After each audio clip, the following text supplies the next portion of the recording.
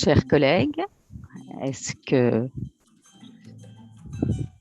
je peux compter sur votre mobilisation? Pouvons-nous commencer?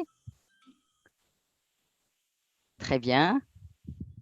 Mesdames et messieurs les ministres et les représentants des ministères de la Culture, chers représentants d'organisations régionales et nationales, de la société civile également, chers collègues, bonjour à tous et soyez les bienvenus au deuxième jour de cette consultation régionale Afrique sur les politiques culturelles. Nous avons déjà entamé hier et exprimé les enjeux des politiques culturelles, fait porter la voix de l'Afrique dans le cadre de cette consultation régionale en vue de l'organisation de la conférence mondiale de Mondiacult 2022. Donc, bienvenue à tous et bonne journée. Avant de commencer et de donner la parole au modérateur de la séance 3, permettez-moi de rappeler quelques bonnes règles et quelques bonnes pratiques qui vont faciliter le déroulement de nos séances d'aujourd'hui. Je rappelle, merci de fermer votre micro lors des interventions.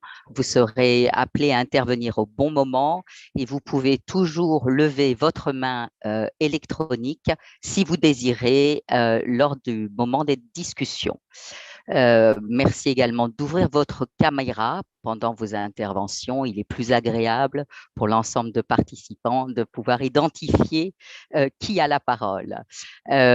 Sachez qu'il y a un service d'interprétation, comme hier, en anglais et en français, qui est disponible.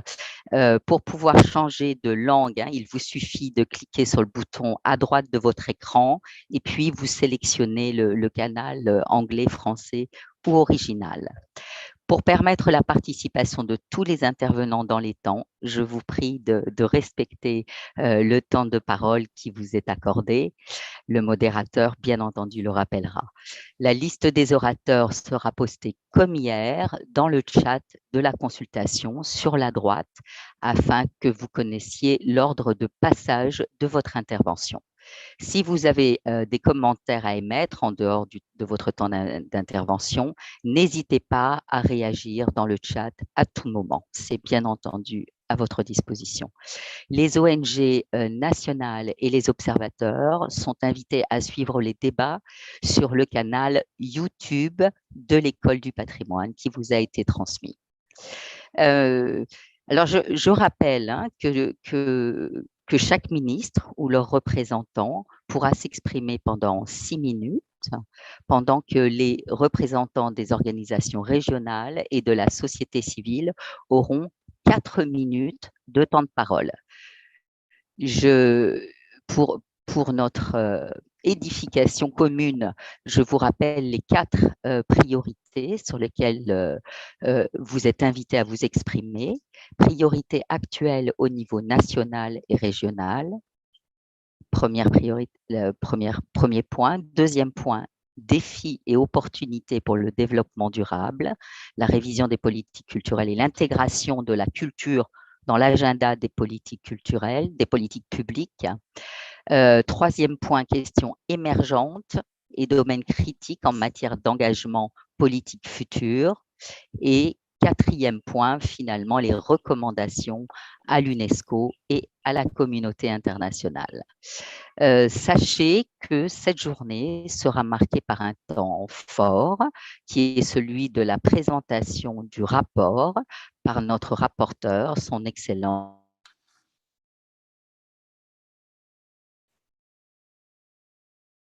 de la RDC.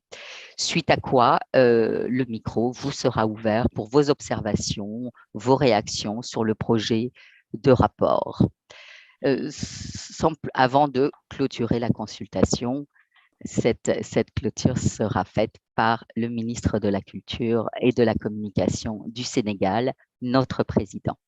Sans plus tarder, j'ai le plaisir maintenant de donner la parole au modérateur de la 3e session, notre ami Georges Abongo. Cher Georges, dear George, are you here with us? Thank you very much, Anna. Thank you for those clarifications and the House issues. Honorable ministers, participants, dear colleagues, all protocol observed. Let me welcome you to the third session of the meeting. We had the first and second session yesterday. Both of them went very well, and we had extremely rich discussions, and we do look forward to even more richer discussions today. So thank you for joining, and we look forward to a very, very good day. Now, as has been mentioned, there are house orders. You carry up your hand if you are taking the floor.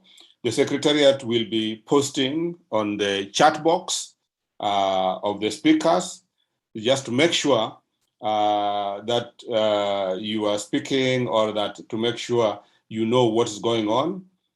Please check that quite regularly. I will be calling upon you and inviting you to give your speech when your time reaches. So we would like you to carry up your hand so that you can be unmuted from the center. Now, without any delays, I would like to move forward and to start the process moving on a high note. As has been noted, we are many today. We are very many states parties, member states taking part. And so please let us try to stick to the 6 minutes. We know it's not too much, but we hope that we will stick to that. So I will start by inviting Honorable Minister of South Africa to start us off. Honorable Minister.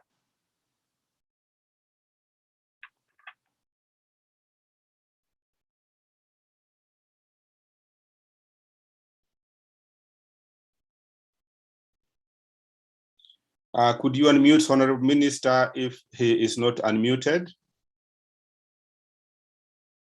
South Africa, please.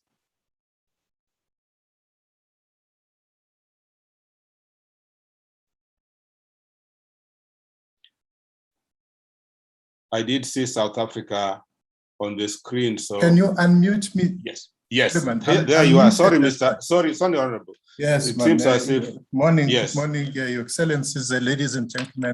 Yes. The ministers who are present here. Let me acknowledge and thank Assistant Director General, Mr. O'Donnell here with us.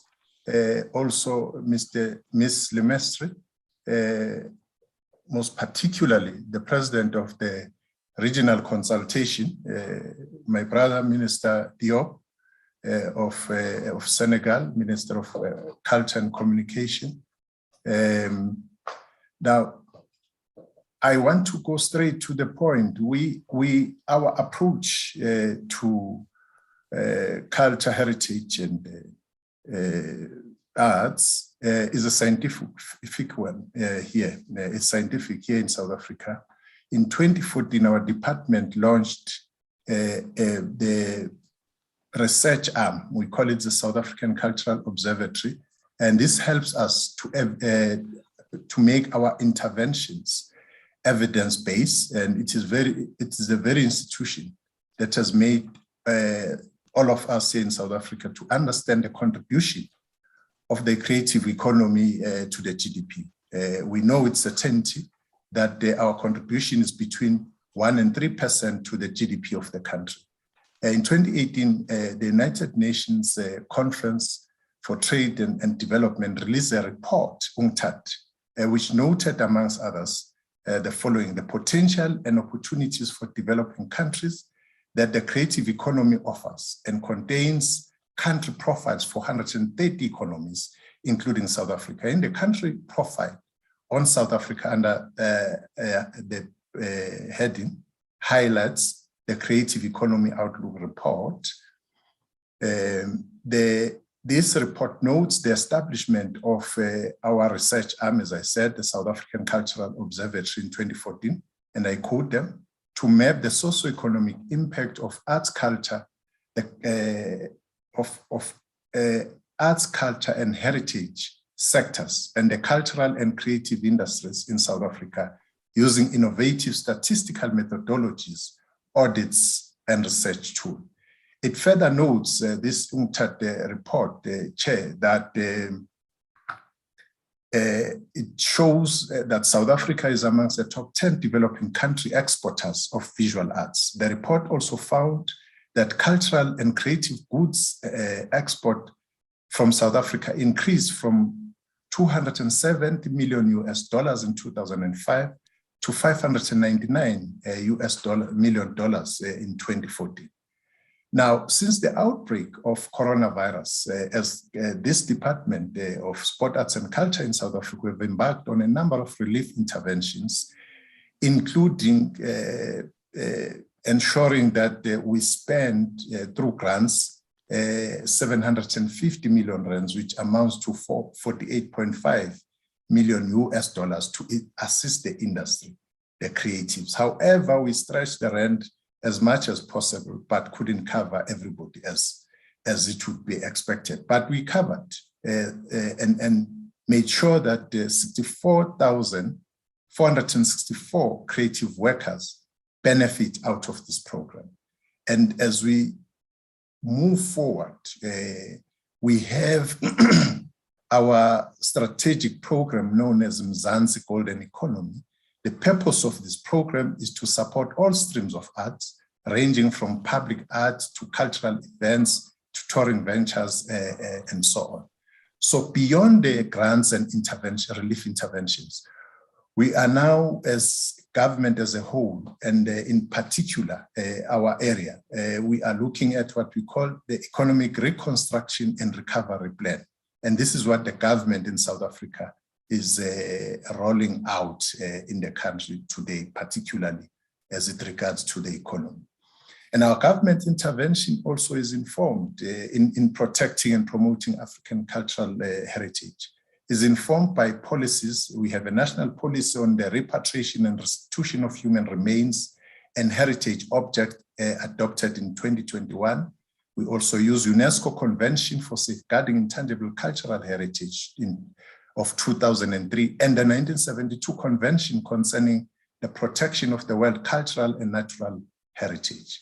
Our cultural heritage is scattered all over the world, most of it stolen from our continent during the dark days of colonialism.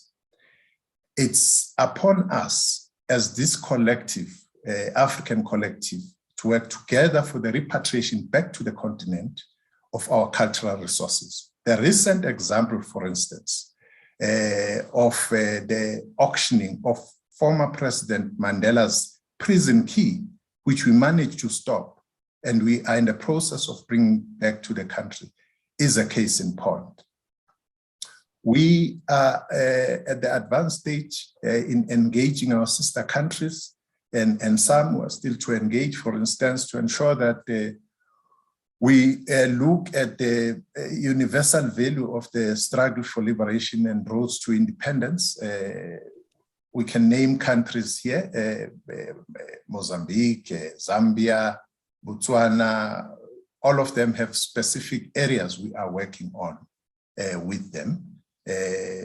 But I also want to say that as SADC, Southern African Development Region, we have to ensure that we lobby ourselves and the whole of the continent to mark the 23rd of March 1988 as an important date where the forces of darkness were defeated in Quito-Kwana Valley, Angola, paving way for the freedom we enjoy today in the Southern African region. Consistent with the objective of ensuring that we re-engage with our history and so on, our government took a decision that we are going to be having a compulsory history taught to our children from a basic education point of view. We follow here, Program Director, the 33rd Conference of UNESCO in 2005, which recognized the struggle heritage as being of universal value and significance. We also follow the 16th Ordinary Session of the AU of Heads of State and Government in 2011, which endorsed the UNESCO's resolution recording of African roads to independence as important. I also, Chair, want to say that our commitments, we've been working using the chronicling of the Southern African liberation struggle as chronicled by the late General Hashim Mbita of Tanzania. And we use that as part of ensuring that we see value in our own history and road to independence.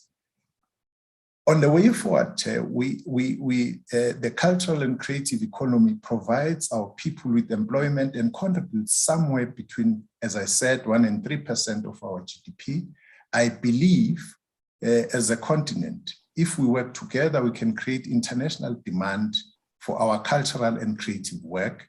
Our art is not capturing its full potential. We should also consider setting up continental-wide export council for our cultural exports.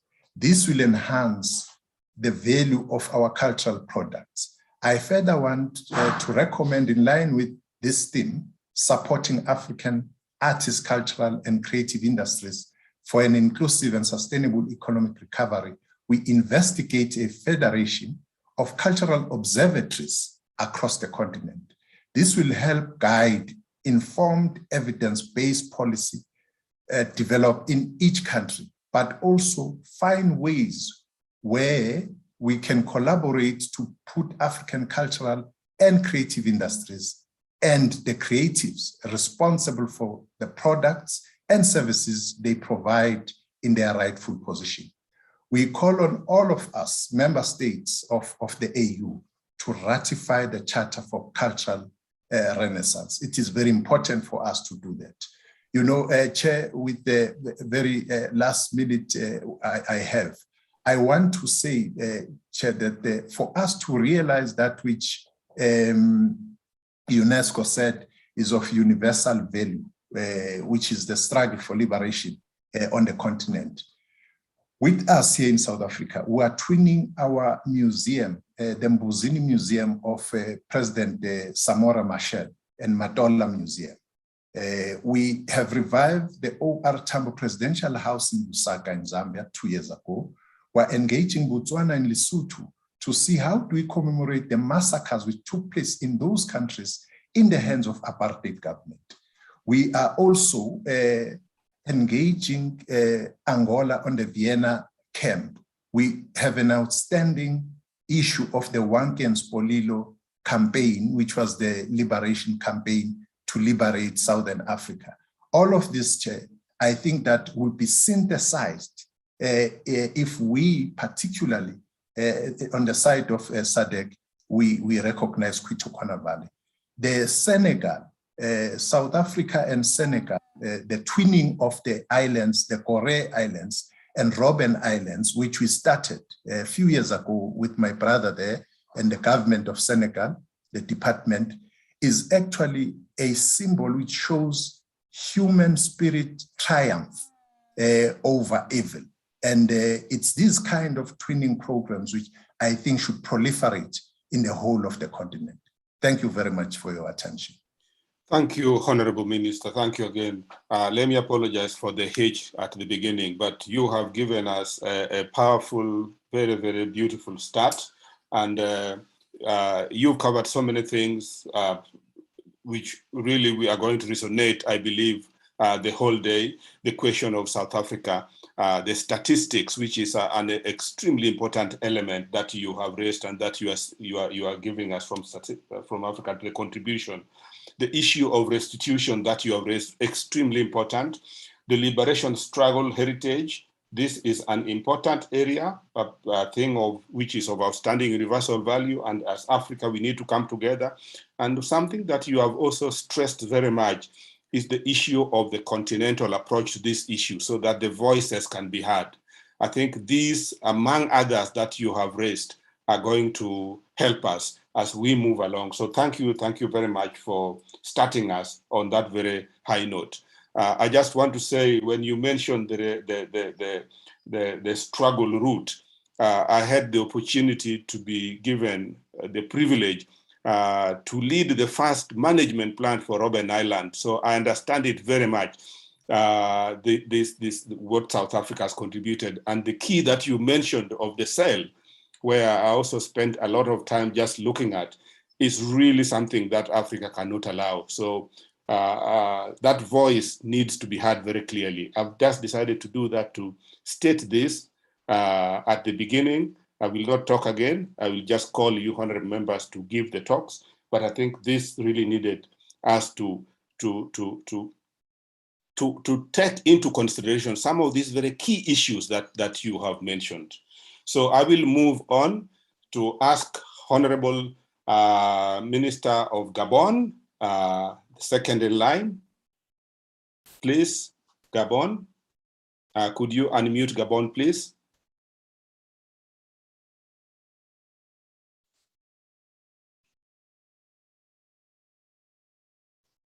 Thank you very much, Director General. Could you unmute the Director General, please?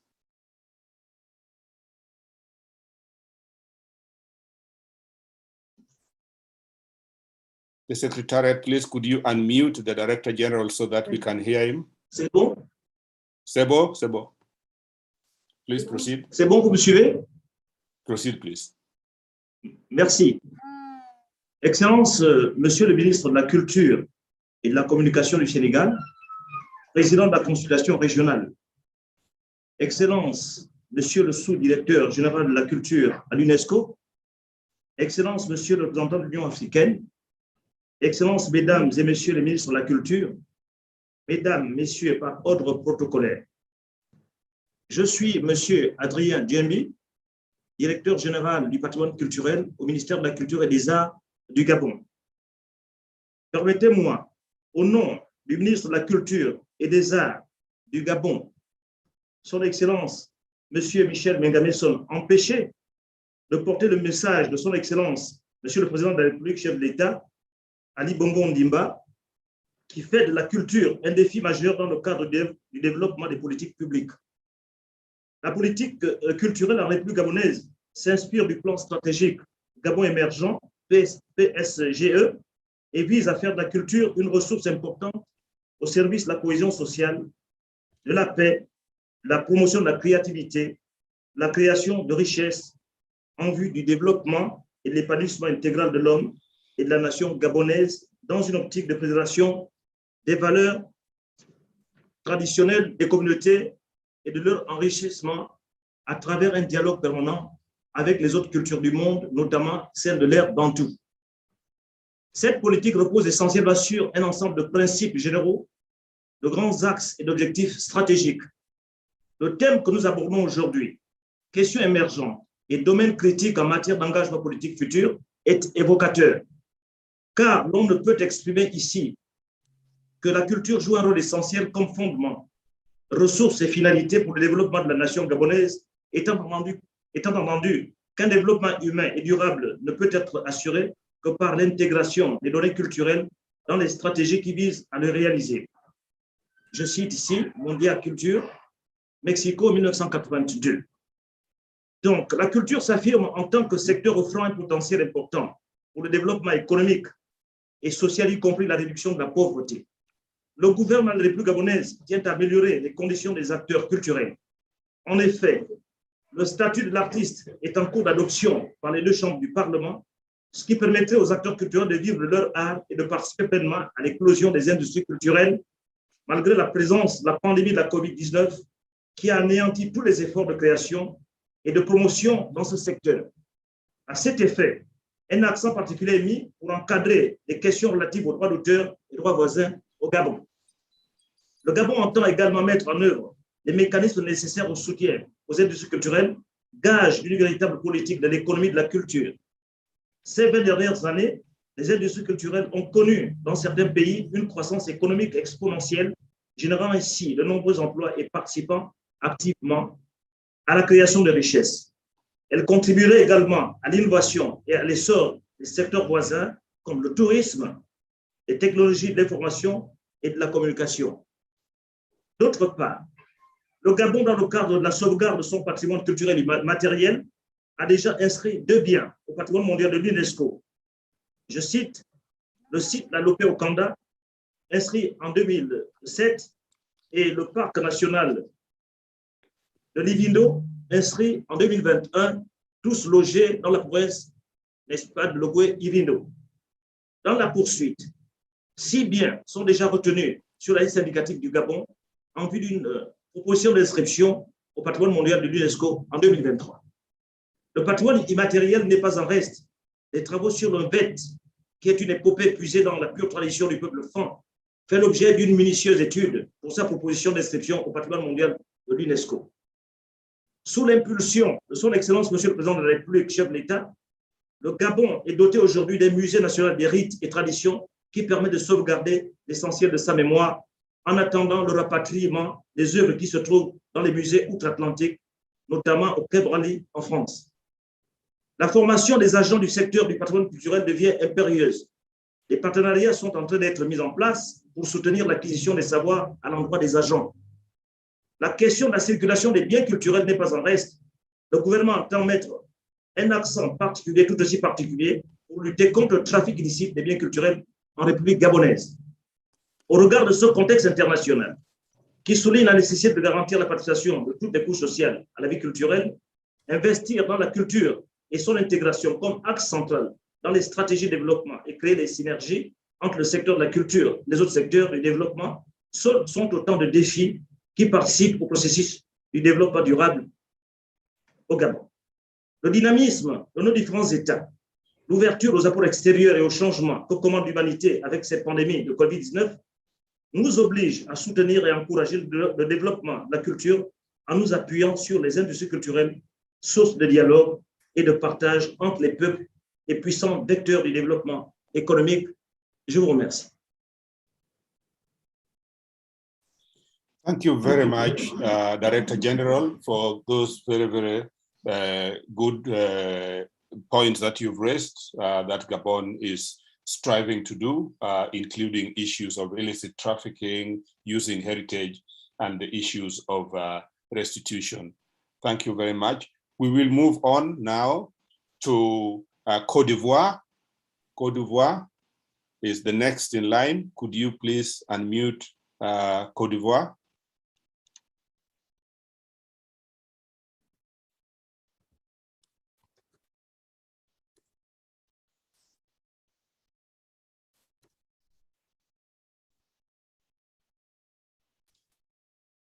Monsieur le modérateur, Côte d'Ivoire ne sont pas dans la liste, sauf s'il lève la main. Côte d'Ivoire is not there? Okay, if Côte d'Ivoire is not there for now, we'll come back to that. We'll move to Burkina Faso. Please unmute Burkina Faso if Côte d'Ivoire is not there. Non, prends. Il est con là. Vas-y.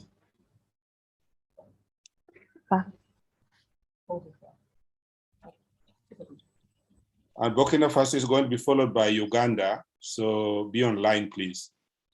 Côte d'Ivoire is unmuted. Okay, let's go back. Côte d'Ivoire, it's your turn, please. You can proceed.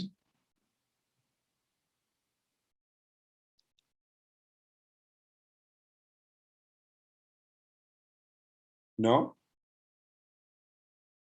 Burkina Faso? Qu'est-ce qu'ils font là? Patrice, putain! Monsieur le modérateur, Burkina Faso, c'est une vidéo qui va passer en lieu et place. Pardon? Monsieur Abdoulaye Diop, ministre de la Culture du Sénégal, président de la consultation régionale. Monsieur Ernesto Otone, sous-directeur général de l'UNESCO chargé de la culture. Madame Minata Samaté, commissaire aux affaires sociales et aux affaires humanitaires de la Commission de l'Union africaine. Monsieur Mamadou Jao, commissaire de la CEDEAO chargé de l'éducation, de la science et de la culture. Distinguées personnalités, tout protocole observé, mesdames et messieurs. Je suis Rabanki Aboubakr Zida, secrétaire général du ministère en charge de la culture, pour vous livrer le message du Burkina Faso. Mesdames et messieurs, Depuis 2016, le Burkina Faso est confronté à une crise sécuritaire aiguë à laquelle s'est ajoutée la crise sanitaire à partir de l'année 2020. Ces crises ont durement frappé le secteur de la culture, interpellé pour assumer une de ses missions fondamentales, à savoir être un vecteur de résilience, de cohésion sociale et de promotion de la paix. Les priorités actuelles de la politique culturelle nationale sont traduites à travers la vision de la stratégie nationale de la culture et du tourisme qui s'énonce comme suit. Le Burkina Faso, une référence culturelle et touristique fondée sur des valeurs partagées et disposant d'une industrie culturelle et touristique forte et compétitive qui participe au rayonnement économique et social de la nation. Au titre de nouveaux défis à relever par les politiques culturelles, il y a le développement du marché intérieur de la culture, le renforcement de la contribution de la culture à la prévention des conflits et à la cohésion sociale, la promotion du numérique dans le secteur culturel, le renforcement de la prise en compte de la culture dans les autres politiques publiques de développement, la valorisation accrue des savoirs et savoir-faire endogènes dans les politiques publiques de développement durable, le développement de l'éducation artistique et culturelle dans les programmes d'enseignement, l'amélioration du statut social et économique de l'artiste. Au-delà des défis ci-dessus, le secteur de la culture doit urgemment se repositionner pour prendre en charge de nouvelles problématiques de son environnement en perpétuel changement. Dans la situation actuelle du Burkina Faso, 3 questions paraissent critiques et appellent l'adoption de nouvelles politiques, stratégies et mesures dédiées. Il s'agit de la question de la contribution de la culture à la résolution des conflits, à la cohésion sociale et à la paix, de la question relative à la prise en compte de l'environnement numérique, de la question d'inclusion de la culture dans les autres politiques publiques de développement durable. Mesdames et messieurs, en réponse à l'insécurité, le gouvernement burkinabé a privilégié, en sus des actions militaro-sécuritaires, la culture comme un facteur de riposte et de résilience aux comportements extrémistes et violents qui précipitent le délitement du tissu social. C'est ainsi que le Burkina Faso a organisé la conférence des ministres de la culture du G5 Sahel qui a lancé l'appel de Ouagadougou des artistes et écrivains de janvier 2020 et celui des leaders coutumiers et traditionnels convaincus que la culture, bien associée aux autres mesures de riposte, peut être une thérapie appropriée à la crise sécuritaire au niveau national et dans l'espace du G5 Sahel. En tant qu'instrument favorisant le dialogue, la réconciliation, la résilience et la paix, la diversité culturelle doit être défendue avec force par toute la communauté internationale à travers un accompagnement plus important des politiques publiques proposant des solutions pertinentes à la réduction des fractures sociales et les conflits. La cohésion sociale, la promotion de la paix et de la diversité culturelle, la coopération et la diplomatie culturelle sont des thématiques qui méritent d'être érigées en rang de priorité nationale, régionale des politiques culturelles. Mesdames et messieurs, la crise de la COVID-19 a révélé l'urgence de relever un défi majeur qui est la prise en compte de l'environnement numérique dans la promotion de la culture. Les institutions culturelles devraient donc tirer les conséquences de la crise sanitaire en encourageant la production de contenus culturels qui s'adaptent à l'environnement numérique pour réduire la fracture numérique. De toute évidence, l'adoption de la feuille de route du numérique et son implémentation dans les politiques publiques nationales et auxquelles nous travaillons sont la voie obligée vers une mutation profonde du secteur culturel et de son arrimage au marché international. En tout état de cause, nos pays doivent s'adapter à ce nouveau système de gouvernance qui intègre l'environnement numérique. Mesdames et messieurs, l'opérationnalisation des statuts de l'artiste, dont la délivrance des premières cartes professionnelles est en cours, demeure une préoccupation centrale dans le processus de mise en œuvre des politiques culturelles. Le gouvernement burkinabé déploie d'énormes efforts pour faciliter l'accès de tous à l'éducation pour tous, dont l'un des résultats majeurs reste l'augmentation de l'offre éducative. Cependant, il convient de souligner que l'arrimage de la culture au programme scolaire demeure une préoccupation centrale en dépit des dispositions de la loi d'orientation de l'éducation qui le recommande. L'évaluation de la phase pilote actuelle en cours de l'éducation culturelle et artistique nous permettra de disposer des recommandations.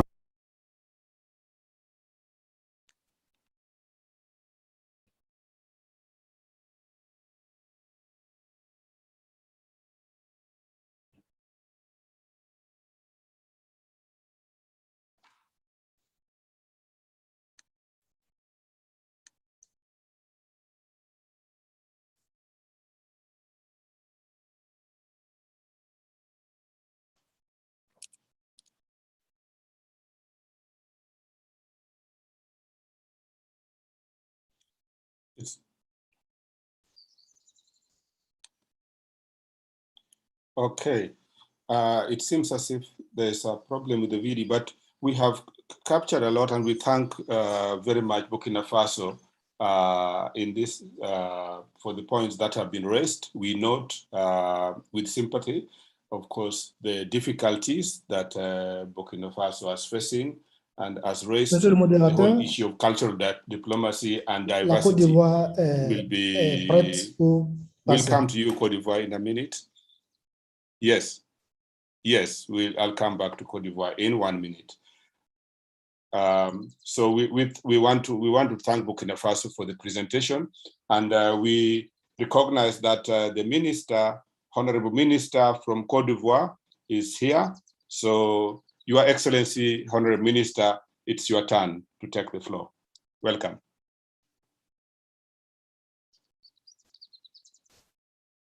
If you could unmute the minister, please, and put on the screen. Le micro est activé.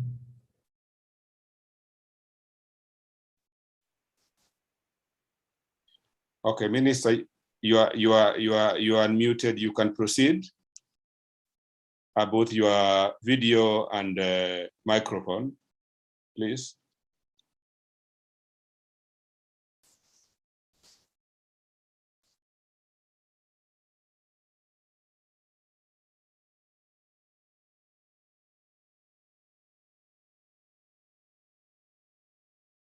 It seems as if we are having a little bit of difficulty then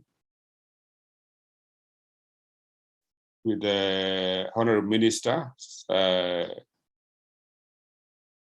So maybe we can proceed, and we'll come back to Honorable Minister after that, once it's set up. We will move to Uganda, if Uganda is ready, and we'll come back after that to Honorable Minister of Côte d'Ivoire. Honorable Minister of Uganda, are you ready? We can take the floor, please. And please unmute the minister.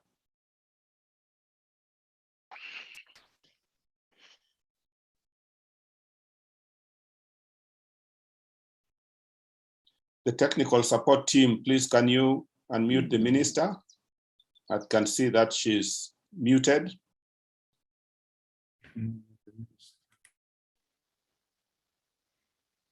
Unmute the minister, please. He's still muted.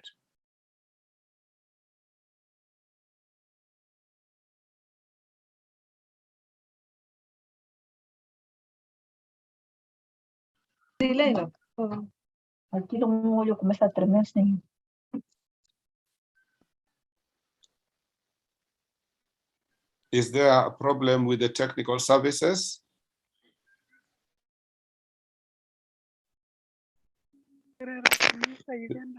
Yes, Uganda, continue. You are muting and unmuting, muting and unmuting.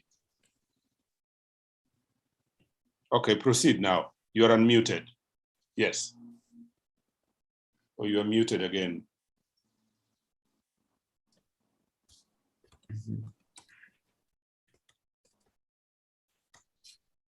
Please proceed.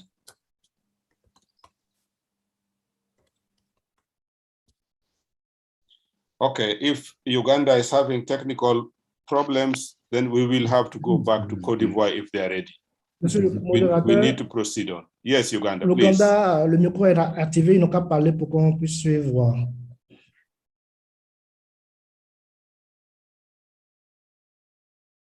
Uganda, please, can you talk?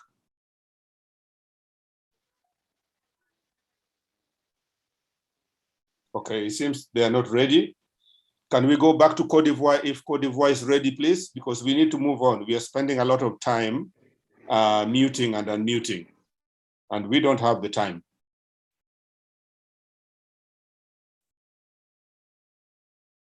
La Côte d'Ivoire est également activée. So can we have Côte d'Ivoire, please? Can you take the floor, Côte d'Ivoire, please?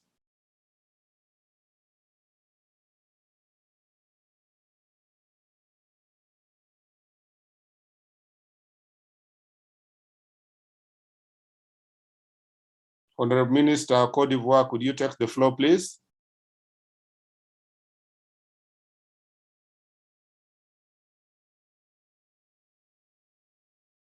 Is there a problem with the technical Yes, Côte d'Ivoire. Thank you, Honorable Minister. Can you unmute the minister, please, so that she can proceed? She is still muted.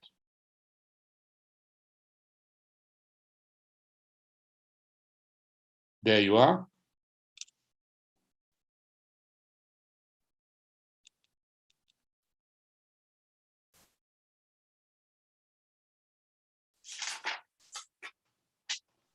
Le micro de la Côte d'Ivoire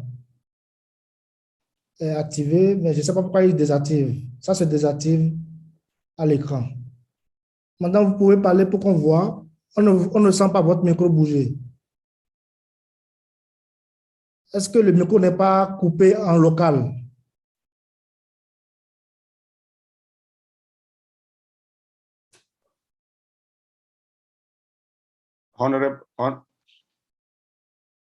On ne reçoit pas du tout la Côte d'Ivoire. Honorable Minister, can you unmute your microphone from your side, please? We will now wait. We can't go between Uganda and Côte d'Ivoire all the time. Otherwise, we will not proceed. We will have to wait. Just give Honorable Minister a minute to sort that out.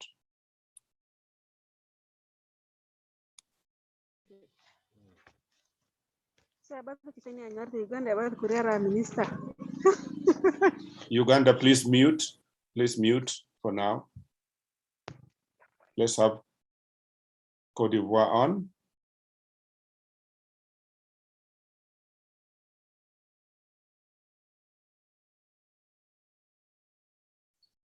Côte d'Ivoire, you are still, we can still not hear you. We can still not hear you. We can see you talking, but we can't hear you. So we will pass Côte d'Ivoire so that the technical people in Côte d'Ivoire can sort it out, and we'll go to Uganda. We'll try again with Uganda. Uganda, please, can you unmute and take the floor? And Tanzania, be ready after Uganda.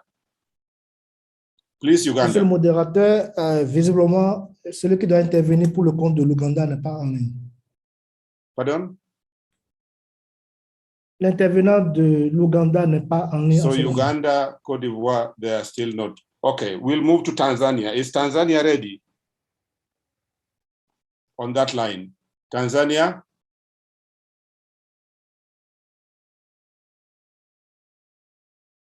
Yes, the Principal Secretary, can we please take the floor? As Côte d'Ivoire and Uganda are sorting out their audio. Thank you so much. Yes, go ahead. Okay, thank you. Dear honorable ministers attending here today, dear distinguished dignitaries from UNESCO, esteemed guests, ladies and gentlemen, all protocols observed, a very good morning to you all. I'm really glad to be here today to represent our honorable minister, Leila Mohamed Musa, who unfortunately was not able to be here today. And I hope my voice is audible because it's a bit... You're a bit hoarse, but we can see you and we can hear you clearly. So continue, perfect. No problem. Yes, thank you perfect. so much. Thank you. It's okay. Yeah, so I understand that this is part of an inclusive and participatory process aimed at informing the UNESCO World Conference on Cultural Policies that will be taking place in Mexico on the 28th to the 30th of September. I commend UNESCO for organizing this very important meeting. We have seen that there's a number of challenges faced by African countries, Tanzania and Zanzibar being amongst the list, in implementing any policies in regards to the safeguarding of our culture and heritage. In the case of Zanzibar, for example, we have only recently started the preparation of our heritage policy. This was absent, and we have seen the need to actually have this policy after the many conflict of interest, if I may say, within the ministerial organizations within the government, but also within the private sector, as well as the citizens and individuals who are actually living within our heritage site. And we currently have 1 heritage site in Zanzibar, but there's 7 in general for Tanzania. And yeah, we face a number of these conflicting vis-a-vis development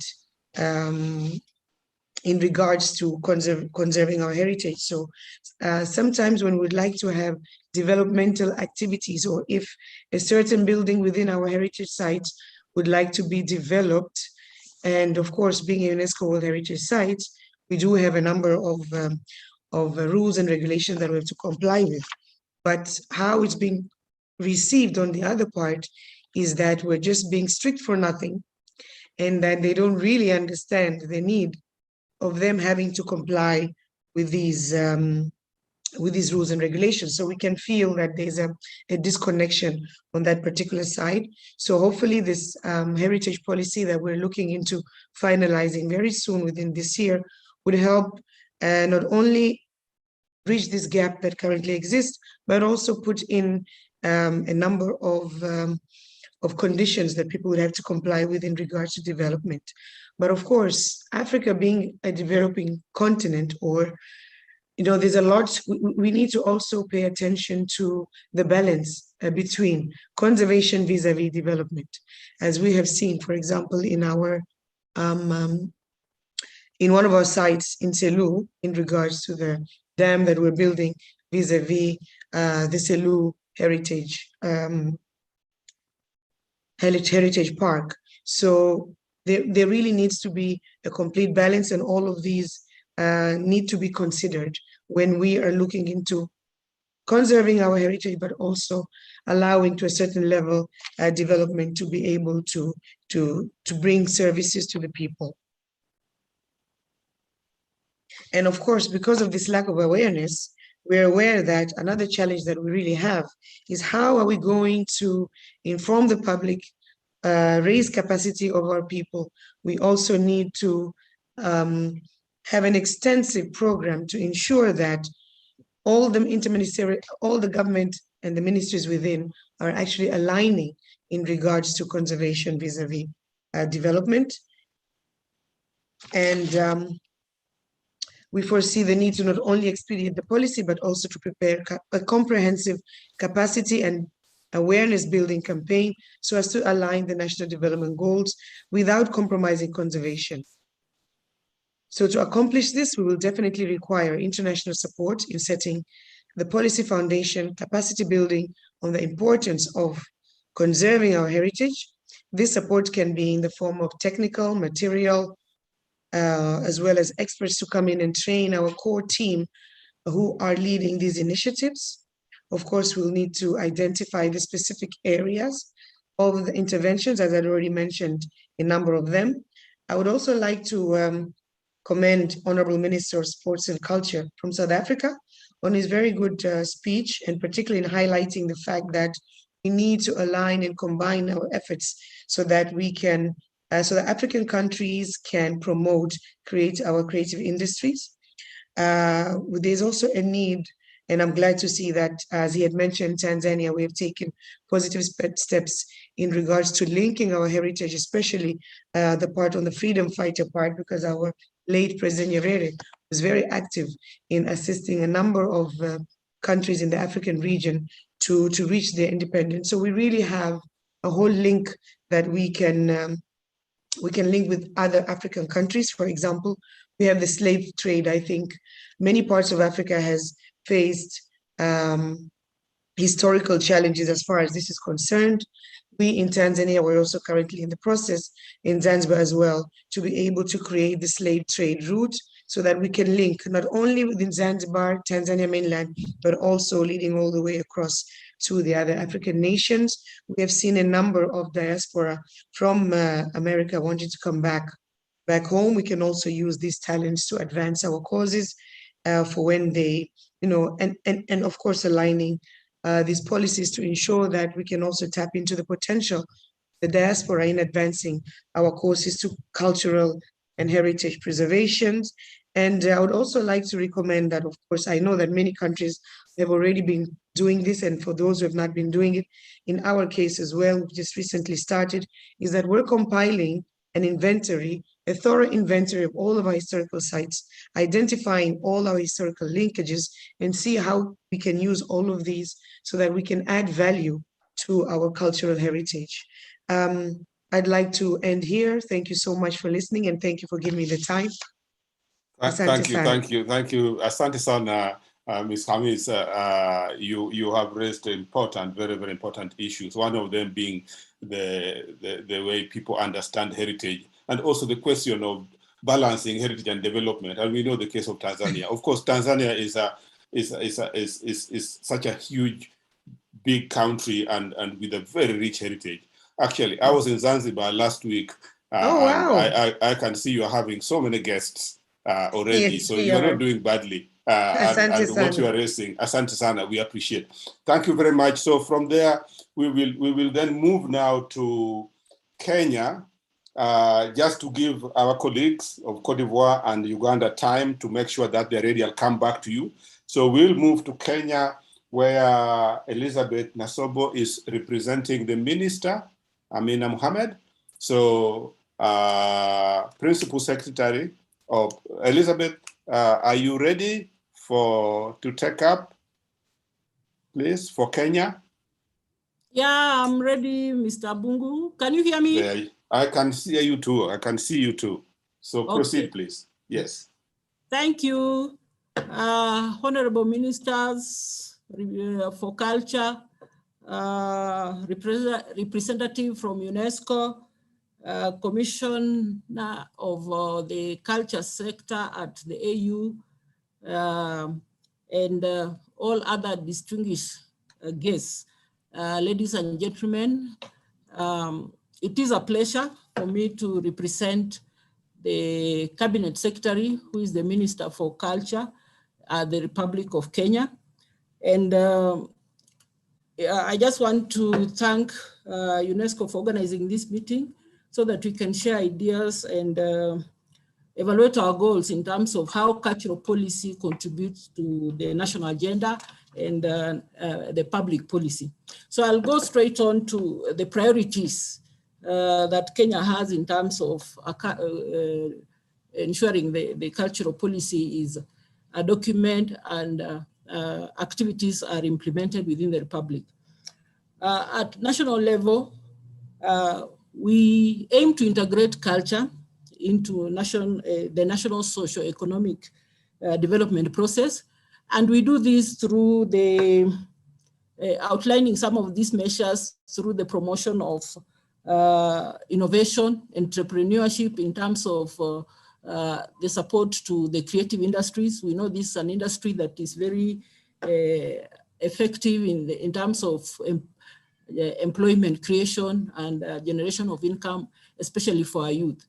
We aim to have an inclusive cultural policy that even considers what the youth have to offer, provide the space for the youth to come up with creative ideas and ensure that they are included in the development process. Our constitution has given prominence to culture, and I think we are one of the constitutions that has placed culture at the center in terms of including it in the constitution. And so our policy is also derived from that. From what the constitution says is that we need to set up legal frameworks to promote the cultural sector through its cultural expressions and cultural diversity. So our policy is also anchored on apart from the constitution, it's also anchored in international legal frameworks like the conventions that we've ratified and other AU legal frameworks that support cultural development. And so the other priority is to ensure that we create linkages and networks in terms of collaborations, because we know within the region, we cannot work alone. We have to work with like-minded and people who support the creative sector. Culture has been an area where is least funded within the continent, but with the realization that legal frameworks can find ways of ensuring that culture is included in the development process, we've created avenues for further funding. And so the issues of safeguarding, preservation, and development of Kenya's cultural heritage that promotes identity, pride, and patriotism have been taken seriously and are part of our national priorities and aspirations. We've also ensured that going forward, we are going to include, we're actually working on a process of communities benefiting from their cultural heritage.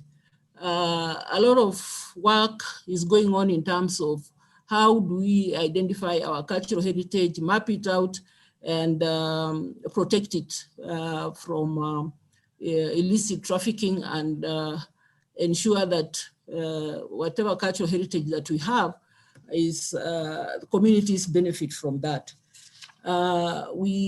Other national priorities to document and undertake research, and also ensure that the people's diversity is appreciated through festivals, through performances, and by doing so, we also have a language policy that has given rise to the recognition of all the languages that we have in Kenya. And those are some of the national priorities. We are also ensuring that culture is integrated into the digital space, where I've mentioned that the youth are fully involved in terms of the creative sector. And so one of the major opportunities that we have in Kenya is the use of the digital space to have a lot of creative spaces in that area. I know we've had a challenge like any other African country or any other country of COVID-19. And as a ministry, we put in measures to cushion artists during the COVID-19 pandemic. We were able to give them a token to ensure that there's continuity in terms of their art. It was not just in terms of their art, they were also given that space to educate and share their thoughts in artistic way to the members of the public on the causes of the pandemic and how we can mitigate that. And so our policy supports diversity and equality in the arts and culture sectors. And at regional level, I've also said we are a member of the EAC. And if you can now give us summarize your recommendation, Elizabeth, that would be good, because I think your 6 minutes are over. If there are any recommendations. Yeah, I have recommendations, and I have. Yeah, just sum them over because time. Okay. One of the recommendations that we are making is that the support for the creative industries. We saying that there's need to support that space. We are also recommending that we have very specific goals on culture included in the UN Sustainable Goals for the next UN Sustainable Goals. We are also recommending that we have a measure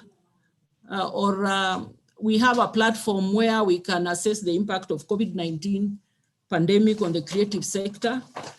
And then we are also recommending that we strengthen the linkages to ensure the engagement of African countries in the International Forum for Cultural Dialogue.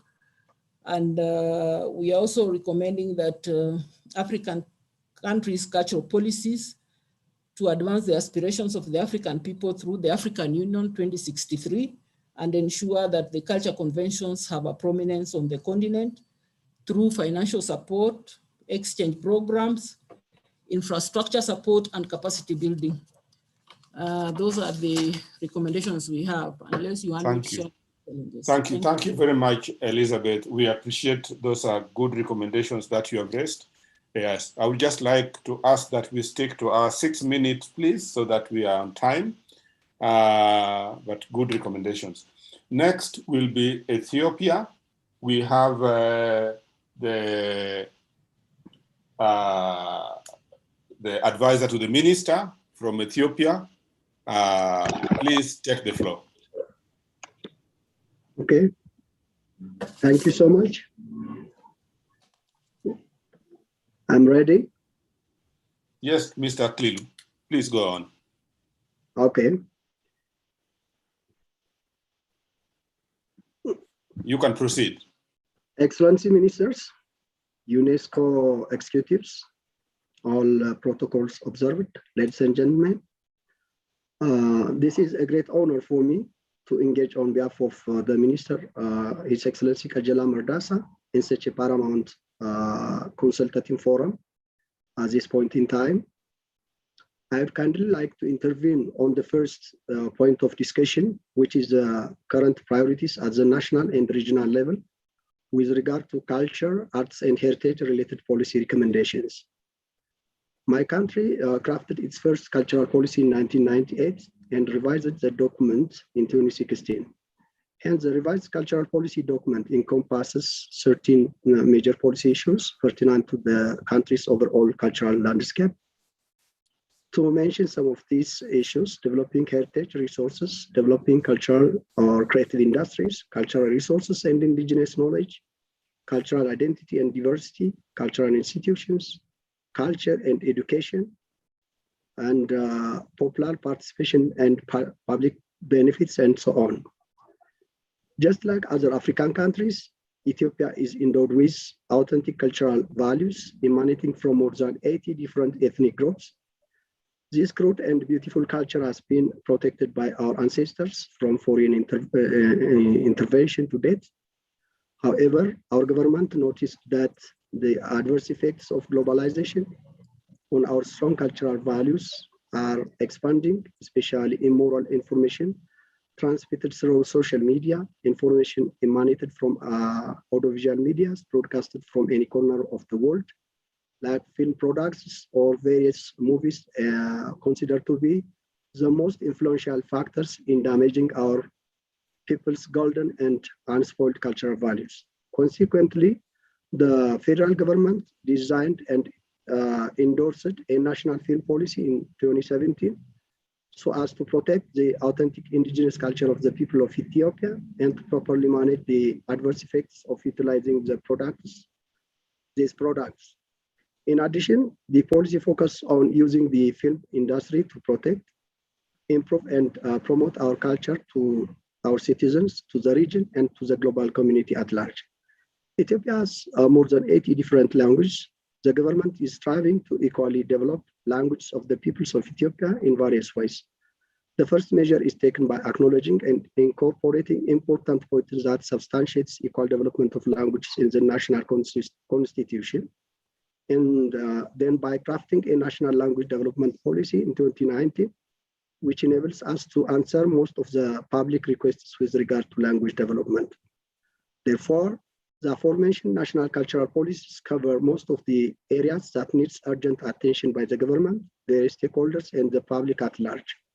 National and regional organs like Heritage Authority, National Archives, a library agency, National Theatre, and other creative art institutions owned by universities and the regional states are now doing all their best to implement strategic issues listed out in the national policy documents. We strongly believe that the culture of the people of Ethiopia is in one way or another related to the culture of our African brothers and sisters, and therefore the challenges related to protecting cultural values are also similar. Thus, based on our experience, we would like to recommend some of the pertinent focus areas that must be surfaced in the regional policy. The first focus is the integration of African people's authentic cultural values into the educational system. This would be a very important measure which enables African countries to incorporate culture, arts, and heritage in the education system of each country, starting from kindergarten to the higher educational levels. The second focus should be given to the development of creative arts or cultural industry, especially to the handcraft sector. For instance, some Asian countries have gone through extensive craft development endeavors, and now they have reached to the capacity to penetrate the global market and bring tangible benefits to their people. Africa has an immense potential and countless cultural assets. Therefore, it should also give priority to the development of craft industry in the regional policy agenda. The third point is developing African version of cultural institutions. By institutions, we mean visual arts, performing arts, and literary art institutions. Developing and expanding such institutions have the capacity to protect the existing cultural assets and also would enable us to pass the priceless cultural assets to the next generation. The fourth point is developing cultural data preservation system. It's obvious that we are now at the edge of knowledge and information era. Due to this, therefore, any form of data regarding the cultural assets of the African people should be scientifically researched, collected, and documented so as to know and protect what we have at hand and pass it to the next generation.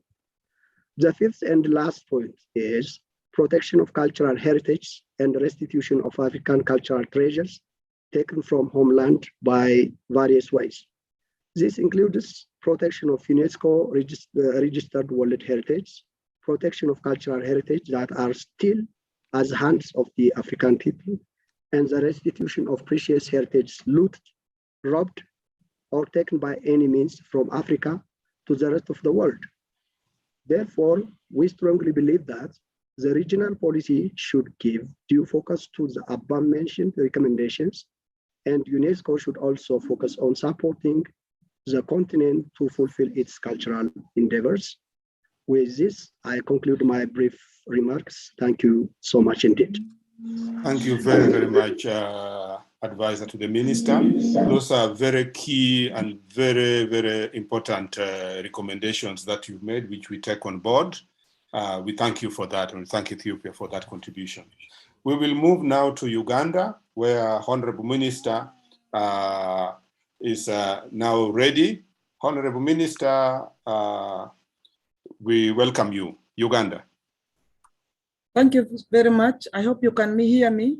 Can you hear me? We can see you and we can hear you very clearly. Thank you very much. Yes. Your Excellency Abdoulaye Dripo, Minister of Culture and Communication of Senegal, Your Excellency Ernesto Oton, the Assistant Director General for Culture UNESCO, Your Excellencies, the Ministers of Culture, Member States of UNESCO, ladies and gentlemen. Greetings from Uganda, the Pearl of Africa, with over 65 indigenous communities and 44 languages, showing resilience in the face of COVID-19. Sorry for the first time you called us. The connectivity was a challenge, but we have been able to reconnect, and thank you for considering us. No problem. I'd like to begin by appreciating the organizers of this high-level conference of culture ministers of UNESCO member states as one way of providing momentum for the global dialogue on culture for the sustainable development. I also want to appreciate the participants. In the numbers, we are above 170 something, and I think this is really very good for us to catch up once again after several years of COVID pandemic and lockdown. Indeed, COVID-19 pandemic exposed the vulnerability of the culture and creative industry, further exposing social and economic sustainability, the security mechanism, inadequate financing of the sector. These necessitated multi-sectors and sustained consultations to support the section. This yielded some results, such as increased financing and mapping of the sector, and involvement of digital platform, among others. Key responses to 4 areas. One of the current priorities at the national level and regional level are strengthening the legal and policy framework. Culture management information system for measurements of trends in the sector and planning for the sector. Infrastructure development and capacity building of artists and stakeholders. The key challenge include fast flow of information in view of technology development and expensive data costs for use in view of digital platform and marketing. The other challenge is increased accommodation of cultural goods and services than culture for its own sake, which is the identity of the people. Increased inequalities between the urban and the rural, especially the impact of extractive industries to indigenous people. The opportunities are increased cultural cooperation between countries, shared knowledge. I could see Ethiopia sharing knowledge and culture with South Africa, which is fundamentally good. And here in East Africa, you cannot differentiate between a Ugandan and a Kenyan. We almost speak the same, we relate the same. Rwanda, Tanzania, and all others neighboring countries, we are one community. Emerging issues and critical areas of policy engagement include digitalization of culture should not only be addressing access to culture during a crisis. Data costs in many countries are exorbitant, and so are the mobile phones and computers. So we miss out on the potential and the uniqueness of certain cultures because they cannot access the digitalization and the network. Measurements for the impact of culture and creative sector interventions and development. Marketing of cultural products and services is quite expensive to the poor who are talented but are not connected enough to access the market. We wish to make these recommendations as a country and as African community because we have shared values and we connect in terms of culture. There is a need for continued advocacy for culture and creative industry to get into international documents beyond the Sustainable Development Goal. Financing for the cultural sector, since it is one of the least funded sectors in the national level and international level. And it is high time at the global scene for anybody to think about social development goals to think about culture, because you first develop who you are before you get into the new dynamics of some cultures that could appear foreign. If we stemmed from our own cultures, I think we'd be speaking to the last person using the least energy and it would sink faster.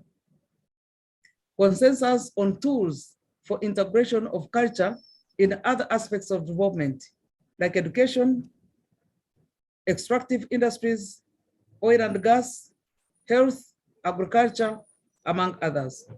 In conclusion, Your Excellency, I'd like to appreciate and thank Your Excellency and Ministers of Culture and Information of Senegal and Minister of Culture from member states of UNESCO for this initiative. And I wish you good health for God and my country. And I thank you. Thank you. Thank you so much, Honorable Minister. And thank you very much for your patience all this time. We really appreciate, and more so the very, very fundamental recommendations and observations that you made. We do appreciate that. Thank you once again. And we appreciate all that from the Pearl of Africa. Thank you. Now we will move to Angola. The Minister, Honorable Minister from Angola will deliver his speech in Portuguese, and then they will give a summary in English. Honorable Minister, the platform is yours. Excelência Ministro Abdoulaye Diop, digno Diretor-Geral da Unesco, o Dr. Ernesto Otono, Excelências, Senhores Ministros, minhas senhoras e meus senhores, todo o protocolo observado, a salvaguarda do património cultural, material e imaterial e as indústrias criativas, como suportes de identidade, de pesquisa científica e empregabilidade, são da maior importância para a República de Angola. A atual legislação reflete a importância dada às questões patrimoniais, já expressa na realização de trabalhos de inventarização e classificação de bens culturais, com o propósito de os preservar e valorizar. Edificou-se e equipou-se modernamente o novo Arquivo Nacional de Angola, para breve erguer-se-á o Centro Cultural do Huambo e reabilitar-se-á a antiga Assembleia Nacional em Palácio da Música e do Teatro. De extrema relevância também a circulação lícita de agentes e bens culturais, principalmente entre países fronteiriços, tendo em conta as suas afinidades culturais. Urge a necessidade da livre circulação para artistas e outros operários de cultura, devendo-se para tal criarem-se as condições indispensáveis para a sua valorização profissional. Temos também de continuar a valorizar Banza Congo, vestígios da capital do antigo Reino do Congo, nosso património cultural, reconhecido pela Unesco como Património da Humanidade, como ainda a nível regional temos de valorizar o sítio histórico da Batalha do Cuito-Cadaval, pela sua relevância histórica na luta vitoriosa contra o Apartheid. Angola, como promotora do primado da cultura da paz e da prevenção de conflitos, foi palco em 2019 e em 2021 da Bienal da Paz Fórum Pan-Africano, ancorada nas iniciativas da União Africana, Artes, Cultura e Património, alavancas para a África que queremos e silenciar as armas. Nesta segunda edição contamos com a participação de 7 chefes de Estado, 120 líderes juvenis, 65 parceiros, 20 personalidades e 180 oradores de mais de 60 países. Através da criação de enormes encontros e do estabelecimento de parcerias inovadoras, capazes de promover mudanças comportamentais em prol de boas práticas da coexistência e convivência social, Luanda tornou-se no centro pan-africano de excelência direcionado para o primado da paz. Os projetos do setor da cultura em Angola, ao estarem inseridos no Plano Nacional de Desenvolvimento 2018-2022, beneficiam anualmente do Orçamento Geral do Estado, pelo que ou já foram executados ou estão em fase de execução, o que não impede o concurso a fundos adicionais de apoio ao setor. Faltam-nos, no entanto, instrumentos contabilísticos e estatísticos que permitam visualizar a contribuição da atividade cultural na nossa economia, o que dificulta a viabilidade de maiores investimentos no setor. Recomendamos, por conseguinte, à Unesco e à comunidade internacional que reforcem capacitação técnica e profissional das nossas ações nas mais diversas áreas culturais, para que possamos elaborar políticas em prol da empregabilidade e da proteção do património mundial africano. Muito obrigado. Thank you.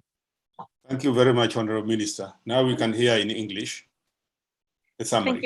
Thank you very much. Honorable Ministers, ladies and gentlemen, all protocol observed, kindly allow me to quickly sum up His Excellency's statement. The safeguarding of cultural material and immaterial heritage and the creative industries as support for identity, scientific research, and employability are of the utmost importance for the Republic of Angola. The current legislation reflects the importance given to the heritage issues with the purpose of preserving and valuing them, highlighting here the new and modern infrastructure of the new National Archive of Angola, the future cultural center of the Huambo province, and the ongoing transformation of the former National Parliament building into a music and theater palace.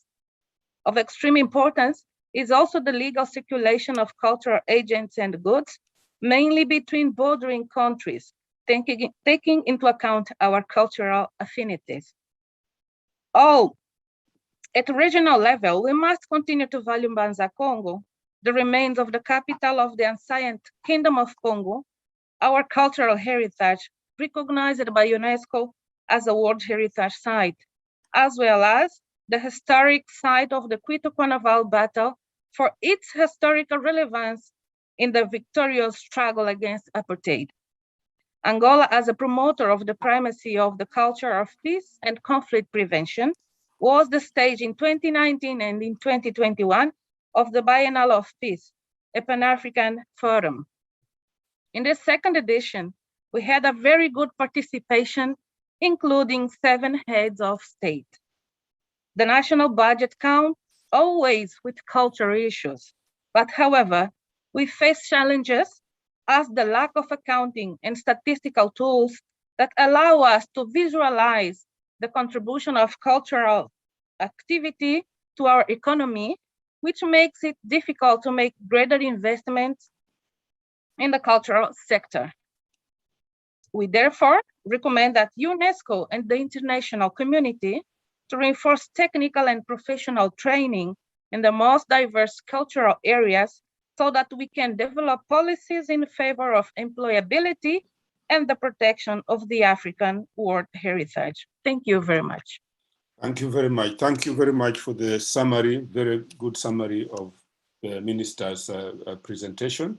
We will now move forward to the beautiful country of Eswatini, and Your Excellency, Honorable Minister of Eswatini, the floor is yours.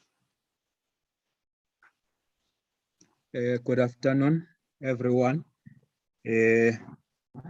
I'm sure you can hear me.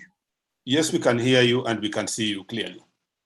Okay, thank you. Good afternoon, honorable ministers, officials. I appreciate the opportunity to share the situation on the creative sector in Eswatini and also share a few recommendations that we have to fellow members. First, let me state that in Eswatini, the arts and culture or creative sector is housed under the Ministry of Sports, Culture and Youth Affairs, whose core mandate is basically to create an enabling environment for the development and promotion of youth issues and our rich heritage. We are aware that COVID-19 has ravaged the creative sector as we speak. The industry, there's some interference. Should I continue? Okay. The industry remains partially closed due to COVID-19. And this has come at a detrimental effect to the artists who remain without any steady source of income because some of their businesses have been completely shuttered. And we as a country, we are one country that has been proud to have a number of national festivals and also traditional or cultural ceremonies, but they've also been affected, though are reopening slowly. We must mention that the sector is getting a little bit of support from government, but it is a fact that it remains one of the most underfunded sectors, which relies mainly on the private sector and the corporate sector for funding and sponsorship partnerships. What the government of Eswatini is doing currently in terms of interventions is that we are in the process of reviewing our own national arts and culture policy, which is almost 10 years old now, so it is due for review so that it becomes relevant to the prevailing conditions or time. And then what government has also done is that in its economic or post-COVID-19 economic recovery strategy, the arts and culture sector, which goes hand in hand with tourism, has been identified as one of the pillars that can help the country to quickly recover in terms of its economy. And then we've also established an interministerial committee because we know that youth issues, culture is basic, arts and culture is basically a niche for the youth. So the youth issues are cross-cutting in all government ministries. So therefore we've set up a committee that will sort of coordinate efforts and also resources to better service the youth so that they can thrive in all sectors, particularly the arts and culture sector. And then we're also integrating the arts and culture sector into the national curriculum.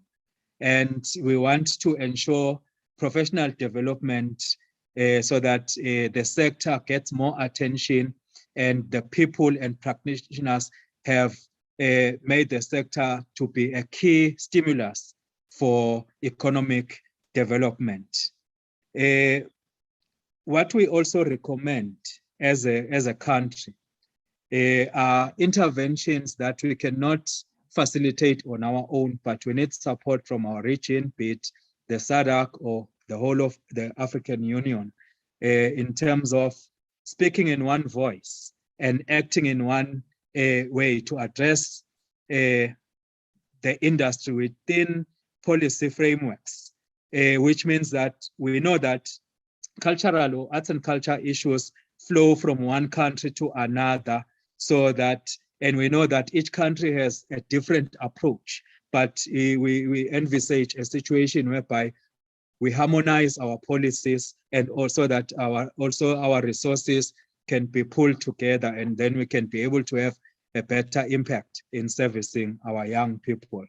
And then the other issue that we want to collaborate on as a country with other fellow members is the fact that in the time of COVID-19, our festivals do not enjoy the attention that they used to enjoy before due to COVID-19 regulations and restrictions.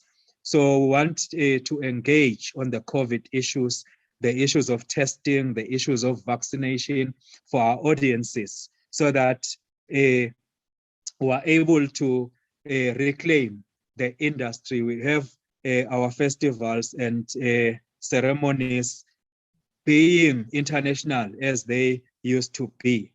And we also need to create a standard or a regional approach to policy development in order to help the artists to be able to host their festivals.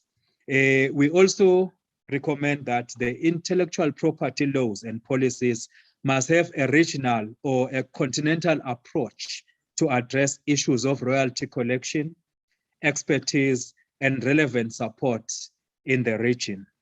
The region's one-size-fits-all can also assist those countries whose legislations take a long time to be reviewed or amended.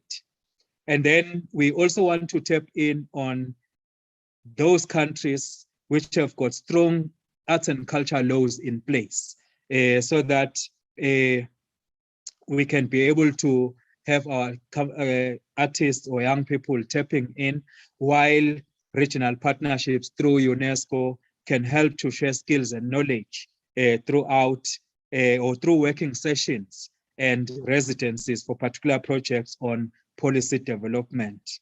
And then lastly, we request or recommend that the regional bodies must revive their operations with government and ensure that we have an annual plan that will sustain and maintain the relations with governments. And then these interactions at government level must be escalated to ensure that our governments recognize these bodies at all levels. So that would be maybe the contribution from the Kingdom of Eswatini. Thank you.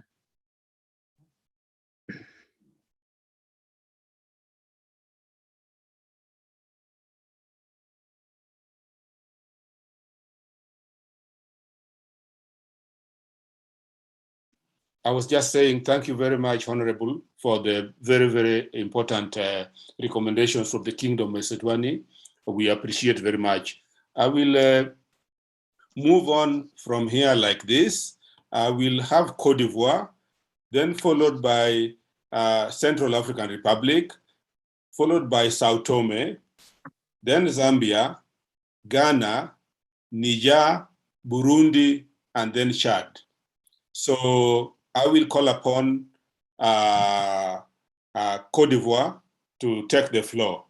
Director of Cabinet from Cote d'Ivoire, Mr. Galati Floret, please. The floor is yours.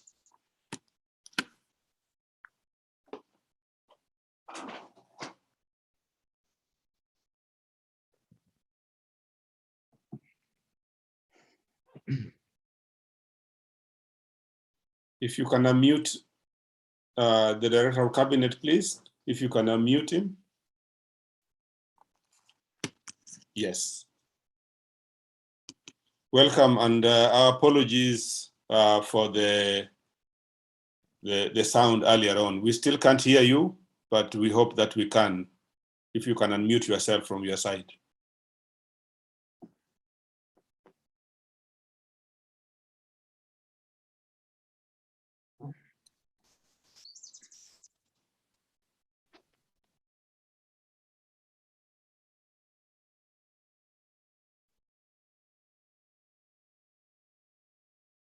The technical team, are you able to get Mr. Galati? I can't hear him.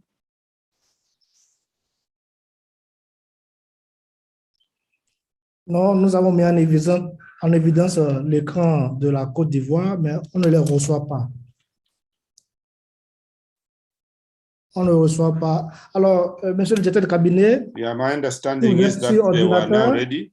Est-ce que vous pouvez cliquer sur la petite flèche juste à gauche du micro? C'est en bas de l'écran. Sans doute que vous avez... Let's just be patient a bit and give him 1 minute to see if it will work this time.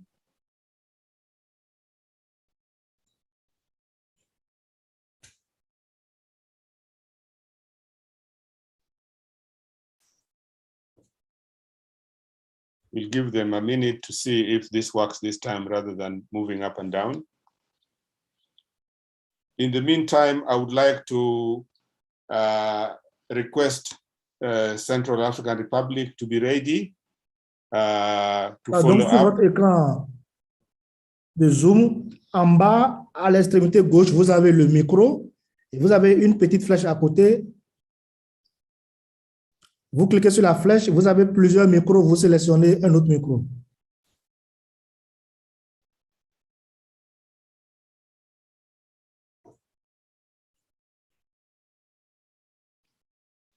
Okay.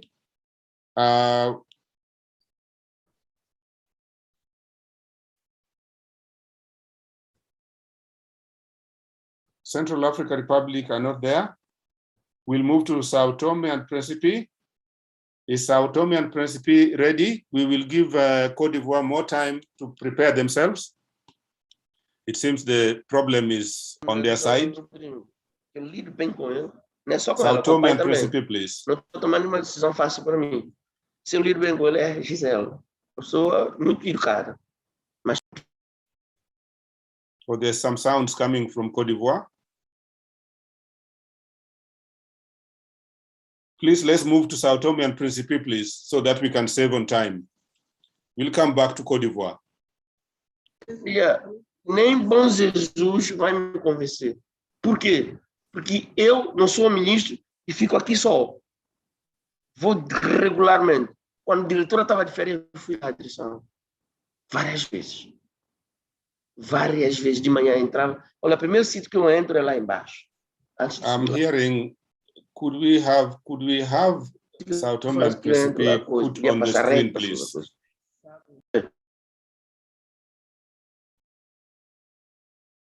The technical team, please, could you assist?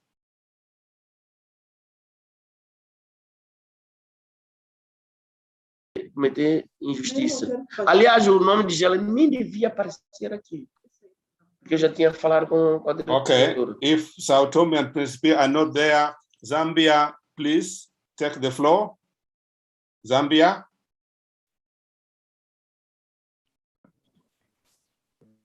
Zambia, take the floor, please. And please unmute Zambia. And could you also take out from the screen Côte d'Ivoire? Please unmute Zambia. Good afternoon, or is it good morning? It is good afternoon now in East Africa. Actually, yeah, it's good morning in West Africa, Your Excellency. Okay. Thank you so much, Chairperson, invited guests, ladies and gentlemen. Allow me to write on the protocols observed by the previous speakers. First and foremost, I wish to inform you and deliver greetings from my president, His Excellency President Hakainde Hichilema, who sends his warm regards, and obviously government's appreciation to the initiative by yourselves, UNESCO, to organize this consultative meeting for the Africa region. The government of the Republic of Zambia considers the regional consultation very important because the timing coincides with government's plan to revise the national cultural policy this year. We therefore believe that the meeting will provide a learning opportunity, as we have already heard from the various countries which have spoken before us, that will enable us to develop a more responsive cultural policy. Chairperson, Zambia has come a long way with regards to institutionalizing the cultural matters. This started with the establishment of the first cultural unit in 1965. That's a long time ago. A year after our independence in 1964. Since then, the cultural portfolio has moved through the Ministries of Labor, Education, Youth, Sport, Community Development, Chiefs, Traditional Affairs, and currently sitting in the Ministry of Tourism. Chairperson, just a bit of history. Zambia, being a member of the loose coalition of African countries called the Frontline States, the Frontline States obviously played a very integral part in ending apartheid in South Africa and Rhodesia. Zambia hosted several liberation movements, and it's currently hosting a number of liberation heritage sites. Notable of these include the Kenneth Kaunda House, the Oliver Tambo House in Lusaka, the Kavalamanja and Chikumbi liberation sites, Kaunda Samora Machel last meeting, among others. It is therefore imperative that the members of the African region pool their resources together to ensure the preservation of these important cultural heritage sites. I did hear my colleague from South Africa talking about Oliver Tambo. I also heard about my colleague from Tanzania talking about the slave route, which I think we should all pool our resources together to ensure posterity. Chairperson, Zambia developed the first national cultural policy in 2003. The 2003 national cultural policy focused on 6 thematic areas, namely culture and democracy, national identity, cultural heritage, artistic and intellectual creation, art education, culture and development, international cultural cooperation, and coordination of cultural affairs. Chairperson, you will agree with me that each individual country today in Africa is unique in such a way that the cultural aspect of it that we drive is what separates ourselves. Since the year 2003, the country and the cultural sector in particular has witnessed a number of developments that have a significant bearing on the relevance of the policy. Some of these developments include the need to develop the cultural and creative industries, the intangible cultural heritage, legal and institutional reforms, as well as the need to create employment opportunities for the women and youth, among others. In Zambia, we're focusing on our women and youth. 70% of the population today in Zambia is skewed towards the youth. And unfortunately enough, the youth are the ones who are going to be able to benefit from the culture that we're trying to preserve. Therefore, government plans to urgently review the 2003 National Cultural Policy so that it brings it in tandem with the current and emerging issues of cultural development. Chairperson, the ongoing regional consultation meeting organized by UNESCO fits very well with Zambia's government's policy development agenda. Our expectation is that the deliberations of this forum will enhance our understanding of the current trends in the development of cultural policies, taking into consideration post-COVID-19 pandemic recovery strategies.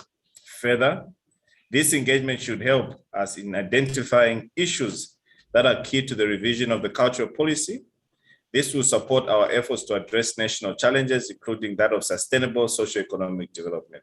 Lastly, it is also our expectation that the interaction will enable us to conceptualize better the contribution of the culture and the economy and the public policy landscape, as well as to effective collaboration with the network of domestic, regional, and international partners to develop the cultural sector in Zambia.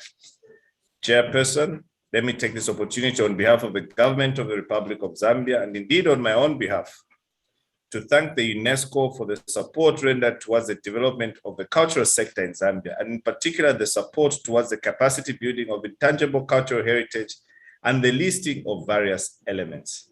Further, Zambia was last year elected on the World Heritage Committee for the first time ever.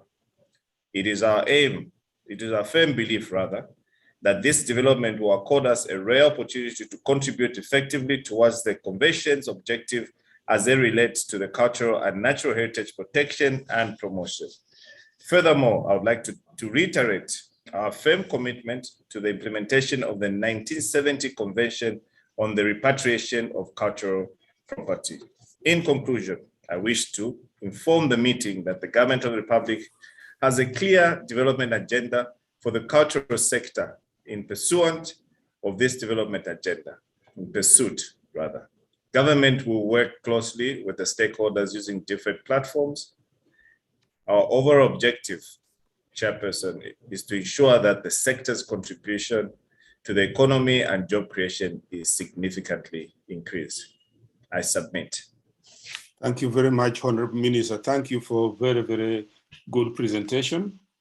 Of course, we know Zambia is critical and was crucial for the liberation struggle, and you play a central role in this, and the whole of the continent recognizes that.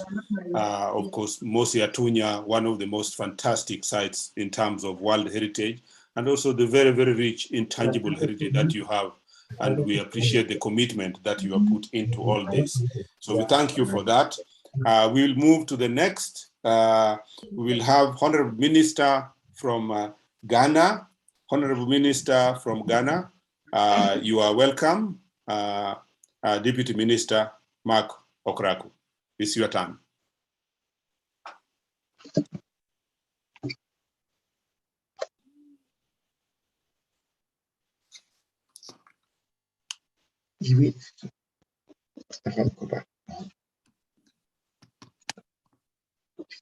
Hello. You're welcome. Thank you. Hope you can hear me clearly. We can hear you and we can see you. Okay, thank you. Yes. I say good morning from West Africa, precisely Ghana. Sorry, a minute. Okay.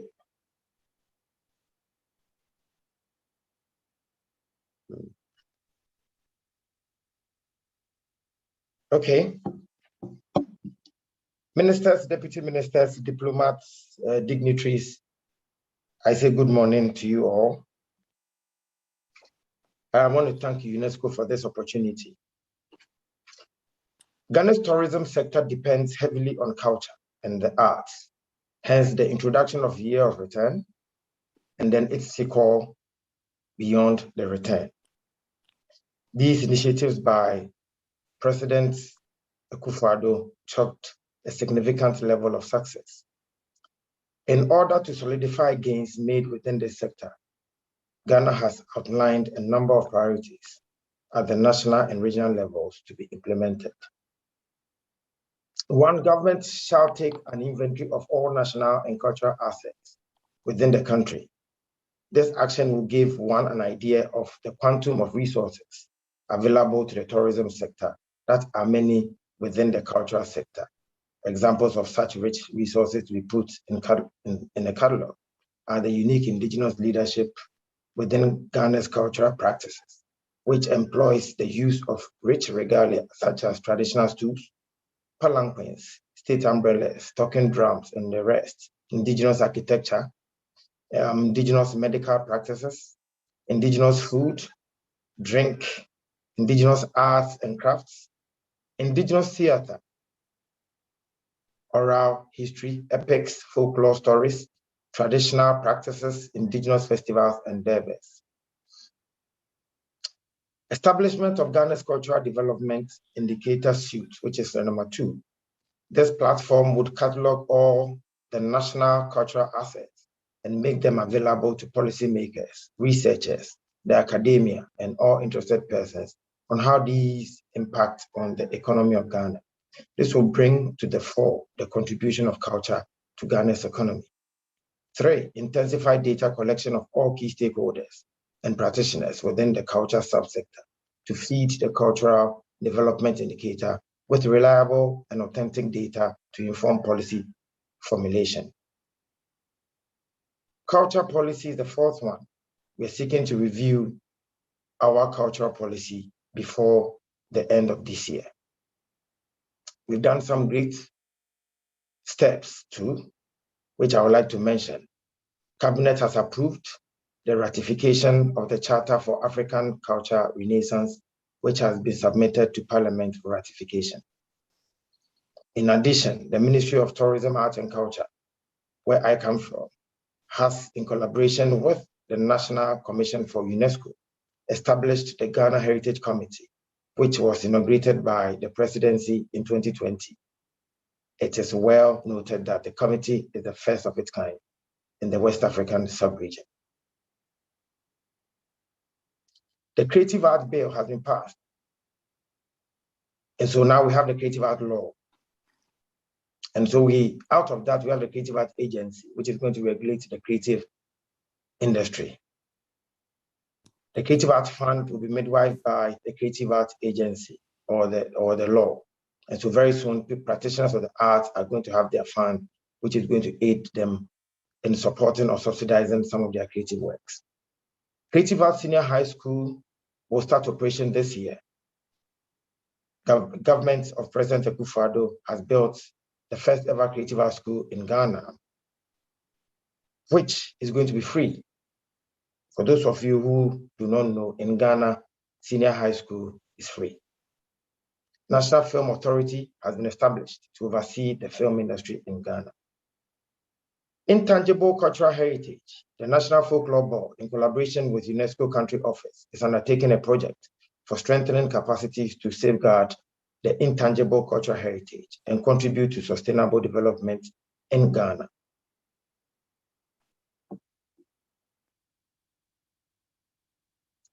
Lastly, the MPP government, which is the government of the day, led by President Akufo-Addo, it's motivating everyone to take advantage of African Continental Free Trade Area. We all know the good story, 1.2 billion people with a GDP of 2.6 trillion. In January 2020, Ghana hosted the African and Afro-Descendant Culture Day, which shows our commitment towards culture as well as recognition for the 6th region, hence the Beyond the Return.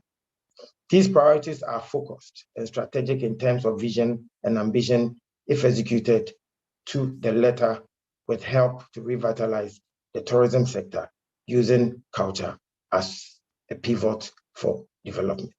Thank you all for your attention. Thank you very much, Honorable Minister. We appreciate your observations and your recommendations. And we also note, like the Republic of Senegal, which has put up a Pan-African museum in the name of Museum of Black Civilization. We also note that Ghana is also putting another one. So we thank you for all these efforts that you are doing. It's true leadership that you are providing. Thank you very much. Okay, we will move now to Sierra Leone. We will hear from the Minister of Sierra Leone. After that, we'll go to Niger, Burundi, and then Cote d'Ivoire. Sierra Leone, please. Mr. Chairman, colleague participants, ministers and deputy ministers, good morning. In the first place, we are very sorry that we not put in registration yesterday due to some avoidable circumstances. Today we are in, and that we are going to focus on our programmatic policy framework, some other emerging issues in the cultural policy awareness raising, and also the challenges that we are facing during this COVID-19. We started a very good hectic job, but what happened on the pipeline way to 2020, 2021, and 2022 as states, we could not complete some of the things that we started. But as I have told you, I now invite my Director of Culture, who is the professional lead for the cultural division in Sierra Leone, to dilate on some of these challenges, our policies that we have achieved so far, and other emergency issues. Mr. Director of Culture, can you please come in now? Thank you very much, Honorable Deputy Minister. Good morning, good afternoon to everybody. We know culture is dynamic. Sierra Leone is made up of about 14 linguistic groups, and within those groups, which are the dialects, we have idiolects, meaning we have several culture and subcultures within the 27,000 square mile that is called Sierra Leone. What we've done to make sure that we improve the creative and cultural industry in our country. We all know that the cultural and creative industry is but the fulcrum, the bedrock for the development of both local and international tourism. And it is at the heart of His Excellency's manifesto and government priority to make sure that they use us as the beacon for the development of tourism. We first of all created the enabling environment by improving on our legal framework. We've reviewed our national cultural policy that was written in 2006, reviewed and launched in 2014. We have reviewed it in 2019 in a bid for us to upgrade it to an act, and Cabinet has approved that. And out of that, it spoke to several other documents. We, for the very first time, formulated the entertainment policy. We've ratified all UNESCO conventions. Late last year, Cabinet ratified all UNESCO conventions. As I speak to you, they are in front of Parliament for debate and final ratification for us to now give our assent and domesticate those conventions. What emanated from all of these legal framework that we've been able to develop and ratify? Firstly, with support from UNESCO, the cluster office in Nigeria, we were able to do 2 awareness raising workshops on the 1970 and 2003 conventions. In Sierra Leone, we did a needs assessment tour that was also led by a Kenyan as the lead expert, and I supported him and my team. We've been able to hold locally capacity building training workshops for our own artists and artisans. We have been able to make sure that we build capacity internationally. Again, we cooperated with the Iranian embassy.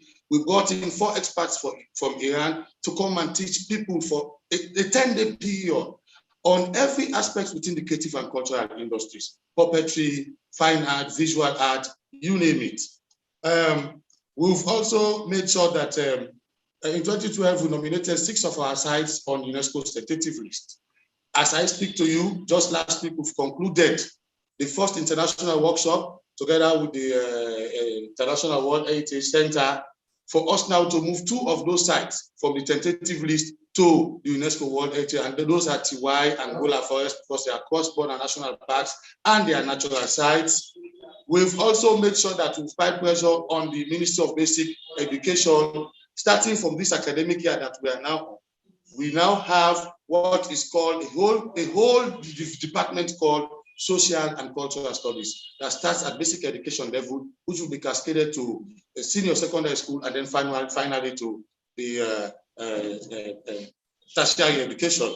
Again, the TVET program has made sure that we've integrated all our policies within West Africa. Now people can graduate from the informal sector, have a certificate or a diploma in whatever they know within the creative and cultural industry, and that paper should work within all the 15 countries in the ECOWAS region. We have also made sure that we faced some challenges, and the challenges are like all the other challenges that other countries have mentioned.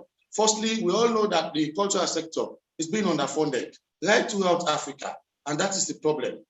It is like when you have a farm, you have to plow in on a very fertile land with fertile seed, and then you put all the ingredients that will make try and now give us the recommendation, yes, so because you've done a good job, but give us the recommendations.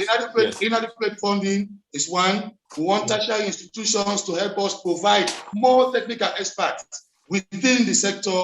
We also need tools for us to work to make sure that we'll be able to touch each corner of Sierra Leone. On that note, I thank you very much, and I am sure that with forum like this, we'll be able to get there as soon as possible. Thank you very much. Thank you. Those are very good recommendations that you made, and you've done fantastic work, especially in terms of the conventions, because you need to ratify those conventions, and we all need to ratify them to be effective.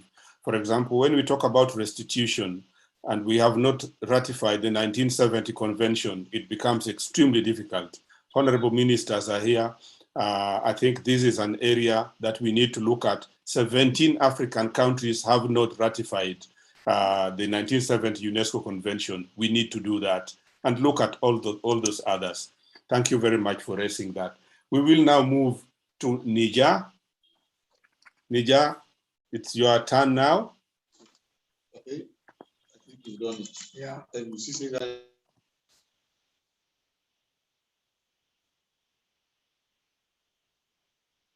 Nija, please.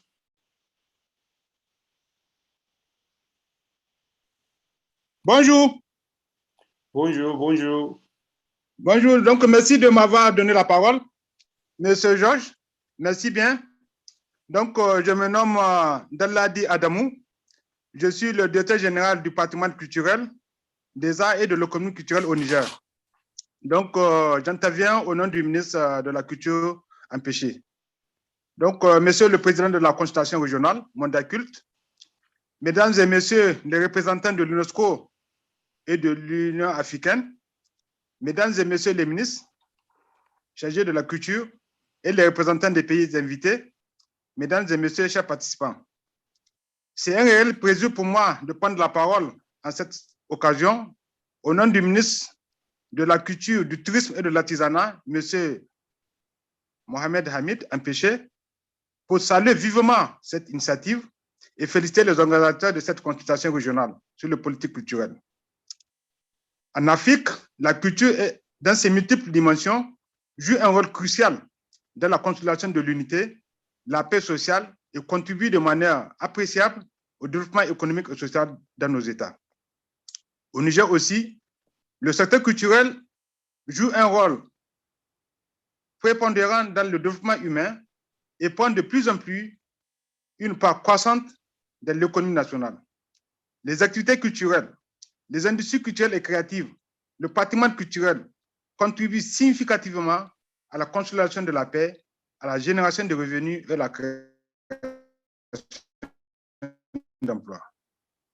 Mesdames et messieurs, nombreux défis du secteur culturel, notre pays déploie sans relâche des efforts en vue de soutenir le développement culturel durable. Je peux souligner, entre autres, le renforcement du cadre juridique, notamment la ratification de plusieurs instruments de portée internationale et régionale. Au plan national, on peut relever l'adoption d'une loi d'orientation relative à la culture, la création des institutions et infrastructures culturelles pour soutenir la conservation et la promotion de la culture, en particulier les industries culturelles et créatives. Nous avons également créé le Fonds pour le développement des arts et de la culture FONDAC pour soutenir les projets culturels et autres initiatives. À cela s'ajoute la création de plusieurs écoles, notamment l'Institut national des arts et de la culture. Tous ces efforts illustrent clairement la volonté du gouvernement de faire de la culture un outil. Force est de constater que le contexte actuel émaillé par les crises sécuritaires et sanitaires et autres menaces affectant sérieusement le secteur culturel commande à notre pays de prendre des mesures afin d'y apporter des réponses, et ce pour le bien-être des générations présentes et futures. Dans cette perspective, les priorités sont principalement, au plan national, la protection et la valorisation du potentiel culturel, axée sur la stratégie de l'exploitation, le renforcement du cadre juridique en matière de sensibilisation, la formation et l'éducation à tous les niveaux, la prise en compte de la dimension culture dans les politiques publiques de développement et le renforcement de la coopération culturelle afin de développer le partenariat technique et financier en faveur du développement culturel durable. Au plan régional, nous pouvons retenir la révision et l'harmonisation des politiques culturelles au plan sous-régional et africain et les intégrer dans les politiques publiques de développement inclusif. Développement et promotion des industries culturelles et créatives par le renforcement des compétences entrepreneuriales des opérateurs culturels. Développer la coopération culturelle et le partenariat dynamique dans le domaine culturel. Aujourd'hui, les besoins de développement humain, les préoccupations sécuritaires, y compris sanitaires, l'éducation et l'environnement, mais aussi les trafics multiformes et la faiblesse du financement du potentiel créatif et la révolution numérique constituent, de notre point de vue, des défis majeurs auxquels il faut apporter urgemment des réponses.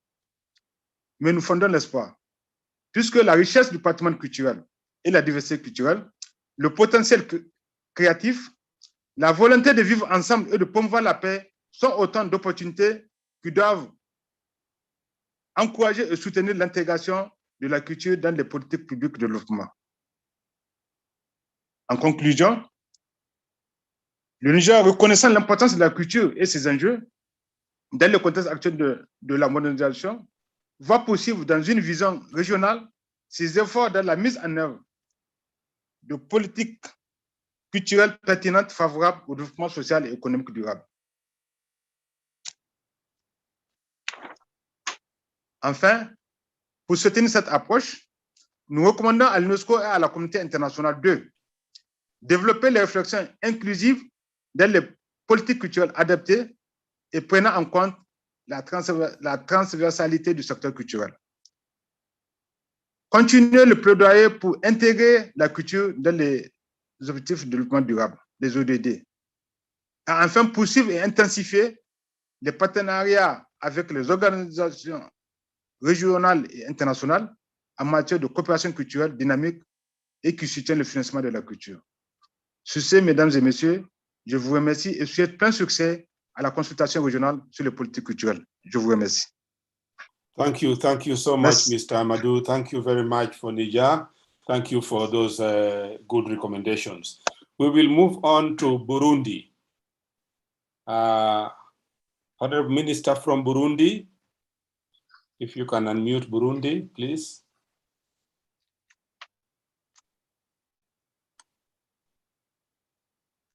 Monsieur le modérateur, le Burundi s'est connecté, mais son micro n'est pas attaché. Donc, on pourra passer au pays suivant le temps de leur demander de redémarrer l'application. Okay. You let him know that his mic is not working, and we move to Chad. We move to Chad, and we'll come back to Burundi after that. I can see Chad is there. Director DG Patrimoine, you're welcome. The floor is yours. This is the place of Tumai.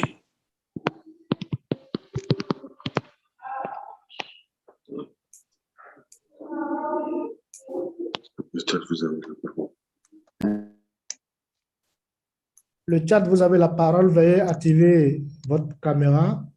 Le micro est déjà activé. Chad, please activate the microphone so that you can proceed. Le chat sera prêt dans 10 minutes par la ministre. In 10 minutes, okay. We'll have Côte d'Ivoire. Côte d'Ivoire, I can see you are ready. We move to Côte d'Ivoire.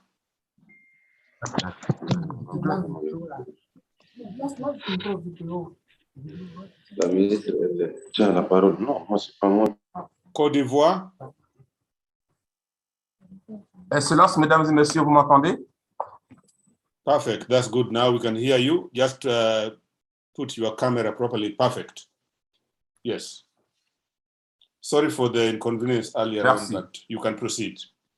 Je voudrais, au nom de Madame Arlette Badou-Nguessan, ministre de la Culture et de l'Industrie des Arts et du Spectacle de la République de Côte d'Ivoire, dire cette déclaration en raison des problèmes techniques auxquels on a été confrontés. Je lis. Je voudrais dire mon infinie gratitude à la directrice générale de l'UNESCO pour sa sollicitude exemplaire à l'endroit des États membres et particulièrement à l'égard de la Côte d'Ivoire. Je traduis également, au nom du gouvernement de Côte d'Ivoire, mon admiration et mes meilleurs compliments aux experts de l'UNESCO pour avoir, en si peu de temps, réussi le pari de cette conférence en ligne, preuve d'une mutualisation d'expériences et de savoir-faire. Mesdames et messieurs, la nouvelle dénomination de l'institution que porte Madame Arlette Badou-Nguessan, ministre de la Culture, ministère de la Culture et de l'Industrie des Arts et du Spectacle, reflète la vision du chef de l'État, son Excellence Alassane Ouattara, et l'engagement du gouvernement ivoirien à faire de la culture et des arts un levier essentiel du développement intégral de notre pays. Il en a résulté l'adoption le 20 août 2021 de 15 projets de textes et décrets, notamment le projet de décret portant rémunération pour copie privée le projet de décret portant statut des artistes et le projet de décret portant organisation des spectacles sur le territoire national. Ces textes viennent accroître le dispositif juridique existant avec notamment la loi de 2014 portant politique culturelle nationale, boussole et instrument devant guider la politique de développement culturel et artistique de notre pays. De plus, 2 fonds alimentent le secteur de la culture et du cinéma. Le fonds de soutien à l'industrie du cinéma, fonds SIC, et le fonds de soutien à la culture et à la création artistique, le FSA. On le sait tous, l'économie engendrée par la culture et les arts a terriblement souffert et continue de subir les effets provoqués par la pandémie du coronavirus. En Côte d'Ivoire, la survenue de la crise sanitaire à coronavirus a amené le gouvernement à prendre des mesures de prévention, dont la fermeture de tous les lieux de spectacle où vit l'activité culturelle et artistique. Ces mesures ont inévitablement impacté au moins 655 000 artistes et opérateurs du secteur de notre industrie culturelle et créative. Selon les investigations qui ont été menées par les services du ministère de la Culture, le déficit financier consécutif à la pandémie du coronavirus dans le secteur de la culture s'élève à environ 44 millions de dollars américains. Pour y remédier, divers soutiens humanitaires ont été apportés. En effet, l'État ivoirien, conscient de l'impact économique négatif de la pandémie à coronavirus, a mis en place 4 fonds dont le montant est estimé à environ 3 milliards de dollars américains au profit de toutes les couches sociales. Les acteurs du monde des arts et de la culture ont été déclarés éligibles à tous ces fonds, en particulier au fonds d'appui aux acteurs du secteur informel. En dépit des efforts institutionnels et du soutien constant de l'État, les besoins des artistes restent encore importants. C'est pourquoi je voudrais suggérer une synergie d'action pour la mise en œuvre d'un plan Marshall pour la culture en Afrique. Nous appelons à l'adoption de ce plan et souhaitons que l'UNESCO puisse accompagner les États pour le plaidoyer auprès des institutions financières, des partenaires techniques et financiers et partenaires privés. Nous pensons que ce plan contribuera à la résilience du secteur de la culture et des arts et participera de façon notable à la lutte contre la pauvreté dans nos États. Je vous remercie au nom de Madame la ministre de la Culture de Côte d'Ivoire, Madame Alet Badou-Ouguessan. Merci infiniment. Thank you very much. Thank you, and we really appreciate your patience. You have done everything to make sure that you put the voice of Côte d'Ivoire and its contribution on the platform, and we appreciate that patience. Thank you very much, Mr. Gatti. Now we'll move to Sao Tome. Is Sao Tome there?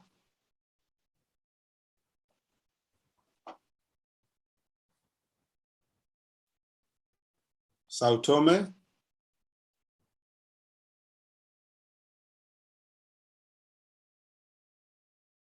If Sao Tome is not ready, we'll move with the minister, Honorable Minister from Botswana. We welcome you.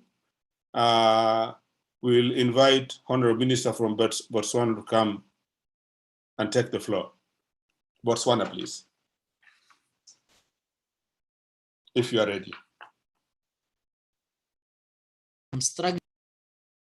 You are there.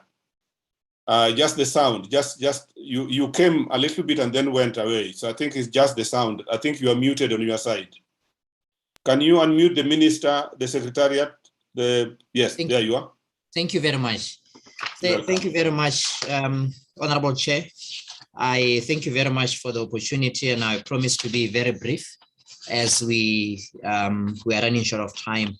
I think it's important to just go straight into our observations as Botswana, and it's a common cause, Mr. Chair, that the arts and culture sector and the creative industries in Africa as a whole are among those hit hardest by COVID-19 pandemic, a crisis that is cutting off revenues of individuals, businesses, and organizations, particularly in the live or performing arts, audiovisual, cinema, and visual arts.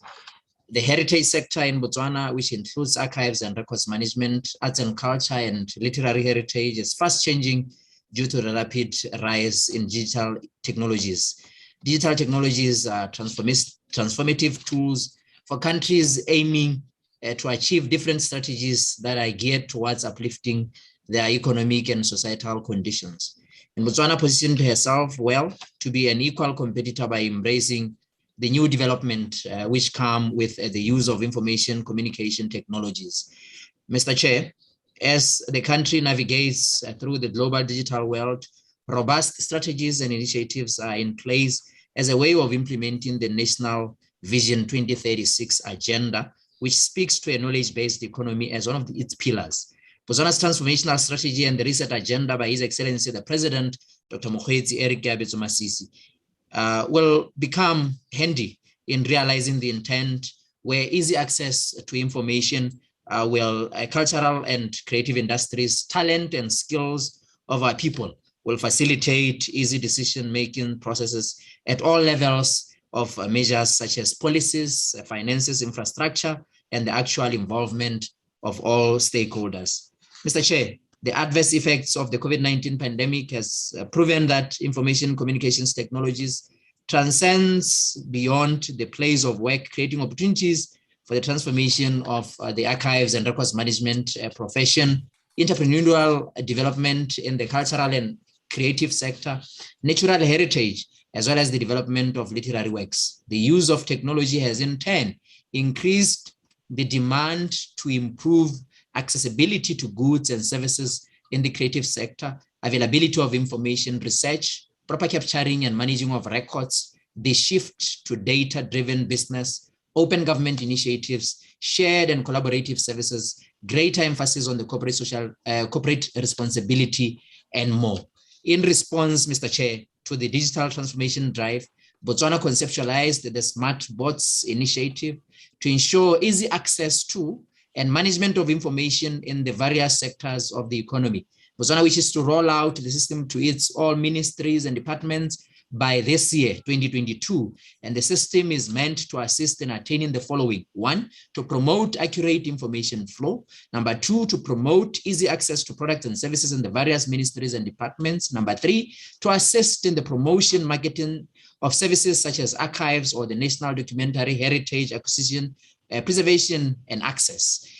Finally, Mr. Speaker, because I don't want to take much of your time, let me just conclude by saying it is important, very, very important, Mr. Chair, to highlight that as countries are moving towards e-government and e-commerce, that is sales and commercialization of the arts and culture, the policy and legislative frameworks are very essential in the implementation of this. This should be informed and motivated through the review and development of laws and policies that will give direction and guidance in the overall management of the cultural heritage and the creative sector. Mr. Chair, I thank you very much for the opportunity and enjoy the rest of your day. Thank you. Thank you very much, Honorable Minister. We really appreciate especially your stress on the issue of technology. Yes. Technology. We have to go digital. And we have to put in place proper legal frameworks for that also. Thank you very much. Definitely, okay. Mr. Chair. Thank you so much. Okay. I'll move now to Chad. Chad, we had 10 minutes. We've already given you the 10 minutes. So Director General of Chad, please, if you can take the floor.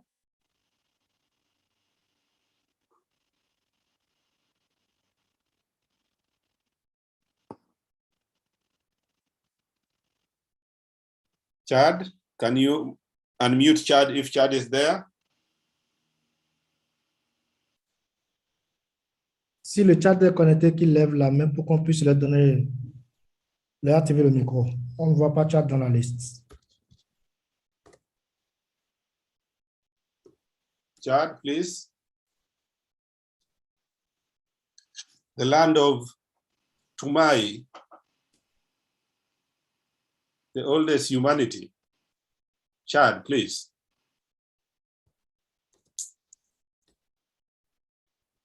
Because if Chad is not there, I'm going to move now to the next group because we don't have time. We are running out of time. We have spent quite a bit of time in the past.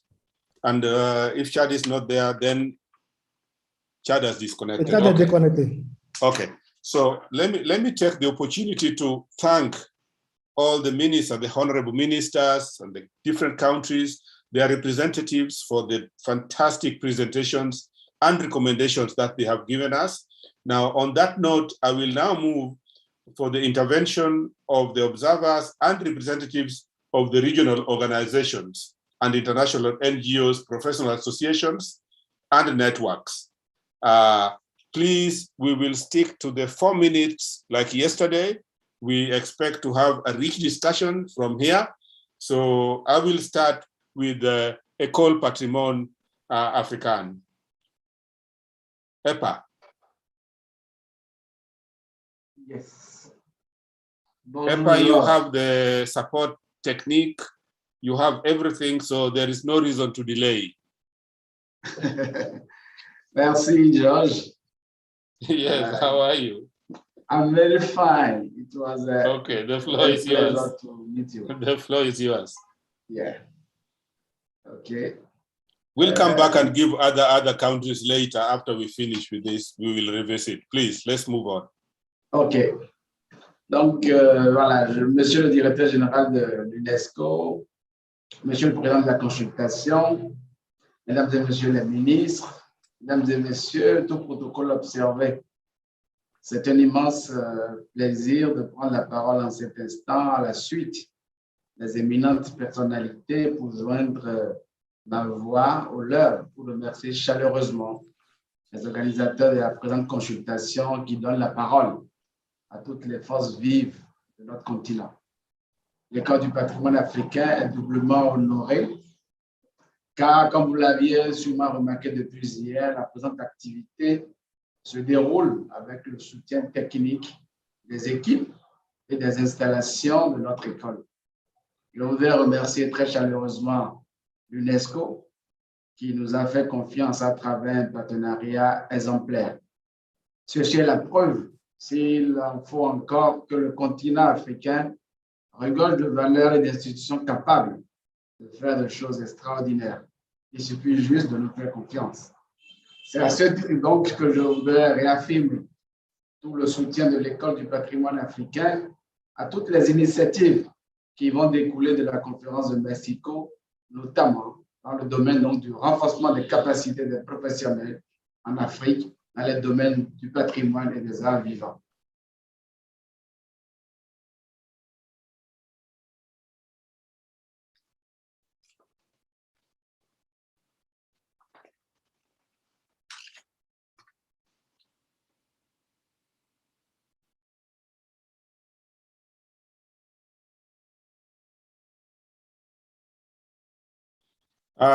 The speaker, you are not. I'm there, Joseph. The translator cannot, the interpreter cannot hear you, please.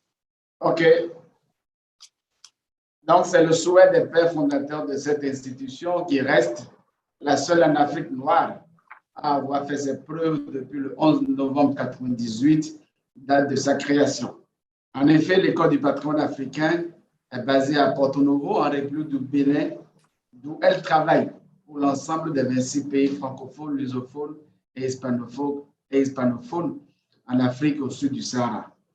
Nos domaines de compétences tournent autour donc de la formation, du renforcement des capacités, de l'édition et de l'assistance technique aux États dans la mise en œuvre de leurs politiques culturelles. Il ne me revient pas, enfin, de faire le bilan de Mexico 82, mais retenons globalement que des choses ont été faites, des recommandations qui en sont issues, mais il reste encore du chemin à faire. Je voudrais donc espérer que l'implication de toutes les forces vives qui se traduit par la présente consultation soit encore affirmée lors donc, de la mise en œuvre des reconnaissances de Mexico 2022. Cela, il va de la grandeur du continent africain qui a besoin d'actions concrètes et concertées pour atteindre des sommets. Je voudrais donc enfin nous souhaiter une bonne suite de travail et espérer donc que d'ici le soir, nous aurons donc à récapituler sur les grandes décisions qui seront issues des 2 jours de travail. Je vous remercie. George, I finish and I give you the floor. Thank you, Frank. Thank you very much. And thank you for hosting and always never disappointing us. EPA has been really a great foundation for the African heritage, and we appreciate that. And thank you for your effort and your team. I will move to the next, PEN International. PEN International.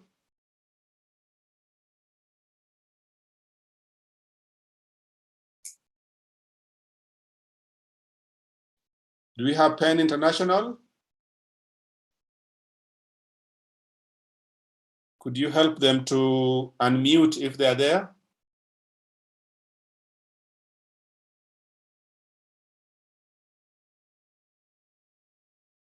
If PEN is not there, we will move to ICOMOS.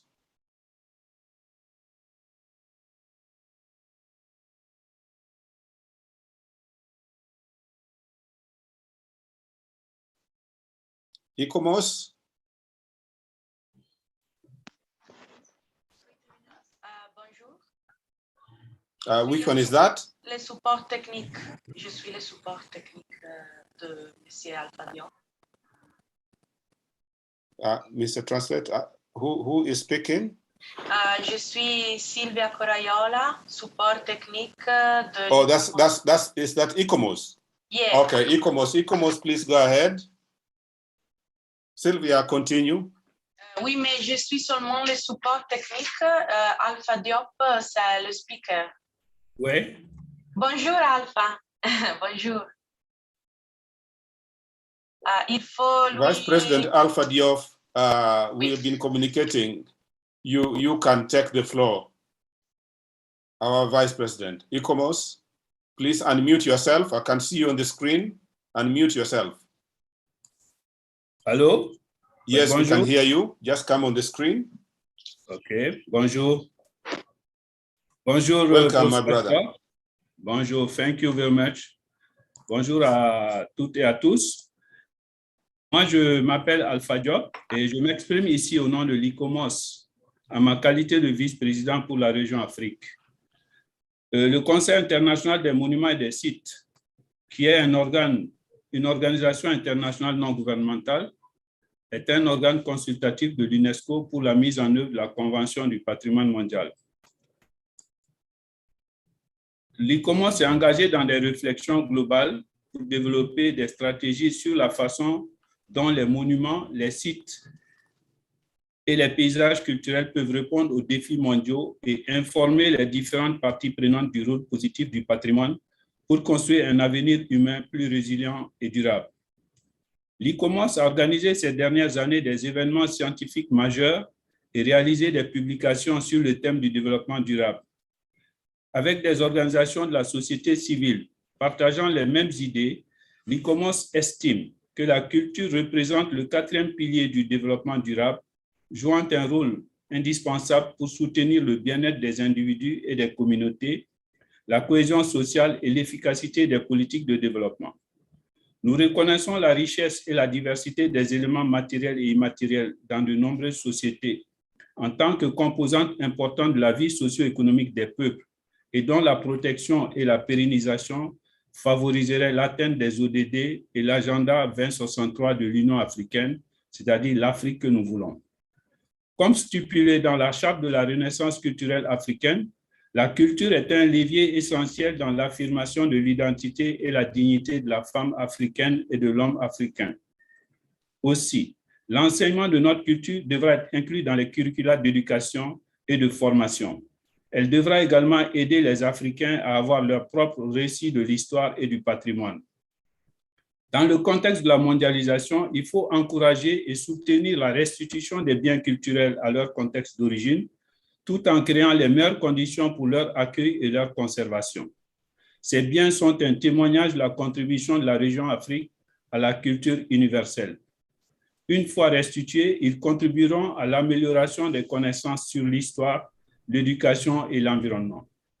Nous pensons que les valeurs culturelles et les savoirs et savoir-faire ancestraux de gestion de l'environnement sont des atouts essentiels pour répondre aux effets négatifs du changement climatique et réaliser les ambitions de l'accord de Paris.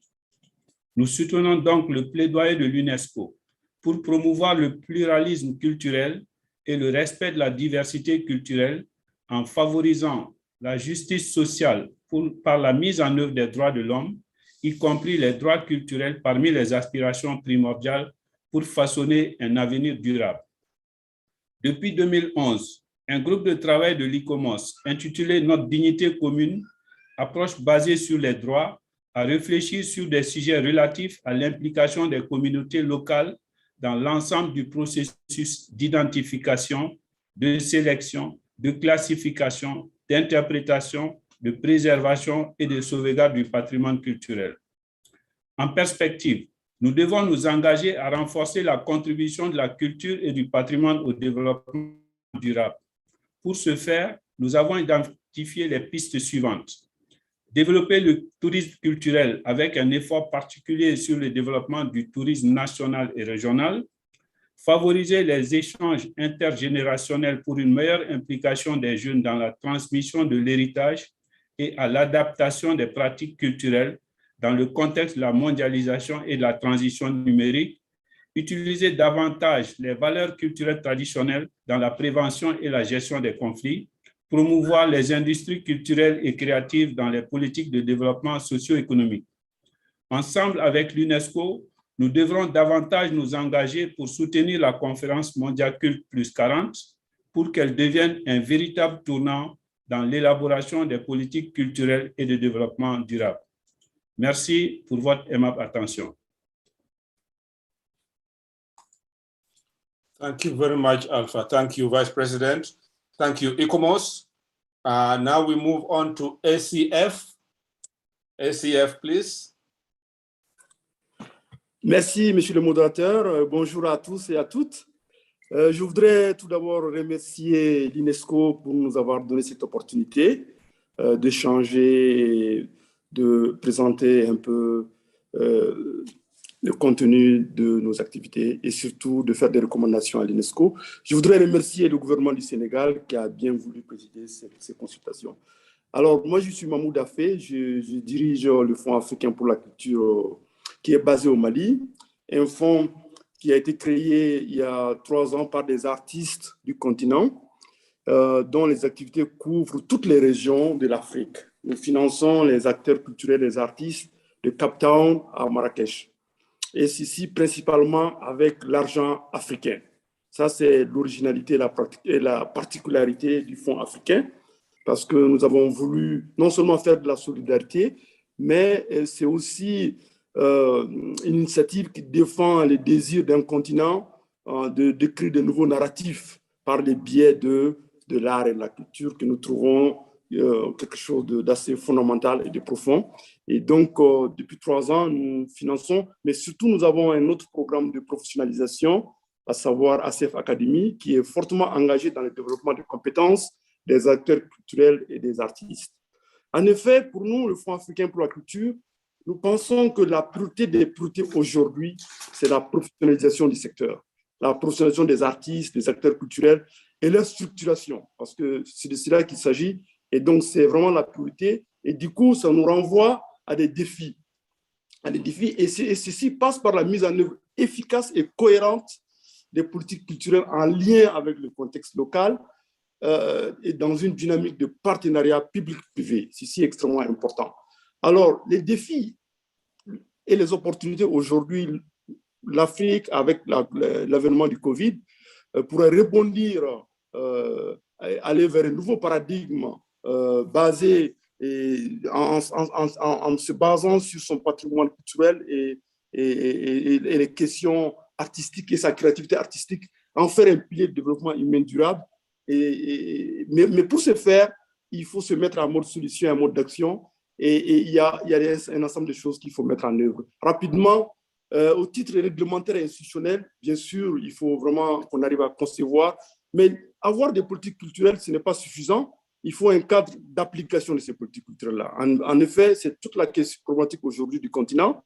Et je profite aussi pour parler de la difficulté qu'on a aujourd'hui pour mettre en œuvre non seulement les grands instruments internationaux, comme l'agenda 2063, la charte de la Renaissance, et même la convention 2005 de l'UNESCO. Aujourd'hui, si ces conventions sont appliquées, nous allons faire un bond qualitatif au niveau africain, au niveau de l'art. Mais la difficulté, c'est que ces instruments-là, non seulement ils ne sont pas ratifiés avec le nombre qu'il faut pour la ratification, mais même si c'est ratifié, quelquefois, ce n'est pas appliqué. Donc, nous proposons à l'UNESCO de mettre en œuvre, de créer une équipe pluridisciplinaire en partenariat avec l'Union africaine, dans une dynamique de partenariat public-privé pour qu'on ait un système efficace, un mécanisme de suivi et de mise en œuvre de non seulement des instruments internationaux, mais aussi des politiques culturelles à travers les pays.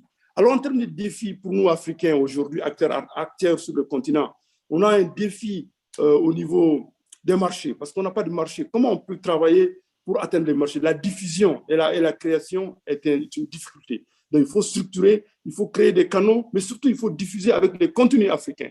Donc, je pense que ça, c'est des aspects assez très importants. Mais aussi, en tant que structure de financement, l'Afrique manque de mécanismes de financement innovants. Aujourd'hui, il faut décoloniser ces secteurs-là, parce qu'aujourd'hui, tout l'argent vient du Nord. Nous sommes là et vous savez très bien qu'avec toutes les questions de gouvernance, il est temps que nous ayons des mécanismes, des structures locales qui s'attaquent au financement du secteur, parce que c'est la chaîne de valeur. Il y a le renforcement de la professionnalisation, mais il y a le marché, mais il y a aussi le financement. Il faudrait que nous ayons un faisceau d'action forte pour le continent qui va permettre de faire ce bond qualitatif. Donc, le financement, c'est des questions transversales qu'il faut régler. Et donc, en termes de recommandations, nous demandons, nous proposons à l'UNESCO, avec ses partenaires, de favoriser l'élaboration et la mise en œuvre d'un plan global pour la culture, destiné à soutenir la créativité, les industries culturelles et la résilience des artistes en ce moment. Style un plan Marshall pour les arts et la culture pour le continent. Parce que profiter de l'opportunité, parce que cette situation aujourd'hui est une opportunité pour nous Africains, pour mettre à plat, il faut réunir. Okay, try and sum up, because the 4 minutes already passed long. So just sum up. Yes. Okay. Ah, ok, très bien. Bon, je pense que j'ai déjà envoyé un petit texte hier soir qui résume toute ma pensée, mais en termes de protection, en termes de patrimoine, je pense qu'il faut restituer. Il faut restituer, il n'y a pas de conditions, il faut créer des conditions, il faut favoriser la création des gens de développement pour la gestion des patrimoines, ça c'est très important. Maintenant, pour la valeur, la promotion de l'éducation, il faut mettre des mécanismes qui permettent d'enseigner la pensée des grands écrivains, des grands artistes dans les grandes écoles d'art. Donc, il y a un ensemble de choses. Je pense que je vais m'en arrêter là. Et vous remercie encore une fois le Sénégal et l'Afrique et l'UNESCO pour avoir donné l'opportunité à tous les artistes de s'exprimer. J'ai envoyé une note hier soir qui résume un peu mes propositions. Encore merci beaucoup. Merci, on apprécie beaucoup de prendre la parole à ce niveau-là. Thank you, Mamo. Thank you. We appreciate also. We also appreciate your good recommendations. We do indeed. Thank you. Thank you so much. Thank you. Bye-bye. Thank you. Bye-bye. Now, yes. Now we Comesa is the next online. Is Comesa around? I've not spotted them, but if Comesa is there, please. On voit deux Comesa. Il y a Madame Béatrice qui est connectée. Je ne sais pas si c'est elle qui parle. Hello.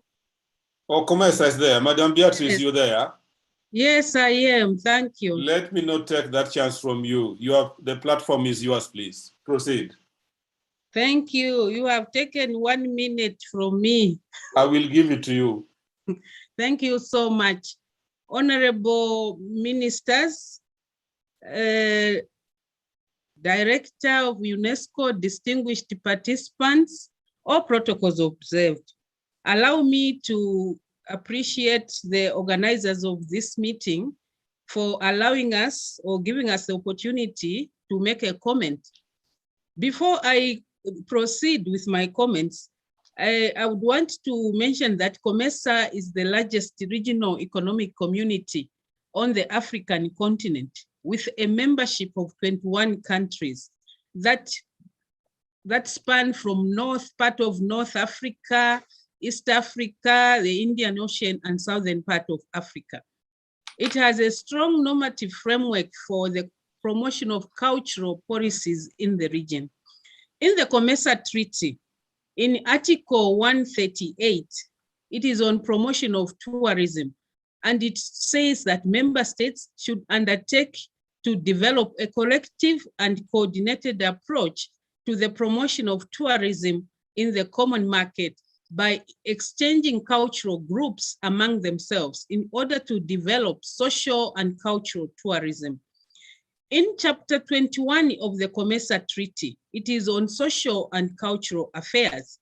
And under this chapter in Article 143, it talks about cooperation of member states on social and cultural fields, particularly with respect to cultural exchange. It also provides for radio and television programs on matters that will promote cultural development of the common market. I move on to the social charter. COMESA has adopted a social charter which integrates culture, art, and heritage. The social charter was adopted by the Council of Ministers in 2014. Member states are in the process of signing and ratifying the charter. We have so far 5 member states that have signed the charter. The charter is a fundamental building block in social and cultural affairs and establishes the major principles for the attainment of social justice and enhanced cooperation in the social and cultural fields.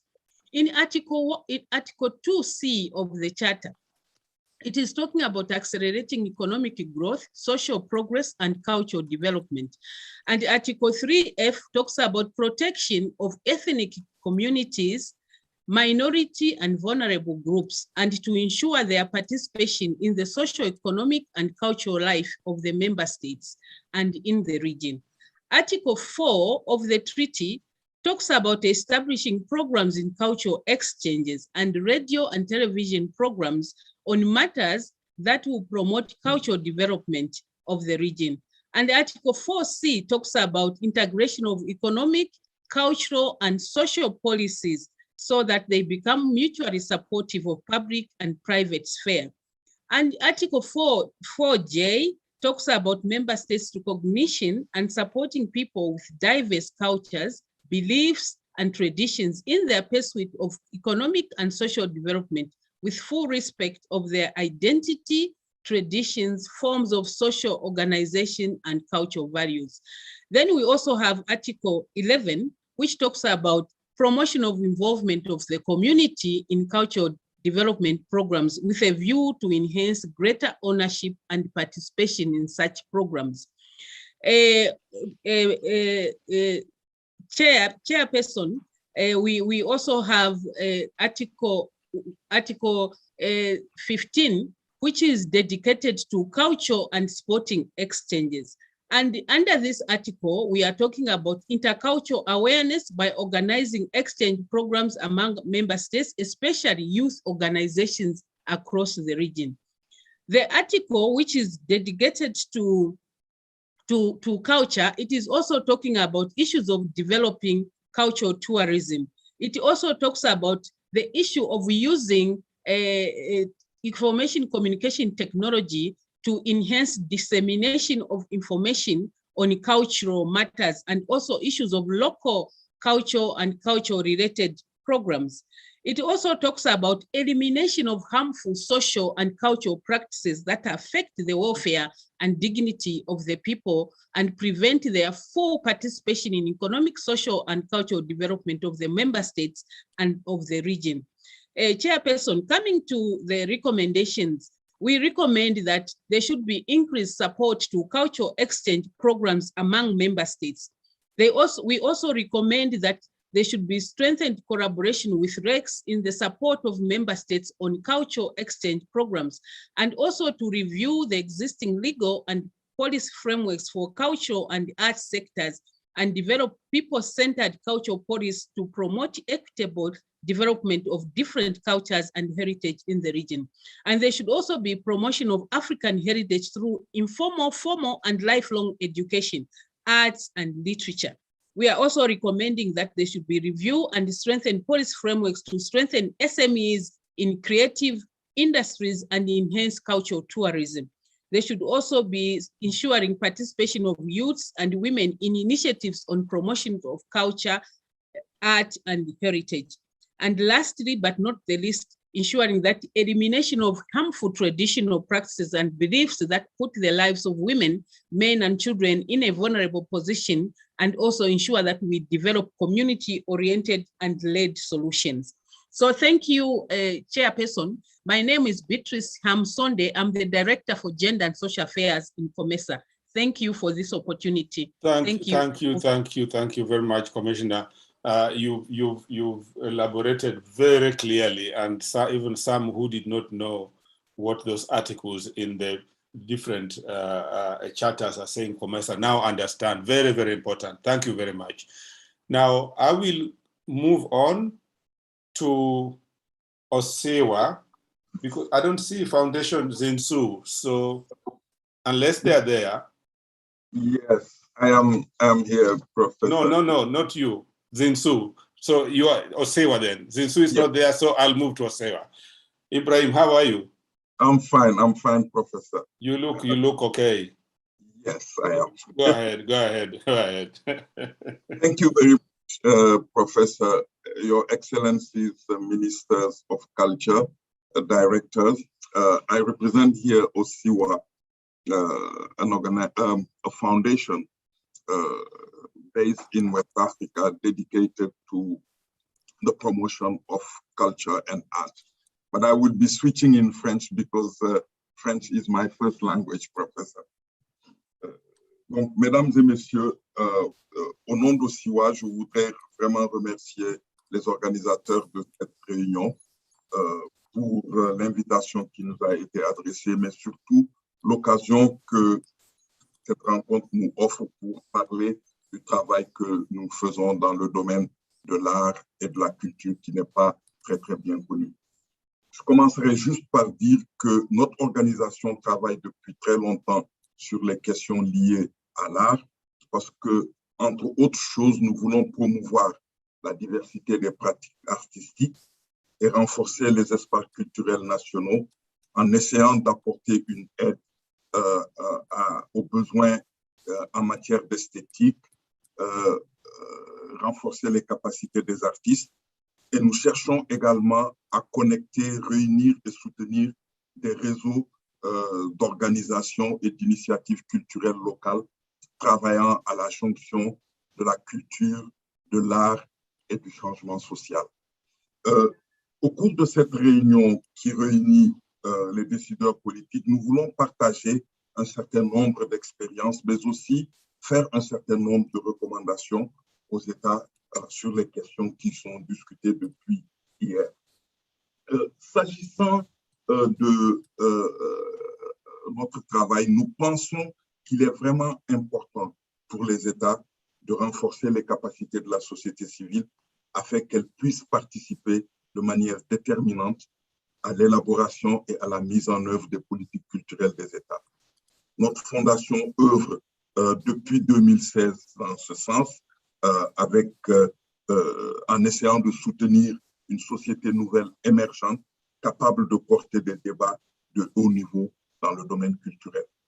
Nous pensons également qu'il est important, dans le contexte qui est le nôtre, de repenser les politiques culturelles de manière à assurer une meilleure articulation entre la gouvernance de la culture, l'amélioration de la mobilité des artistes, l'intégration de la culture dans les stratégies de développement durable et la promotion des droits humains et des libertés fondamentales.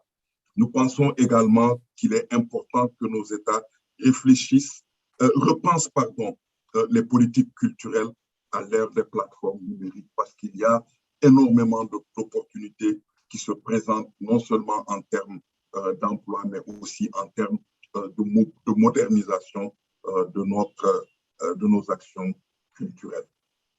Les États doivent également prendre, à notre avis, des engagements pour protéger et promouvoir les différentes formes d'expression artistique. Des mesures allant dans ce sens doivent être vraiment intégrées dans les législations de nos pays. Il faut également que nos États soutiennent les créateurs indépendants. Une vraie politique doit être développée dans ce domaine afin de briser le diktat des maisons d'édition et de production et permettre l'expression de la diversité de nos États dans le domaine culturel. Monsieur le Président, je voudrais insister sur un travail que nous faisons depuis quelques années. C'est sur la question de la restitution du patrimoine culturel africain et de la gestion de ce patrimoine qui, à notre avis, doit occuper une place importante dans l'effort de nos États de redéfinition des politiques culturelles. Car ce patrimoine doit non seulement être protégé, compris, valorisé et pérennisé. De ce point de vue, nous pensons que l'évolution dans la perception même de la question de la restitution est nécessaire parce qu'aujourd'hui, de plus en plus, on parle de restitution des ressources du patrimoine qui inclut les objets d'art, les animaux, les espèces disparues, les films, les photos, etc., que simplement limiter la restitution aux objets d'art. Et de ce point de vue, je peux dire que notre organisation au SIWA a soutenu le travail de restitution depuis 2018 avec des appuis à la CEDEAO dans la mise en œuvre du plan d'action de cette organisation sur la restitution. À l'Union africaine, nous contribuons à l'élaboration d'une position commune africaine sur la restitution et nous aidons aussi les États à l'installation de commissions nationales pour la restitution qui sont vraiment la première étape en vue de toute action efficace de restitution dans nos pays. Et de ce point de vue, la recommandation que je voudrais faire, c'est vraiment demander aux États de mettre en place des mécanismes pour identifier, classer et aider les communautés à faire des demandes pour la restitution des ressources de leur patrimoine. Ces communautés, lorsque les demandes seront vraiment très clairement identifiées, on pourrait maintenant travailler avec le niveau international, notamment la diaspora africaine installée dans les pays occidentaux pour faire avancer la cause. Voilà, Monsieur le Président, quelques-uns des points que je voulais souligner au niveau de cette rencontre en offrant toujours à tous les États ici présents notre souhait de voir la collaboration continuer entre OSIWA et ces pays-là pour que la culture ne soit vraiment au cœur des stratégies de développement de nos pays. Merci pour votre aimable attention. Merci, Monsieur le Président. Thank you very much. Thank you very much, Osewa. We acknowledge your work and appreciate that very much. Thank you. We now move to African Development Bank. I can see you are on the screen. African Development Bank. Thank you. Good morning, everybody. Thank you, UNESCO, for having us, the government of Senegal, and all the other African economies that we were here today explaining what they're doing in support of the creative industry. So it was very enriching for us to listen to this. We, as the African Development Bank, we are the premier financial institution of the continent where we support regional member countries in their quest for industrialization or also to develop their national agendas. We believe at the bank, and we have been engaging in supporting the creative industries since 2015, because we believe also that they have a significant role to play when it comes to GDP growth, and it's a job multiplier for African economy, especially for women and youth. We have been launching since 2015 an initiative called Genomics Africa, which intends to support the growth of the textile and fashion industry by supporting micro, small, and medium enterprises which populate this industry, majority of which are in the formal sector. But this also applies to the other subsectors, such as film and music. So what is important to us is really that we need to support these entrepreneurs together with the African governments in formalizing their businesses so that they can also contribute to their GDP growth. We have been having an holistic approach, and this is also part of the recommendations that I will tell you afterwards, so that it's important to provide an ecosystem approach to whatever intervention you're having to support an industry through investments and technical assistance. For example, through Genomics Africa, we're providing access to finance through traditional and non-traditional channels, such as impact and angel investors.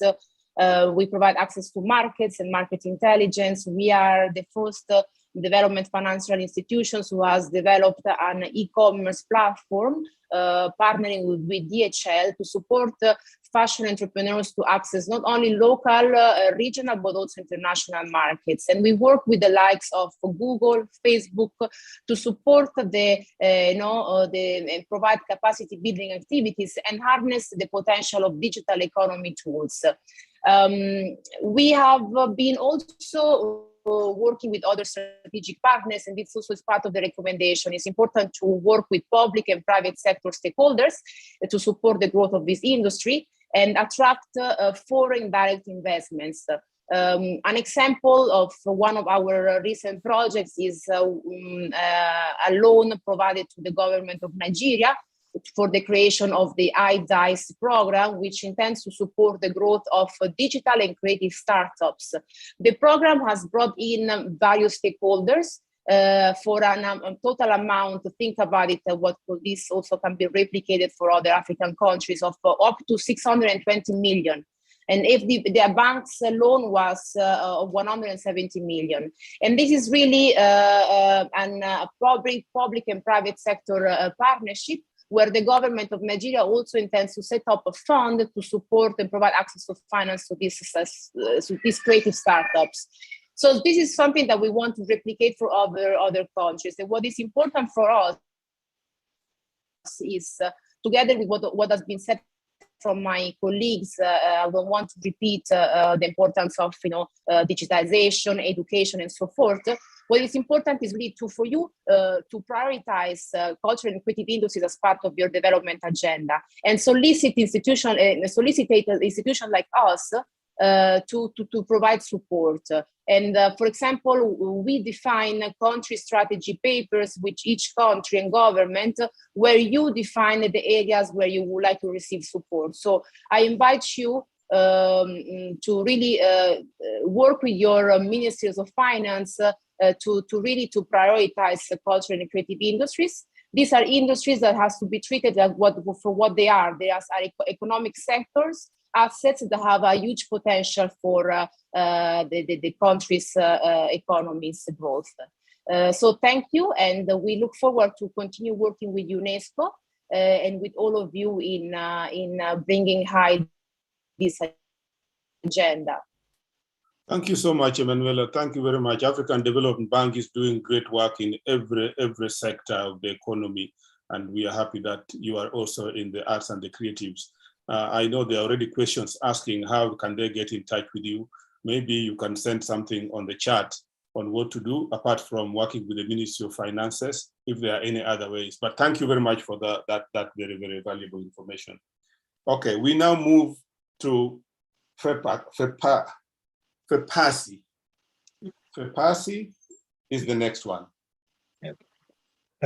Thank you very much. It's a great honor and pleasure for us to be here today in order to represent the African filmmaking community at this August Assembly. We thank UNESCO for inviting us and for remaining one of our most privileged partners in our over 5-decade-old battle for African cinema. FEPASI means the Fédération Pan-Africaine des Cinéastes, or the Pan-African Federation of Filmmakers. It was created in 1970. It's a continental body in charge of defending and promoting the interests of African filmmakers and professionals. It's recognized by the African Union, the Arab League, the European Union, and UNESCO. and has worked toward creating indispensable infrastructure for the production, distribution, exhibition, and circulation of films on the African continent.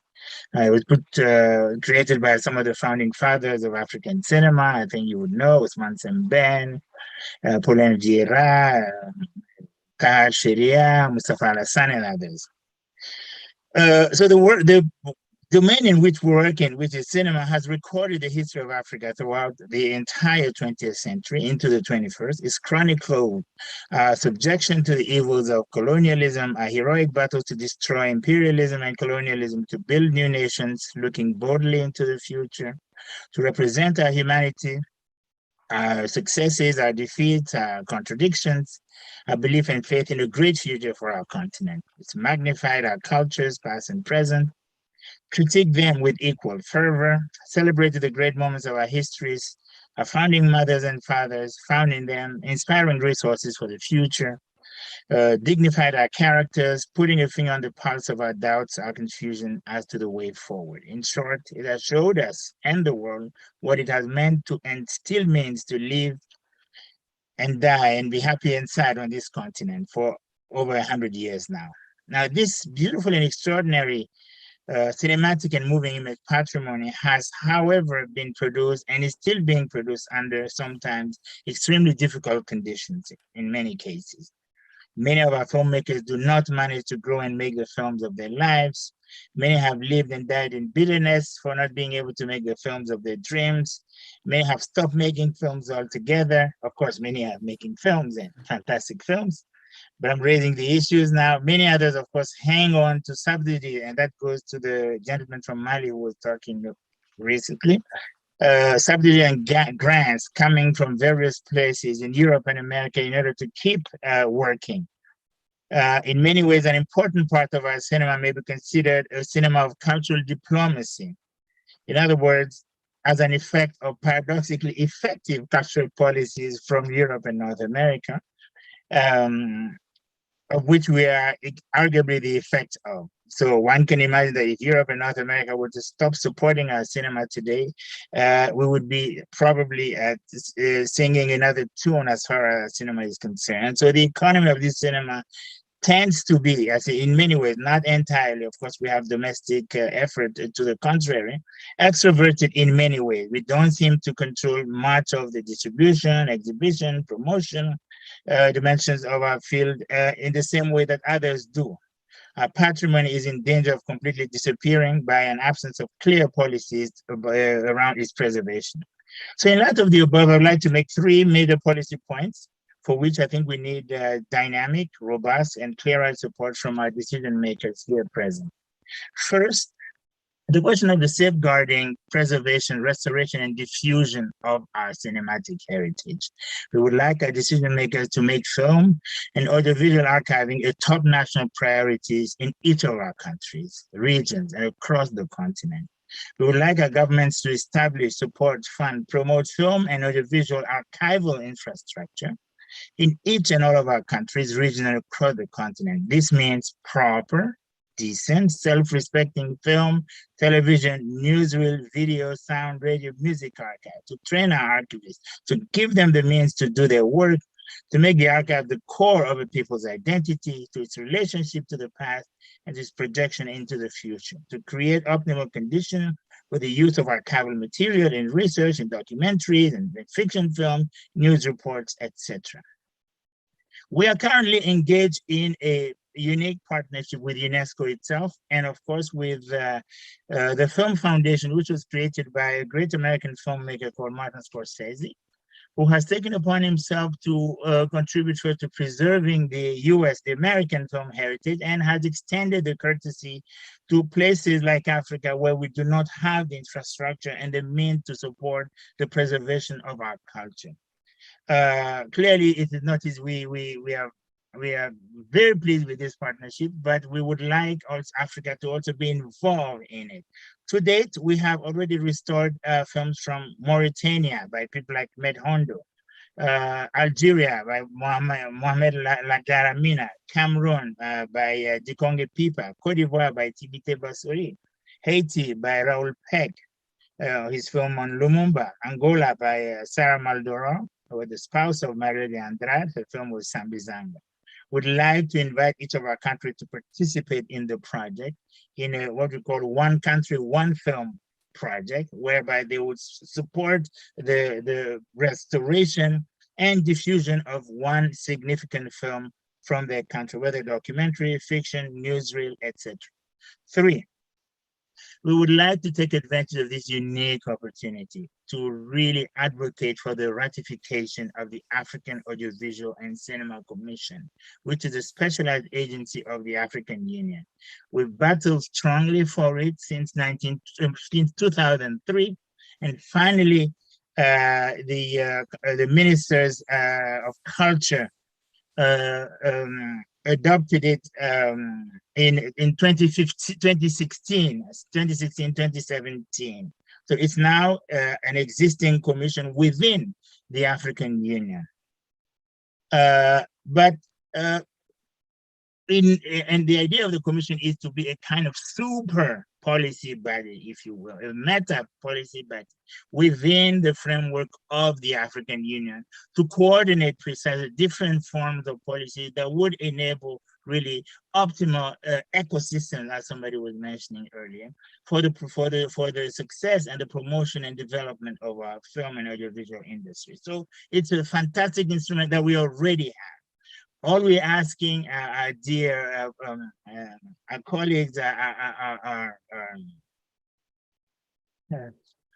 ministers and secretary generals is to really help us with the ratification of it, for it to come into play. So we would like, therefore, you can finalize now. The 4 minutes. Okay, very quick, very quick. Yeah. Just one last point, and I'll find that.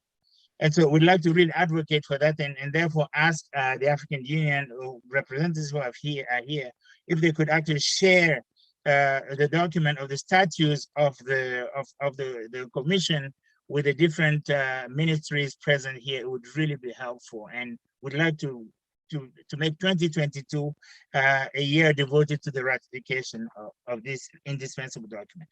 The last point I want to make, of course, is to also call for the adoption of the UNESCO report entitled African Films, Trends, Challenges, and Opportunities for Growth.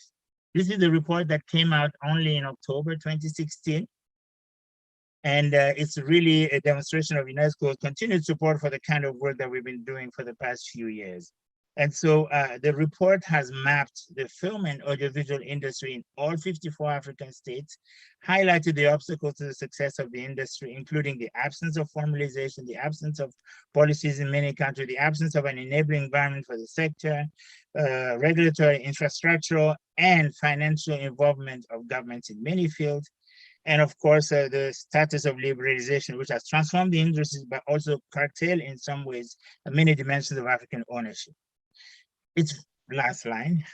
Thank you, please. Just one thing. It's really very empowering and really makes it possible for any country to get involved in the sector. So it has really clear recommendations for people to be involved. And again, I'd like UNESCO to share this document with the participants so that it could be implemented. So I think I'll leave it there. Thank you so much. Thank you very much, Mr. Abubakar. Your recommendations are absolutely clear. It seems 2016 was a very crucial year. There are many things that happened, and now you need to move on to 2022. So the next in line is the International Council of Museums, ICOM. So we'll have ICOM, please. ICOM is a very important institution for museums internationally. I think I saw the Vice President Terry Nyambo. Yes, Terry. Thank you very much. Thank you, Professor Bungu, and thank you to the organizers, UNESCO, and the chair for the Regional Consultation on Cultural Policies for Africa. We're really grateful as ICOM to have this opportunity to participate in this consultative meeting for policies for Africa. And I must say, Mr. Moderator, that I've been very impressed and inspired by the presentation made by the different honorable ministers here for this particular meeting. I want to just quickly state for those that may not know the International Council of Museum, abbreviated as ICOM, it is an international organization that constitutes museums and museum professionals around the world, and it has been in existence since 1946. And one of its major works is to provide standards for museum professionals and to promote ethics through its ethics that are enshrined in the ICOM Code of Ethics. ICOM is also involved in the promotion and protection of cultural heritage through many activities that it does, and one of which African nations have benefited from is the production of red lists that have been done, and with a few examples done like from Mali, Egypt, and also for a regional red list for West Africa, to just name a few. ICOM is equally involved in promoting professionalism in museum professionals through capacity building trainings that are done and that are connected to the needy areas that have been observed. And we had here many institutions now have been affected by COVID-19, and ICOM has continued to monitor to see the effects of COVID-19 in many museums around the world, and Africa inclusive, and has not only stopped there, but has also introduced capacity building training workshops that have been done on how museums can reach out to their communities and how they can engage them in these times of COVID-19. One of the other things that we want to provide and continue doing as ICOM is to provide a global forum, a platform for dialogue for museum professionals to exchange and engage in dialogue concerning issues that are emerging. And we have already had here some of the key aspects which are in our hearts as Africans, mostly issues of restitution, repatriation. And we created this particular dialogue or forum where individuals, professionals from museums, heritage professionals can continue to talk about issues that are affecting them.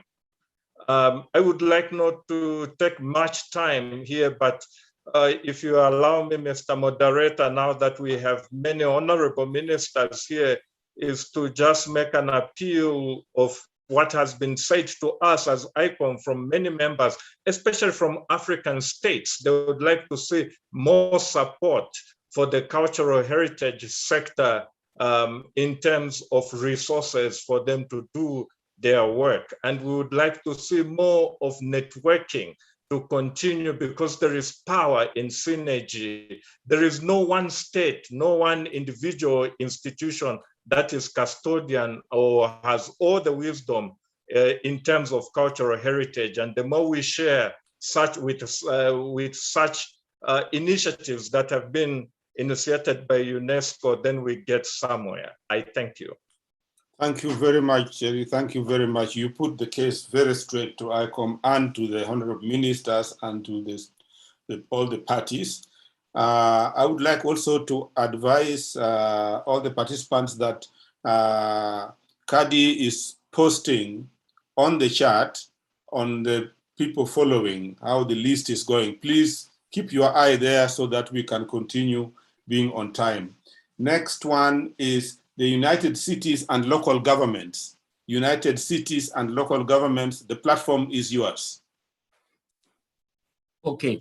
Merci beaucoup à l'UNESCO et au gouvernement du Sénégal pour cette occasion très importante d'adresser ces mots au nom de CGEU Afrique, la section africaine de l'Organisation mondiale des villes et des gouvernements locaux unis, CGL élu.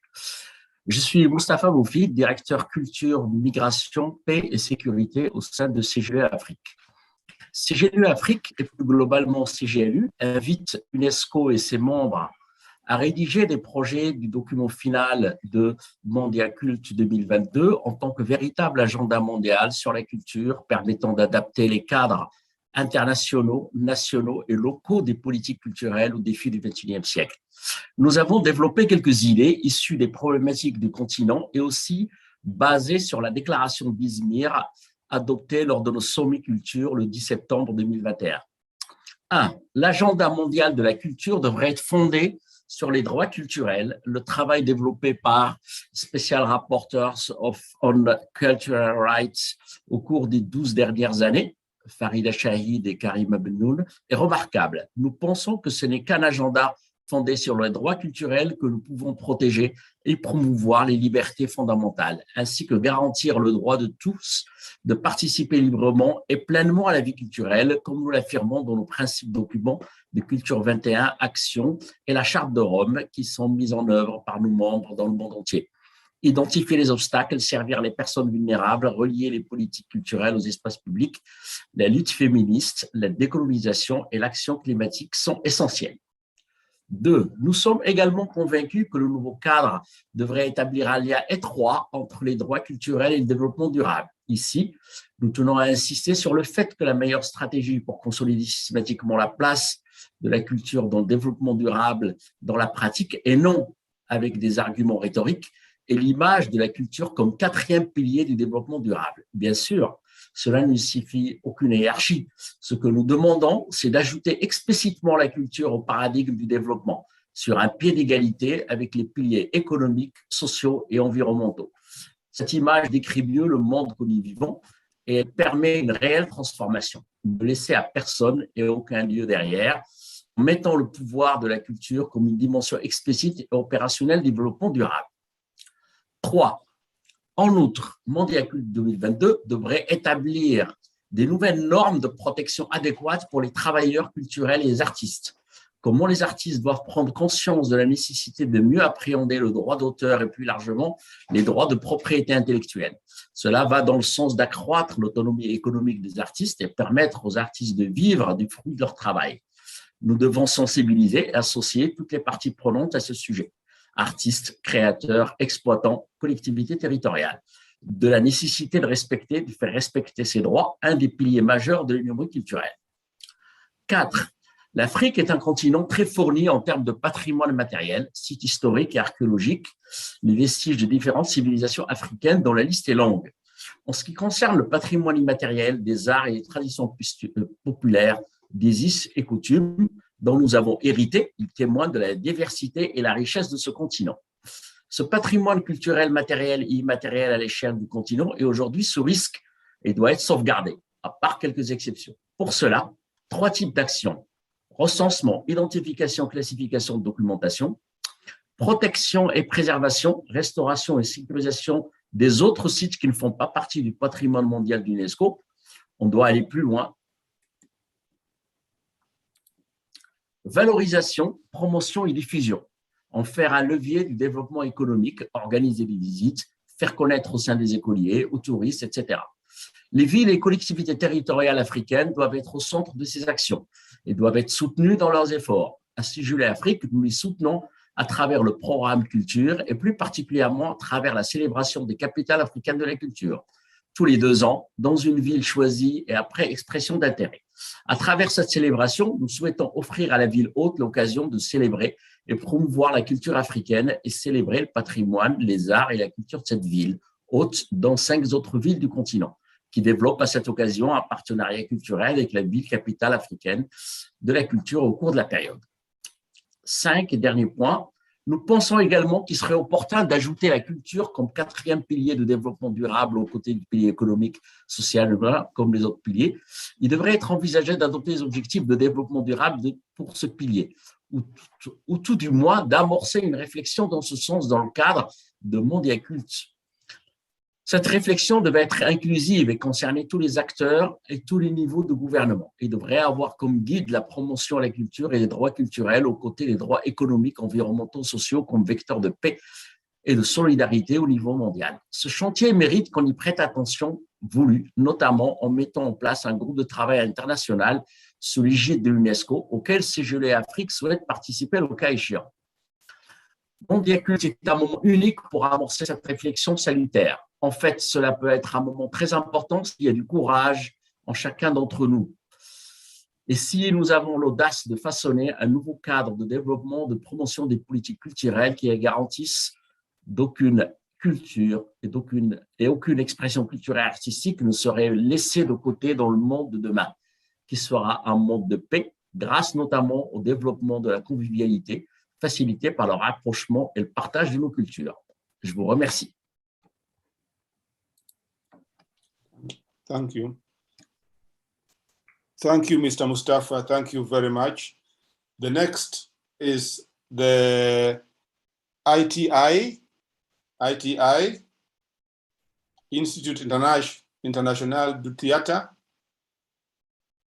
Is next in line. Please take the floor. Mesdames et messieurs, tout protocole respecté, je prends la parole en ma qualité de vice-président mondial pour l'Afrique de l'Institut international du théâtre, ITI. ITI est la plus grande organisation mondiale pour les arts de la scène et cette organisation a été créée en 1948 par l'UNESCO pour contribuer à l'atteinte de ses nobles objectifs. ITI est présent en Afrique depuis plusieurs décennies. Parlant des politiques culturelles, nous partons du constat que la plupart des politiques culturelles africaines actuelles se caractérisent par une centralité due à des processus d'élaboration non participatifs et non inclusifs, la non prise en compte des défis majeurs tels que le changement climatique, l'explosion urbaine, l'aggravation des inégalités sociales et la multiplication des conflits et des crises sanitaires et humanitaires, mais aussi une tendance statique qui ne permet pas la prise en compte des cultures actuelles et une propension au mimétisme à travers l'adoption de modèles extérieurs très souvent inadaptés. Une synthèse des politiques culturelles existantes permet de voir que les priorités actuelles au niveau régional sont le soutien aux arts, les industries culturelles et créatives, les festivals et manifestations, la coopération et la diplomatie culturelle, ainsi que le patrimoine culturel. Pour remplir avec succès leurs missions, les politiques culturelles africaines doivent être refondées au regard des enjeux de développement durable. Pour cela, elles devraient contribuer à relever de façon efficace les défis suivants. Faire des politiques culturelles nationales des instruments de souveraineté et de l'éducation artistique et culturelle un puissant levier d'inclusion. Faire être des politiques culturelles suffisamment enracinées dans le socle africain par l'affirmation des valeurs culturelles africaines avec des possibilités d'ouverture assumées sur le reste du monde. Être des politiques culturelles populaires, inclusives, résilientes, transversales, dynamiques, capables de conduire les pays africains vers un développement holistique. Servir de cadre matriciel et de phare pour toute politique de développement. Pour œuvrer à l'émergence des nouvelles politiques culturelles en Afrique, il faudrait travailler à redéfinir la politique culturelle qui devrait être une politique de développement holistique, endogène et durable. Il est urgent de revoir les paradigmes actuels et de s'engager sur une nouvelle voie pour la véritable renaissance intégrale de l'Afrique qui ne peut être que culturelle. Faire de la cohésion sociale, de l'éducation culturelle et artistique, de l'éducation environnementale, du dialogue interculturel, du patrimoine culturel, des priorités transversales des nouvelles politiques culturelles en Afrique. Faire de la collaboration entre les secteurs publics et la société civile culturelle africaine une priorité dans le développement des politiques culturelles. Élaborer, à partir des instruments panafricains et mondiaux, un nouveau référentiel pour les politiques culturelles. Tirer leçon de la pandémie à COVID-19 pour dessiner un nouveau cadre de partenariat africain et mondial, centré sur les valeurs humanistes. Comme recommandation, nous disons qu'il faut consacrer la politique culturelle comme un domaine de souveraineté et souhaiter que les politiques, stratégies et programmes culturels soient repensés pour être plus inclusifs et plus représentatifs de la transversalité de la culture. Inviter tous les pays membres de l'UNESCO à élaborer de nouvelles politiques culturelles ou à mettre à jour les politiques culturelles existantes à la lumière de l'agenda 2030, des instruments juridiques régionaux et des conventions de l'UNESCO. Mettre en place des mécanismes multilatéraux équitables de financement des politiques publiques de développement centrées sur la culture. Et enfin, dernière recommandation, créer les conditions d'une réduction de la fracture numérique entre le Nord et le Sud. Je vous remercie.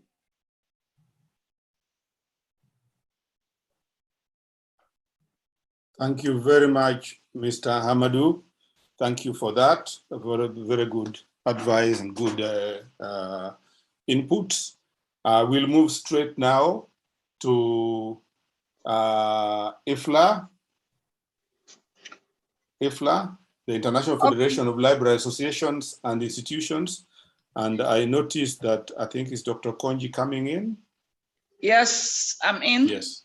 Okay. The floor is yours. Thank you. Okay. Thank you, Chairperson. My name is Dr. Victoria Okoje, and I'm speaking on behalf of the International Federation of Library Associations and Institutions, IFLA. Libraries are vital parts of the cultural infrastructure. Through their collections, programs, and places in the hearts of communities, libraries contribute to the creation of literate, informed, and participatory societies. As such, they are key institutions in helping harness the power of culture as a driver of sustainable development. As the global voice of libraries, IFLA urges all stakeholders to to consider the value of libraries while designing cultural policy that centers on equity and inclusion. We encourage culture to be integrated into wider policy agendas and urge for culture, including documentary heritage, intangible heritage, and traditional knowledge, to be viewed as essential assets for informing sustainable development. Africa is a region of great diversity of cultures, belief systems, traditions, and languages. This diversity is expressed in part through documentary heritage, which provides insight both into intangible and tangible dimensions of culture. There is great potential for culture to contribute to sustainable development led and defined by Africa's citizens. Libraries of all types can help enable this potential to be fully realized. In support of this, IFLA would like to bring attention to the following three priorities. One, the urgent need to safeguard African documentary heritage.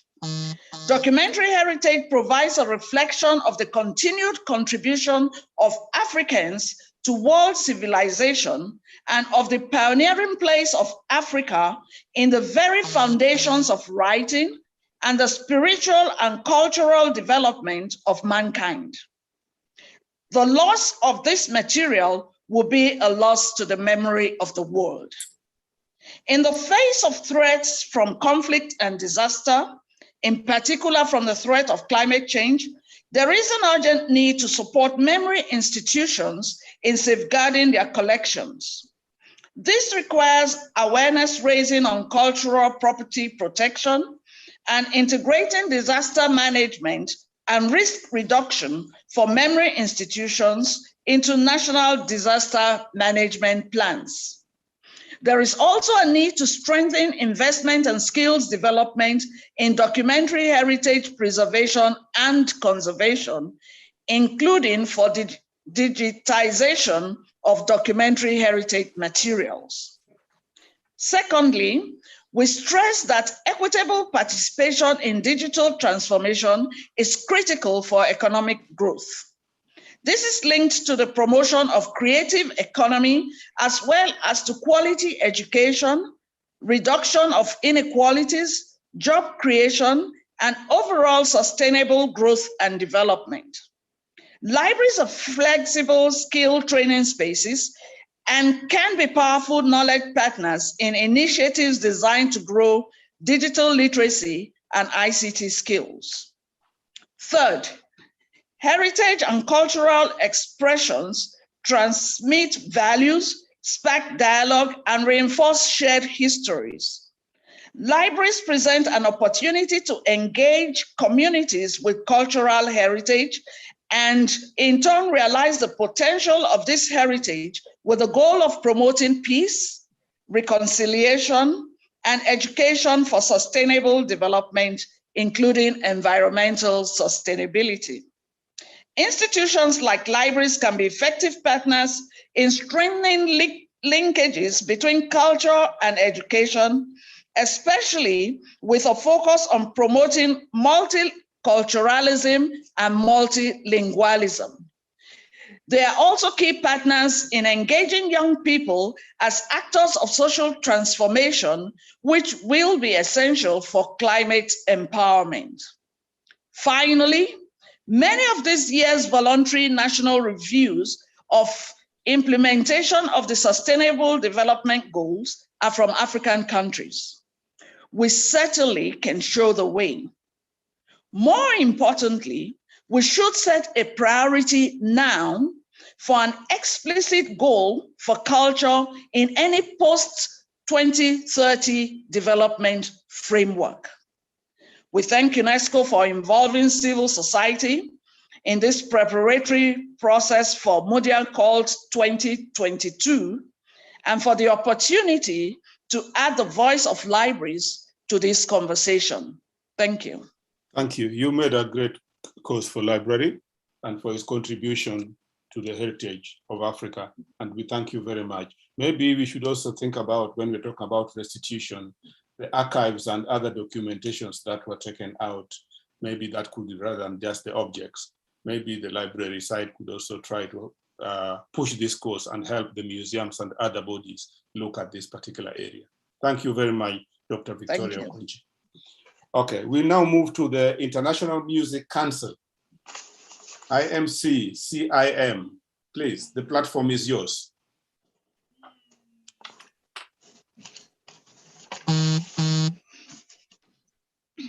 Je vous remercie. Yes,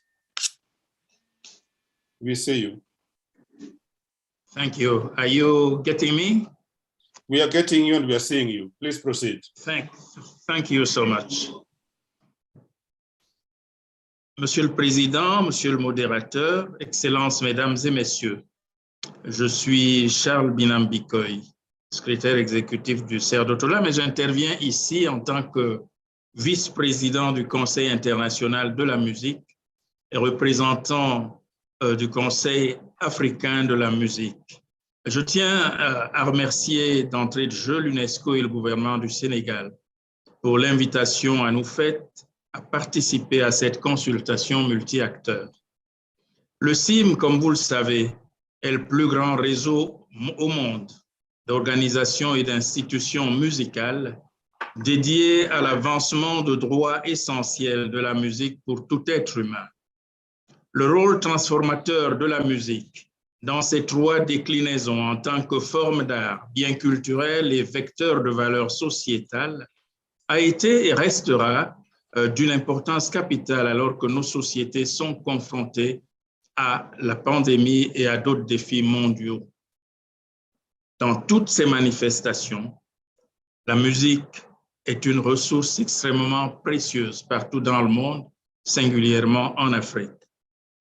L'écosystème de la musique en Afrique, tout comme ailleurs dans le monde, a besoin de politiques culturelles qui tiennent compte des 5 droits de la musique promus par le Conseil international de la musique, à savoir le droit pour tous les enfants et adultes de s'exprimer musicalement en toute liberté, d'apprendre et d'étudier les langages et savoir-faire musicaux, d'accéder à la musique à travers la participation, l'écoute, la création et l'information, mais aussi le droit pour tous les artistes musicaux de développer leur art et de communiquer à travers tous les médias au moyen d'outils et d'équipements appropriés mis à leur disposition et d'obtenir une juste reconnaissance et une rétribution équitable pour leur travail. Le CIM est membre de la campagne Culture Objectif 2030, une alliance de réseaux internationaux plaidant pour la reconnaissance de la culture comme 4e pilier du développement durable et son rôle indispensable dans le soutien du bien-être individuel et communautaire, de la cohésion sociale et de l'efficacité des politiques au sens large. Pour que la culture réalise ce potentiel, le monde a besoin d'un cadre politique solide, construit sur les droits culturels, un cadre qui offre l'équilibre le plus approprié entre le paradigme actuel du développement durable et l'approche centrée sur l'être humain dont nos sociétés ont besoin et que nous nous devons de placer au centre des politiques culturelles. Dans l'esprit de la déclaration de Hangzhou, nous considérons au CIM qu'il est essentiel de travailler vers un objectif dédié à la culture dans tout futur cadre mondial de développement. Cela implique que l'élaboration des politiques veille à fournir à tous les niveaux les outils et les instruments ainsi que le soutien et la stabilité dont le secteur a besoin pour réaliser son potentiel. Le CIM salue à cet effet les évolutions notables enregistrées et plaide en faveur d'une inclusion accrue du secteur culturel dans les plans nationaux d'urgence et de relance post-pandémique, y compris par le renforcement de l'éducation artistique et culturelle à l'école. Le CIM se réjouit de la récente entrée en vigueur de la Charte de la Renaissance culturelle africaine et compte sur un engagement fort et déterminé des États en faveur de sa mise en œuvre effective et efficace. Le secteur culturel africain est en effet potentiellement et diversement riche. Avec le soutien nécessaire et les financements qui doivent aller avec, nous sommes persuadés au CIM que ce secteur peut continuer à mettre en œuvre l'agenda 2030 et 2063 et l'agenda 2063 en aidant à construire des sociétés plus fortes, plus résilientes et plus inclusives dans le monde post-pandémique. Pour que cela soit possible, nous appelons l'ensemble des décideurs politiques à tirer le meilleur parti de leur participation au processus Mondiacult en cours et à veiller à ce que leur travail débouche sur des résultats concrets pour apporter les moyens de subsistance et le bien-être aux praticiens de la musique, aux praticiens de la culture et assurer en Afrique même un écosystème culturel juste, dynamique et inclusif. Pour conclure, mesdames et messieurs, le CIM remercie l'UNESCO pour l'invitation et la remercie davantage de continuer à assurer un rôle central à la société civile dans la préparation, mais aussi pendant la tenue et dans le suivi de Mondiacult plus 40. Ce faisant, l'UNESCO aura démontré aux praticiens et professionnels des arts, de la culture et du patrimoine du monde entier, ainsi qu'aux communautés avec lesquelles il travaille, que Mondiacult sera un véritable tournant dans l'élaboration des politiques culturelles. Je vous remercie. Thank you so much. Thank you very, very much. That brings us to the end of this particular part of the third session. And I want to thank every participant, everybody who has been involved, especially honorable members. We are really very, very grateful. As you can understand, it's been a long day, long session. And I think we need a break before we come back. So we are recommending that we have a full discussion at the end of the fourth session so that everybody's voice can be heard, so that we can truly be ascribed to the inclusive voice that we had said. But we know that everybody here has been talking on behalf of the others, but to give everybody a chance, we will have a debate at the end of the fourth session, just before the report is given. So please forgive us for that. And as the chairman who is leaving in this particular session, I want to thank Senegal and the minister, Honorable Minister, for this opportunity, and also thank UNESCO Assistant Director General and his team, and the team in Senegal, Gomar, and who based in Cote d'Ivoire, Kadiata and Anna, and all the others who are involved in the background. Of course, EPA, for this fantastic, really beautiful preparation of the sessions that I have shared. Lastly, as someone who is also listening to the voices of the people, I would like to request a special request. This is from me, for the Minister, President, Minister of Senegal, who is the president of this, that may be really one of the things that we need to recognize are the institutions that we have in Africa that already are committed by the governments. And one of them is under you, Honorable Minister. The Museum of Black Civilization, I think this institution needs to be recognized as a Pan-African institution, a Pan-African that it can play that role, which already it is playing. And I hope that you will take that into consideration and accept that and put it from the Senegalese perspective. Many thanks. Thank you very much. We will now break for 15 minutes and then come back. Please do not go out of the system. Stay there. We will come back. Many thanks and bye-bye.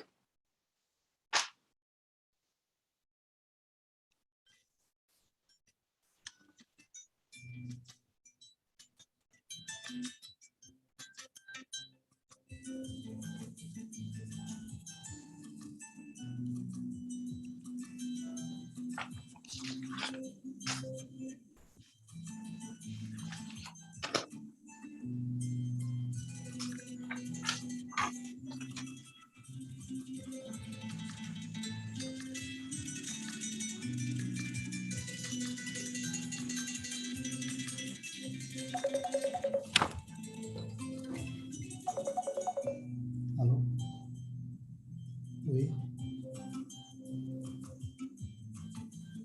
Tout est allumé. Tu es avec ton ordinateur, non? Tu n'es pas avec ton ordinateur.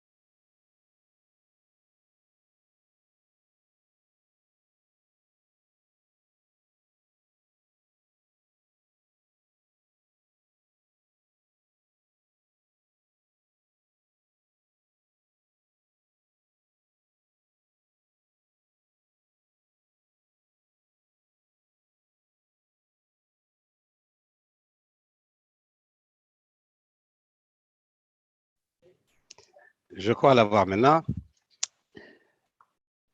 Madame, Messieurs, nous allons reprendre le travail. La session reprend, la 4e et dernière session avant la clôture officielle par les autorités, notamment Monsieur le Président de cette consultation, le ministre sénégalais de la Culture et de la Communication, son Excellence Abdoulaye Diop. Nous allons donc prendre la 4e session. Je voudrais rappeler les règles un peu pour messieurs, madame les ministres, madame, messieurs les ministres. Vous avez 6 minutes pour dire votre contribution. Et pour les ONG, les associations et autres parties invitées, vous avez droit à 4 minutes pour délivrer votre message. Je voudrais préciser d'ailleurs que nous avons un petit retard, mais ça s'explique par le fait que dans cette consultation, nous avons voulu donner la parole aux plus larges participants, dont, et bien entendu, les ONG, les institutions. Ces ONG et institutions ont été nombreuses à s'inscrire. Il fallait leur donner la parole parce qu'il faut qu'on entende le maximum de voix possible. Ceci explique ce retard. Nous allons essayer d'aller un peu plus vite cette fois-ci parce que le temps qui nous est imparti est très court. Il faut bien qu'on puisse respecter les règles du jeu. Je rappelle donc 6 minutes pour monsieur les ministres ou les représentants, 4 minutes pour les ONG et autres participants. Nous allons commencer tout de suite en donnant la parole à l'Érythrée. Ah là, excusez-moi, non, pas l'Érythrée, c'est le Tchad qui commence. C'est le Tchad, excusez-moi. Le Tchad est-il prêt? Oui. Oui, le Tchad, vous avez la parole. Ça, c'est quoi?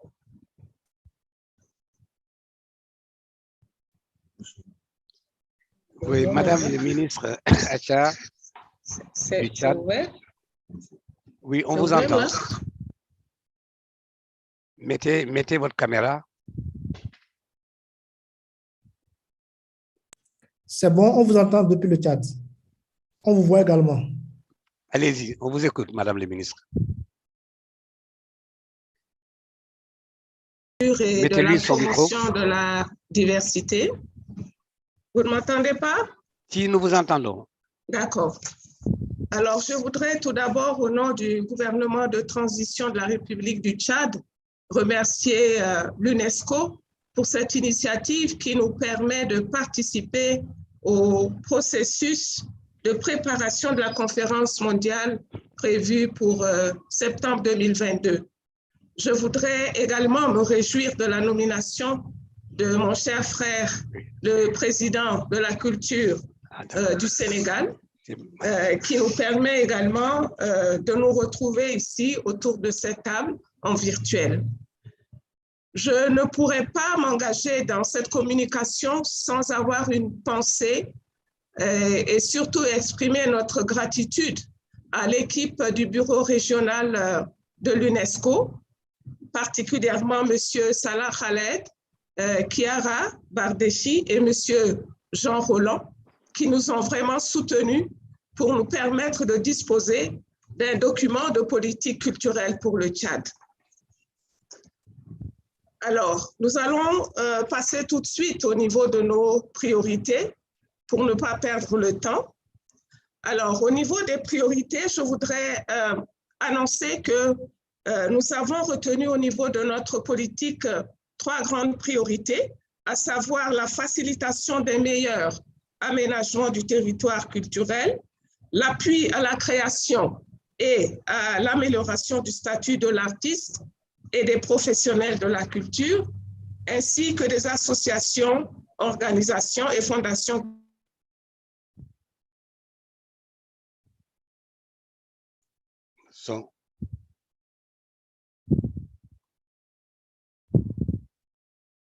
Traduction, oh là là. Le Tchad a visiblement un souci de connexion. Il y a quelques petits problèmes avec le Tchad. Oui. Nous allons quand même demander au Mali de se préparer Érythrée, non, Guillaume? Madame le ministre, activez voilà, le son. Oui, OK. Continuez, Donc, Madame nous la ministre. disons qu'avant d'annoncer des priorités, nous avons en urgence le désir de faire adopter cette politique culturelle et de la vulgariser pour une bonne appropriation et par le gouvernement et par les acteurs culturels. Et ce que nous souhaiterions en urgence, c'est également de disposer d'un document relatif au statut de l'artiste. Alors, parlant de nos priorités au niveau national et régional, nous disons que nous avons quelques actions telles que la structuration et la professionnalisation des acteurs culturels qui, pour le moment, évoluent dans l'informel. Nous avons également en urgence comme priorité la création d'un fonds d'aide à la création artistique et nous avons également la construction de l'école du cinéma, du Centre des archives nationales, des maisons de culture et des musées qui nous permettraient effectivement de rapatrier nos archives et nos objets spoliés. Nous avons également comme priorité la numérisation et la conservation des archives nationales, la sensibilisation des consommateurs de contenus culturels numériques à l'importance de la propriété intellectuelle, parce que souvent ils ont de la peine à verser les redevances. Nous avons également comme priorité la formation et l'aide à la création et distribution pour favoriser la création des industries culturelles et créatives. Nous souhaitons également avoir un fonds spécifique qui nous permettrait d'actualiser, de sauvegarder et de protéger l'inventaire du patrimoine culturel, matériel et immatériel. Et nous avons également le souhait de créer un cadre d'échange et de partage d'expériences entre les différents pays de la région. Je voudrais ajouter également 2 actions prioritaires qui peuvent toucher également à la région. C'est l'éducation des citoyennes et citoyens à la promotion des activités culturelles, ainsi que la création d'une encyclopédie africaine. Parlant des opportunités et des défis, nous disons que nous avons 2 grandes opportunités. La première, c'est au niveau continental, donc l'aspiration 5 de l'agenda 2063 de l'Union africaine constitue pour nous une très grande opportunité. Ensuite, au niveau national, nous pourrons citer deux grandes opportunités, à savoir le programme national de développement du Tchad, à travers sa vision 2030, le Tchad que nous voulons, et qui dédie en fait 2 sous-axes à la culture. Et nous voulons retenir également la vision qui a été formulée pour notre politique nationale. Ensuite, je voudrais également évoquer certains défis pour la réalisation de toutes ces ambitions. Il s'agit tout d'abord de la définition d'indicateurs de mesure, de la contribution du secteur de la culture dans la comptabilité et l'économie nationale, ainsi que dans la résolution des conflits et le maintien de la paix, sans oublier la recherche de solutions sanitaires, parce qu'il est question de valoriser le savoir-faire ancestral. Je voudrais parler du Covid-19, au niveau duquel nous avons quand même des connaissances au niveau de l'Afrique qui pourraient contribuer à faire de la prévention. Deuxième défi que je voudrais relever, c'est la stabilisation et la considération du secteur de la culture comme domaine prioritaire afin d'obtenir une plus grande attention et des ressources conséquentes. Parce que jusque-là, c'est considéré comme du folklore et non comme un secteur productif qui contribue à l'économie ou qui contribue à la réduction de la pauvreté. Troisième défi, c'est la reconnaissance de la transversalité du secteur de la culture par les autres départements qui sont l'éducation, la jeunesse, l'environnement l'enseignement supérieur, le département de la femme, du tourisme, les affaires étrangères. Tout ceci pour rechercher la synergie. Quatrième défi que je voudrais relever ici, c'est le renforcement des capacités institutionnelles, organisationnelles et techniques du ministère pour plus de leadership dans les initiatives au niveau national, régional et continental, ainsi que dans la recherche et la gestion du partenariat. Nous avons également comme défi le développement de la diplomatie culturelle par une redéfinition des tâches des attachés culturels que nous nommons au niveau des différentes ambassades, et ceci exige une interaction étroite entre le ministère des Affaires étrangères, le ministère de la Culture et les différentes chancelleries. Nous voudrions également finir par un dernier défi, celui du financement qui revient régulièrement au niveau de toutes les communications. Oui, je connais. Je voudrais maintenant terminer avec quelques questions émergentes. Nous voudrions relever le fait que les biens et services culturels ne peuvent être considérés comme de simples marchandises parce qu'elles représentent l'âme d'un peuple. Deuxième élément, nous pensons que la découverte et la pratique artistique peuvent aider les personnes les plus démunies à se reconstruire et à lutter contre le sentiment de disqualification ou d'exclusion. Nous reconnaissons également que les politiques doivent renforcer davantage les cadres juridiques et les actions pour le développement de la diversité culturelle en favorisant l'égalité hommes-femmes et l'accès au patrimoine.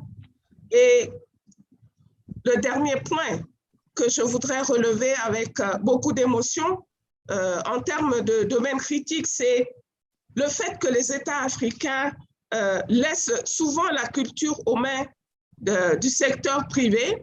Dans le cas du Tchad, je voudrais dire que les artistes se réfugient souvent au niveau du service d'action culturelle de l'ambassade de France, alors que ce sera le gouvernement qui devrait les prendre en charge. Et donc, pour moi, c'est un domaine de préoccupation. Alors, je voudrais finir avec quelques recommandations à l'endroit de l'UNESCO et de la communauté internationale. C'est tout d'abord la réalisation d'une étude qui devrait être faite sur le poids économique du secteur de la culture au Tchad et la production de données fiables et statistiques culturelles. Deuxième recommandation, c'est le renforcement de l'appui institutionnel, organisationnel et technique du ministère par le suivi-évaluation des politiques et des plans culturels. Troisième recommandation, c'est l'appui à l'économie de la culture et au renforcement de la structuration du secteur. Quatrième recommandation, c'est la formulation de recommandations fortes aux États en faveur du développement du secteur artistique, culturel et patrimoine, et également en faveur de l'égalité de genre.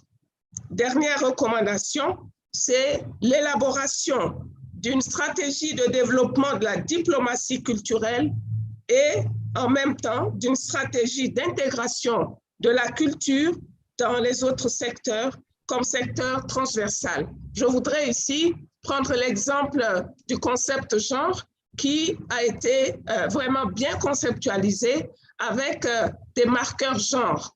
Eh bien, si nous voulons que la culture soit bien conceptualisée et intégrée comme secteur transversal, eh bien, cela nous demande quand même une démarche et des outils avec des indicateurs de mesure.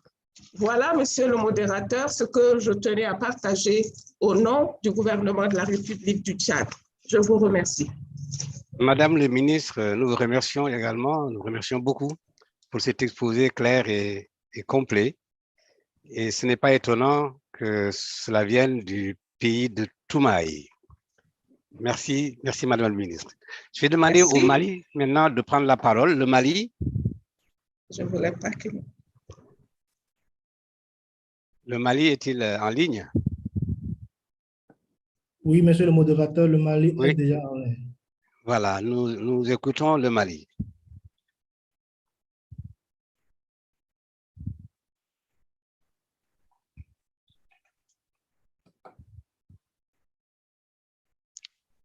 Mali.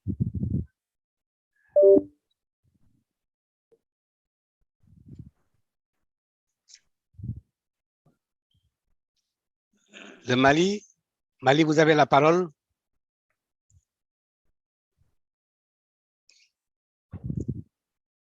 Alors, est-ce que le Mali peut activer la vidéo pour qu'on voit s'il y a des soucis de son? Le micro est activé, mais on ne les entend pas. On n'a pas la vidéo non plus. On n'a pas le Mali, on va avancer, voir le Lesotho. Le Lesotho. Vous avez la parole, Lesotho.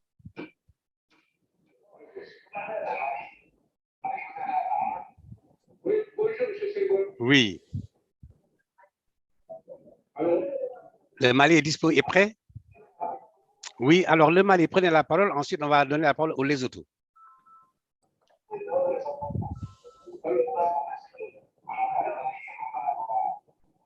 Nous écoutons le Mali. Ensuite, ce sera le Lesotho. Le Mali, allez-y. Oui, monsieur Sékou, vous m'entendez? Oui. Allô?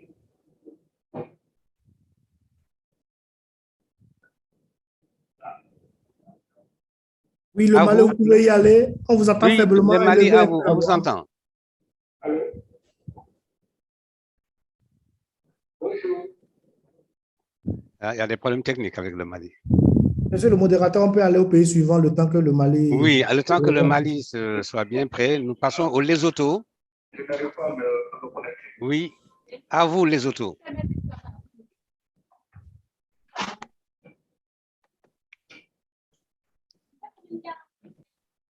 Service technique, facilité pour le Lesotho. Thank you.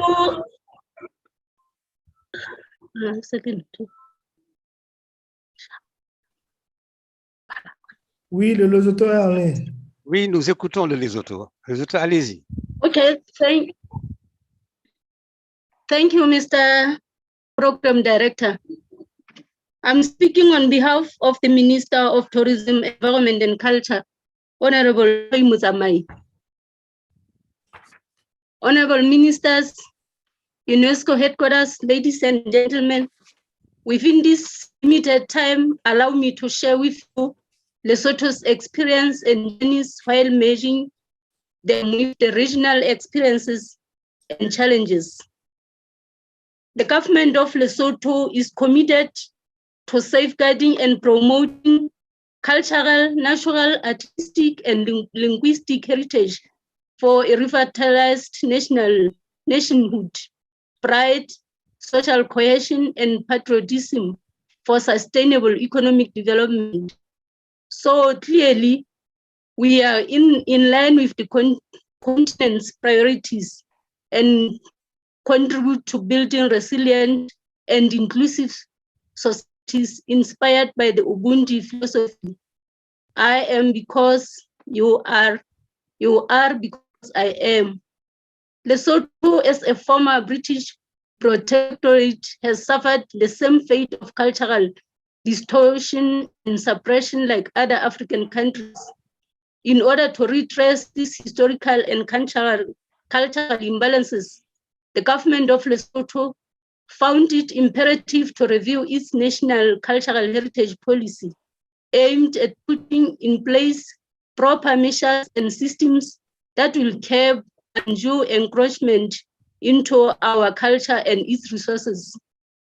The development of this policy was also influenced by Lesotho's strong alignment and commitment to the culture-related international conventions, protocols, and agreements.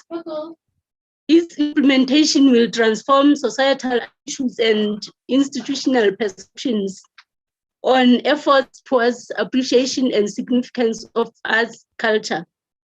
Our National Strategic Development Plan 2 has identified tourism and creative industries as sector for promotion of inclusive, sustainable growth and private sector-led job creation.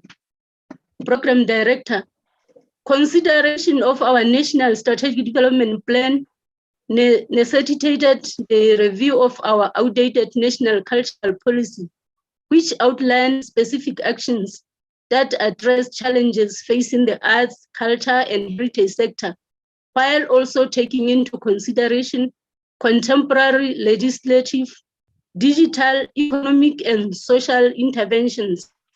Our review coincided with the advent of COVID-19, which changes most global dynamics, in particular arts and culture. This forced us to rethink our priorities with ensuring and coming up with programs that will build reliance with the culture and creative industry sector.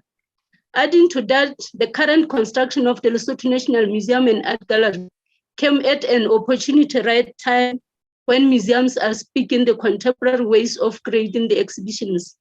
Not only will the museum showcase the artistic, cultural, and natural heritage of Lesotho via a lively exhibition program, it will also be a place of gathering where people come together to actively explore the role that the past had to play in Lesotho's present via curated events that stimulate contemporary dialogue, research, documentation, and creative response to the material held in the museum's collection. It will become a regional heritage hub that fosters live project-based links with existing heritage centers and sites of resonance within the country and beyond.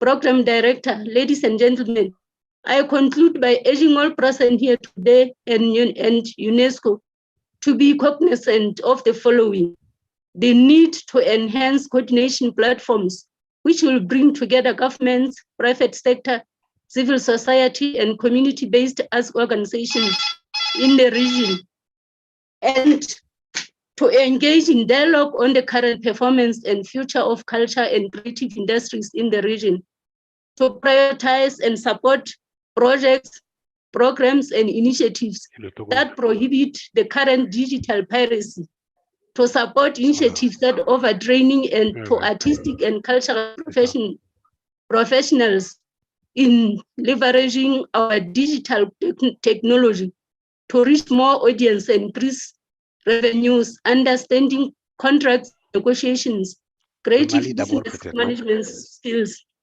To conclude, allow me to express my gratitude towards the Republic of Senegal for ensuring the smooth hosting of this forum. Many thanks to UNESCO, to all of you participants for being a wonderful audience.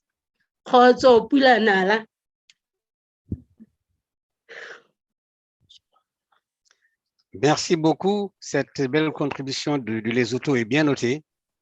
Nous vous remercions et pour toutes les remarques, observations que vous avez pu faire au nom du Lesotho. Est-ce que le Mali est disponible maintenant? Si le Mali est prêt, on lui donne la parole. Oui.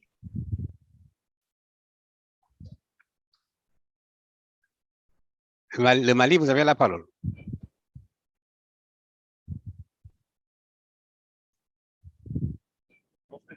Ce n'est pas encore au point.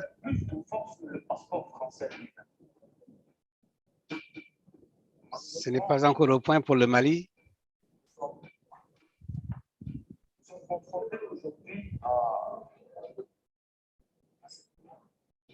Ça ne passe pas du tout. C'est bon pour le Mali? Non, nous allons voir le Togo. Le Togo est sûrement prêt. Le Togo est activé. Le Togo est activé. Nous laissons la parole au Togo.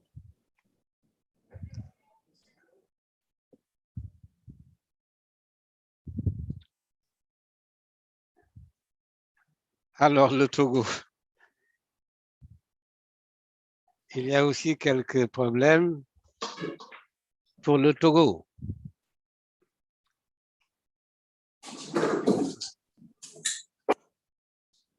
J'entends des rumeurs en bas.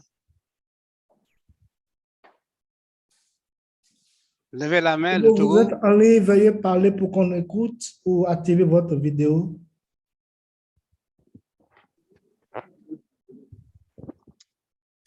pouvez activer la vidéo du Togo.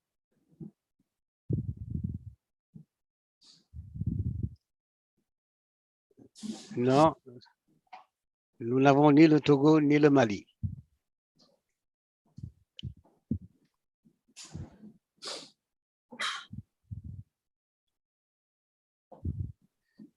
Le Togo peut activer son micro, voir. Oui, le Togo a activé son micro.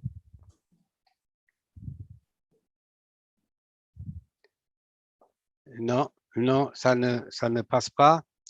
Nous allons donc avancer.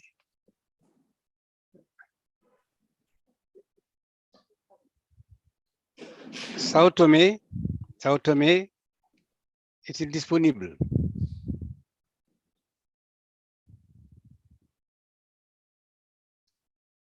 J'appelle Sao Tomé. Non, ils ne sont pas là.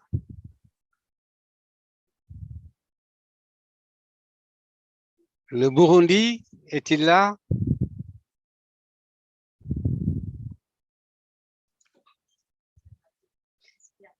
Oui.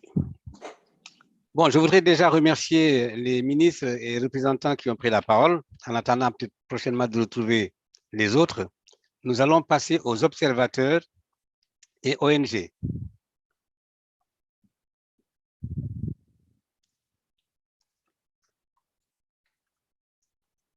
Les organisations, j'appelle d'abord le CRESPIAF, le Centre régional pour la sauvegarde du patrimoine culturel immatériel en Afrique. Oui. Ils sont présents. Nous vous écoutons. Vous m'entendez? Oui, très bien, nous vous entendons très bien. Bonjour, chers amis. Bonjour. Monsieur le ministre de la République du Sénégal, Monsieur le directeur général adjoint pour la culture de l'UNESCO, mesdames et messieurs les ministres, mes chers collègues, mes chers amis, je suis très heureux et je remercie les organisateurs de nous faire participer à cette très belle réunion sur la culture en Afrique.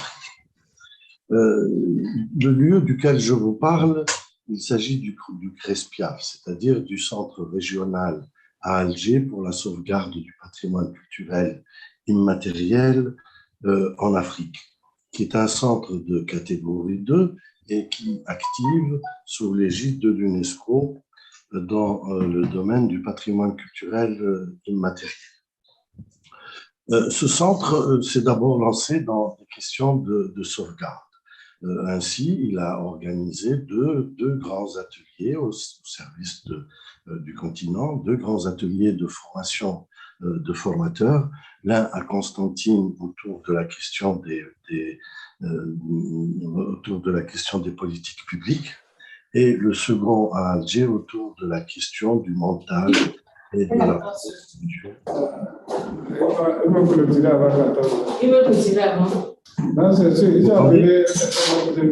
Il y a une interférence là de voix. Vous m'entendez? Oui, nous vous entendons très bien. Continuez. Donc, le second atelier a été organisé à Alger autour de la question de la production et de l'élaboration des plans de sauvegarde des éléments du patrimoine culturel immatériel.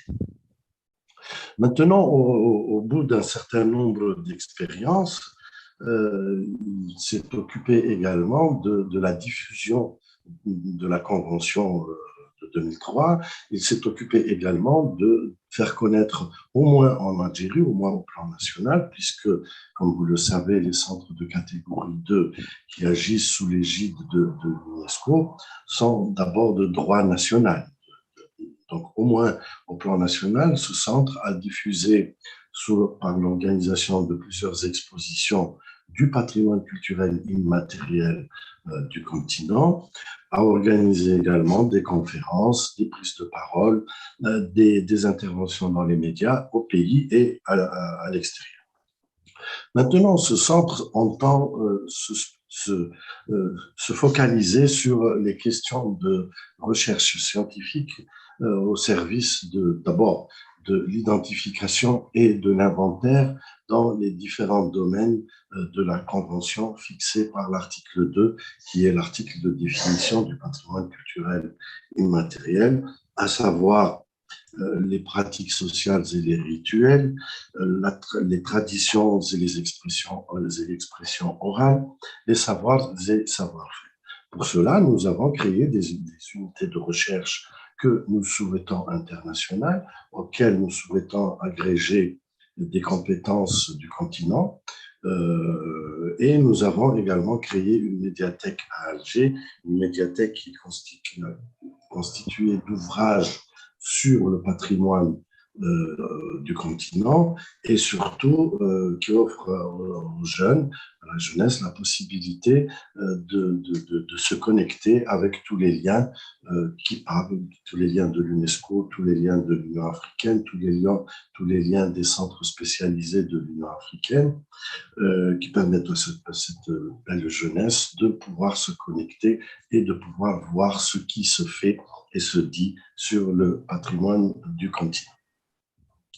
Nous avons acquis une solide expérience en matière de montage et de portée à succès de dossiers internationaux, de dossiers multinationaux, puisque nous avons monté avec nos amis du Mali et nos amis du Niger, et avec donc l'Algérie, nous avons monté un dossier sur l'IMSAD, qui est cette vielle monocorde exclusivement féminine pratiquée par les populations touareg de nos pays.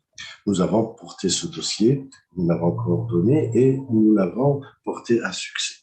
De même que nous avons également coordonné et porté à succès un autre dossier qui a concerné l'Afrique du Nord, des pays du Maghreb, de l'Afrique du Nord, c'est évidemment le couscous. Le couscous, et je profite pour féliciter... Oui, il faudrait peut-être conclure, vous aviez 4 minutes.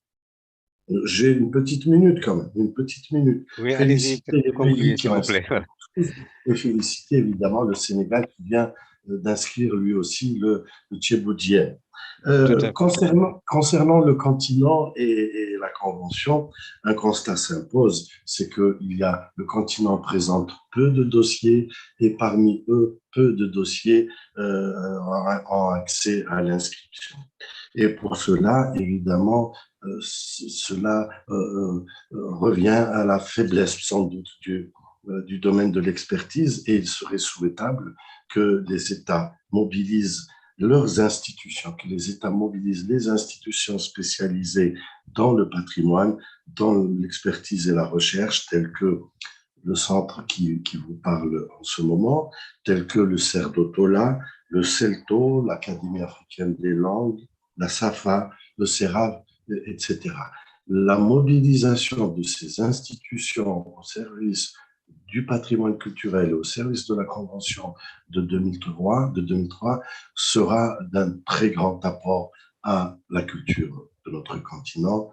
J'ai peut-être un peu abusé de votre temps. Je vous remercie de m'avoir écouté. C'est nous qui vous remercions. C'est très intéressant ce que vous avez dit. Merci bien au Crespiaf.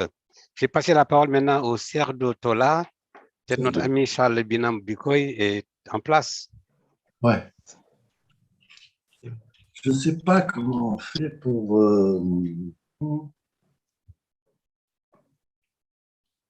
Je vous remercie, Monsieur le Président et cher ami, chers frères. Monsieur le Président, Excellences, Mesdames et Messieurs, dans le cadre des... Est-ce que je suis visible? Oui, mais continuez à parler. On vous verra. Continuez. Continue. D'accord. Oui.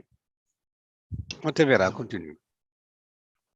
Dans le cadre des projections d'élaboration de nouvelles politiques culturelles charpentées par un nouveau récit africain puissant, capable de soutenir une voix plus forte de l'Afrique dans le dialogue politique mondial, y compris au niveau des Nations Unies et en préparation à la conférence Mondiacult 2022, Le CERDOTOLA, qui est le Centre international de recherche et de documentation sur les traditions et les langues africaines, basé à Yaoundé, propose une approche systématique et transformatrice.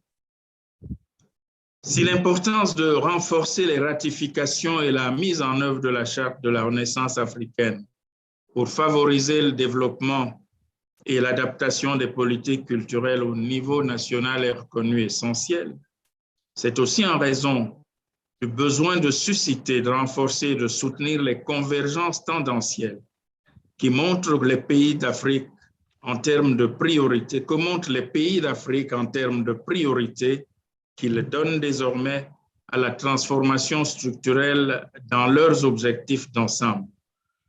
C'est à partir de cette nouvelle relation entre culture et transformation holistique que les politiques apparaissent pouvoir le plus pertinemment se repenser et se déployer. Alors, les priorités actuelles au niveau national et régional. Contrairement à ce que les obsessions technicistes et les urgences économicistes ambiantes imposent, les priorités les plus hautes pour l'Afrique actuelle se situent, pensons-nous, au niveau des idées, de la culture des idées, et en particulier des idées sur les alternatives aux coordonnées fonctionnelles et téléologiques du système monde qui dégrade tout en marchandisant tout. D'ailleurs, même les institutions internationales de développement les plus qualifiées reconnaissent aujourd'hui qu'il y a nécessité absolue d'une double alternative pour le développement qui est du reste reconnu comme l'objectif des objectifs et donc priorité s'il en fut.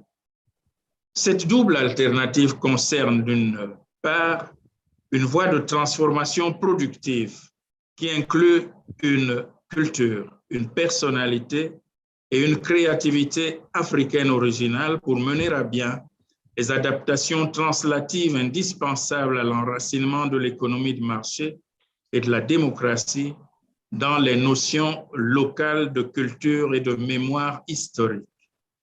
Elle concerne d'autre part l'impératif pour l'Afrique de creuser dans ses cultures pour trouver une voie de croissance différente du reste du monde dans les externalités négatives et en particulier la manière dont elles impactent l'environnement. Ces deux impératifs culminent, aboutissent à la priorité à une double reconnaissance. Reconnaissance de l'impératif d'une approche et d'une redéfinition endogéniste des politiques et des priorités de transformation et de la place avant-gardiste des cultures africaines comme phare pour l'humanité du troisième millénaire dans les reconsidérations symbiotiques incompressibles de son être au monde. Les défis et opportunités axiaux ont pour point nodal la place de la culture, que ce soit dans son rapport au développement, dans la révision des politiques culturelles ou l'intégration de la culture dans les agendas nationaux et les politiques publiques, lato sensu, la culture doit cesser d'être un appendice, pensons-nous. Elle doit être reconnue, mieux restaurée dans sa place centrale comme la base et le pilier de la transformation d'ensemble de l'économie et de la société. Pour faire bref, les meilleurs économistes de l'histoire nous ont appris que le mode d'organisation du travail détermine le mode de production et les capacités d'une société et d'une économie. Or, c'est bien le mode d'organisation sociale basé sur la culture qui détermine le mode d'organisation du travail et par suite le mode de production et l'efficacité économique. Cela étant, les questions émergentes et résurgentes, je termine là, autour desquelles se définissent les domaines critiques en matière d'engagement politique public en programmes et projets, mais peuvent être diversifiés de façon sectorielle ou dans leur répartition en programmes et projets. Mais la dimension architectonique se définit dans une tendance, voire un tournant endogéniste général. En raison du diktat mondial de la COVID-19, l'on n'a généralement pas le courage de le déclarer, mais la résistance et la résilience de l'Afrique à cette pandémie a beaucoup à voir avec les ressources endogènes des systèmes de santé patrimoniaux africains. En se basant sur cet exemple qui fera date dans l'histoire, il serait judicieux, en toutes circonstances, de poser désormais comme première question stratégique et politique quelles ressources ou opportunités les cultures africaines offrent-elles en vue de la résolution de tel ou tel problème ou groupe de problèmes. C'est toute la problématique des African Solutions to African Problems sur laquelle il semble raisonnable d'anticiper. Le CERDOTOLA propose donc, dans cette lignée, dans cette lancée, un concept nouveau pour l'Afrique qui a été présenté au mois de mars de l'année dernière. C'est l'industradition. L'industradition de l'Afrique, c'est-à-dire l'industrialisation, une nouvelle pensée d'industrialisation de l'Afrique à partir de cette tradition et une industrialisation des traditions de l'Afrique en utilisant le meilleur niveau de l'excellence technologique et scientifique qu'offre le monde de notre temps. D'où nos recommandations à l'UNESCO et à la communauté internationale, d'abord de définir et adopter une approche endogéniste du type African Cultural Assets-Based Community and Capacity Development comme approche prioritaire des problèmes et enjeux concernant l'Afrique. Ensuite, l'adoption de notre offre, l'offre du CERDOTOLA, de ce concept d'industrialisation pour le vulgariser comme un concept directeur de la transformation productive de l'Afrique en vue d'une transition humaniste et écologique globale d'inspiration endogéniste, condition nécessaire à la coexistence pacifique et productive des peuples et des cultures du monde. Je vous remercie de votre patience, Monsieur le Président. Merci bien, mon cher Charles Binam Dukoy. Le Togo, on n'a pas pu l'avoir tout à l'heure. Est-ce que le Togo est disponible maintenant? Oui, le Togo est là. Alors, nous vous écoutons, le Togo. Allez-y, vous avez 6 minutes. Merci beaucoup. Monsieur le directeur adjoint de l'UNESCO, mesdames et messieurs les ministres, chers collègues, monsieur le modérateur, mesdames et messieurs, tout comme la présente consultation régionale, la conférence mondiale de l'UNESCO sur les politiques culturelles et le développement durable, Mondiacult 2022, interviendra dans un contexte mondial de crise sanitaire et de grands bouleversements qui ont porté des atteintes durables au secteur culturel du monde et singulièrement du continent africain. Il est plus qu'impérieux que les nouvelles réflexions sur les politiques culturelles relèvent les défis de construction d'un secteur culturel plus solide et plus résilient, ancré dans les perspectives du développement durable. Mesdames et messieurs, pour sa part, le Togo dispose d'une politique culturelle depuis 2011 qu'il entend réviser au cours de cette année. Pour notre pays, la culture constitue un enjeu politique de taille, une priorité majeure inscrite dans le Plan national de développement PND. Les arts et la culture, toutes catégories confondues, le patrimoine culturel, le cinéma, la musique sont désormais considérés comme des leviers durables du développement et pèsent lourd dans l'économie nationale. La vision pour construire le Togo émergent, vision 2030, est de développer la dimension économique de la culture en permettant sa connexion réussie dans le circuit de création de richesses et de réduction de la pauvreté afin d'accroître significativement la part du Togo, la part du secteur de la culture dans la formation du produit intérieur brut et la création d'emplois. D'ores et déjà, de grands chantiers sont entamés, comme la réforme du Fonds d'aide à la culture, dont l'opérationnalisation remonte en 2013, fonds qui sera rebaptisé Fonds de développement culturel afin d'accompagner la mise en place de véritables entreprises culturelles et créatives et la construction d'infrastructures culturelles dans toutes les régions du pays.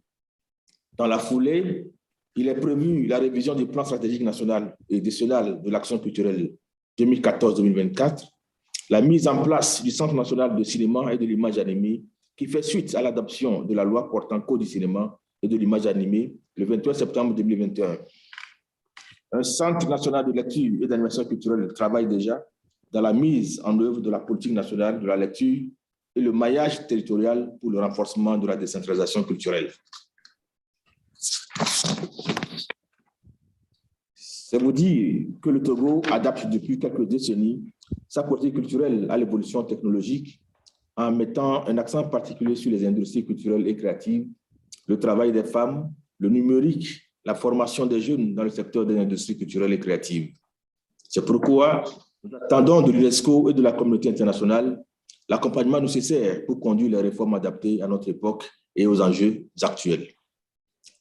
Au titre de recommandation, précisément, le Togo recommande l'accompagnement de l'UNESCO dans la révision de sa politique culturelle nationale et sa mise en œuvre, l'appui au programme de relance post-Covid du secteur culturel et des réponses du gouvernement aux enjeux financiers de la reprise pour les sous-secteurs culturels durement éprouvés par la crise sanitaire, l'accompagnement de son programme de renforcement de la coopération culturelle internationale, l'accompagnement des programmes nationaux de renforcement des capacités de formation et de professionnalisation des sous-secteurs culturels.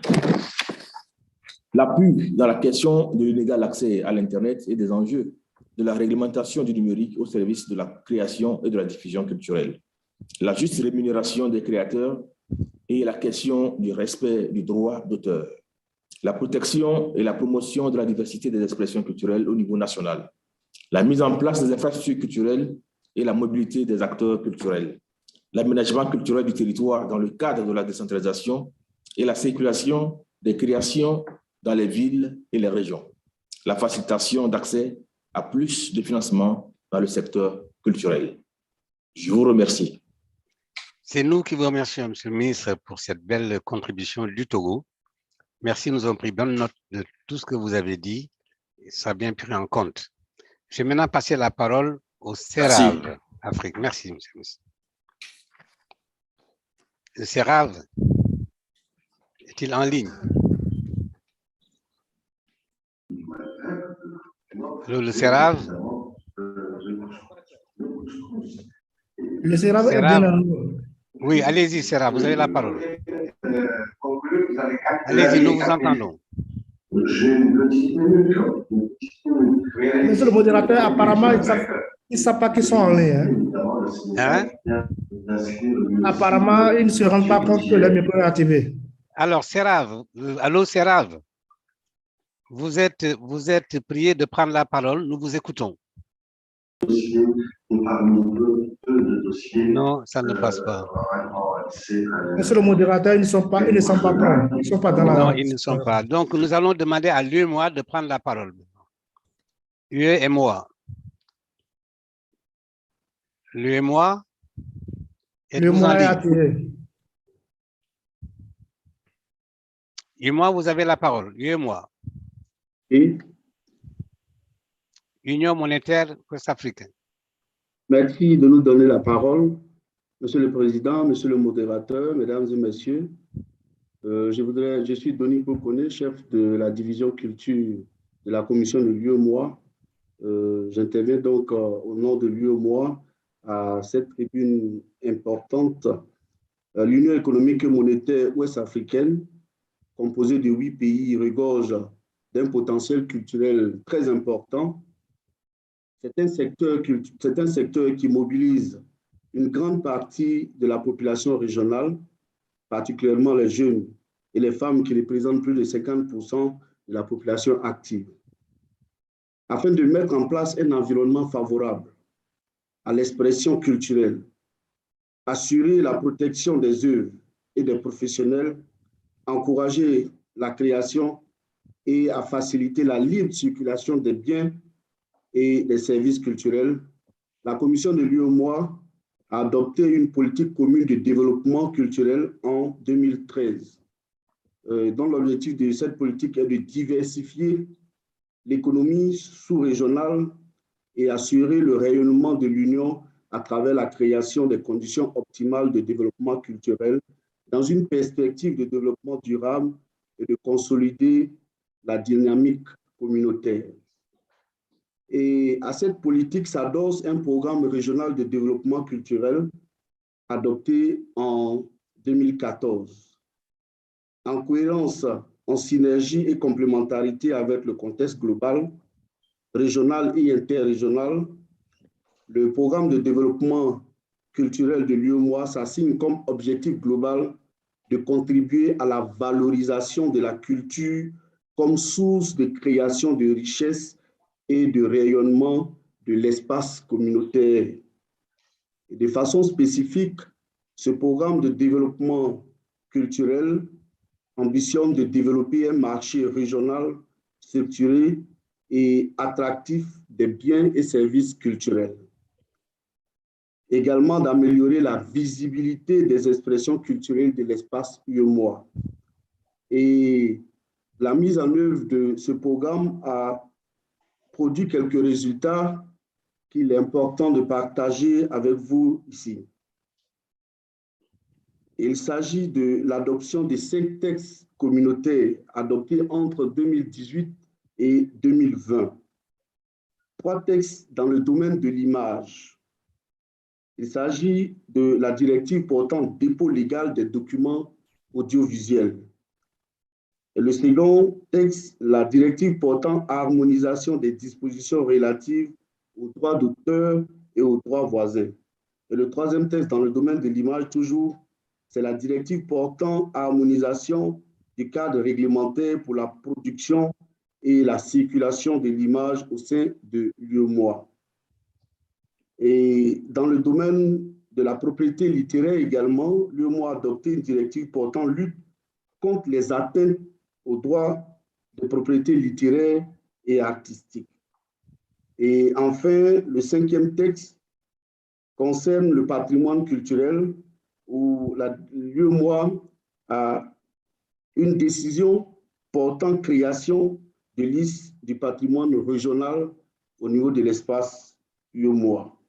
Et notons que l'ensemble de ces textes sont généralement réalisés avec la collaboration étroite des États, parce que l'UEMOA travaille en étroite collaboration avec les États et travaille à l'harmonisation des textes entre l'ensemble de ces États pour faire de l'espace communautaire un espace de libre circulation des biens et services culturels.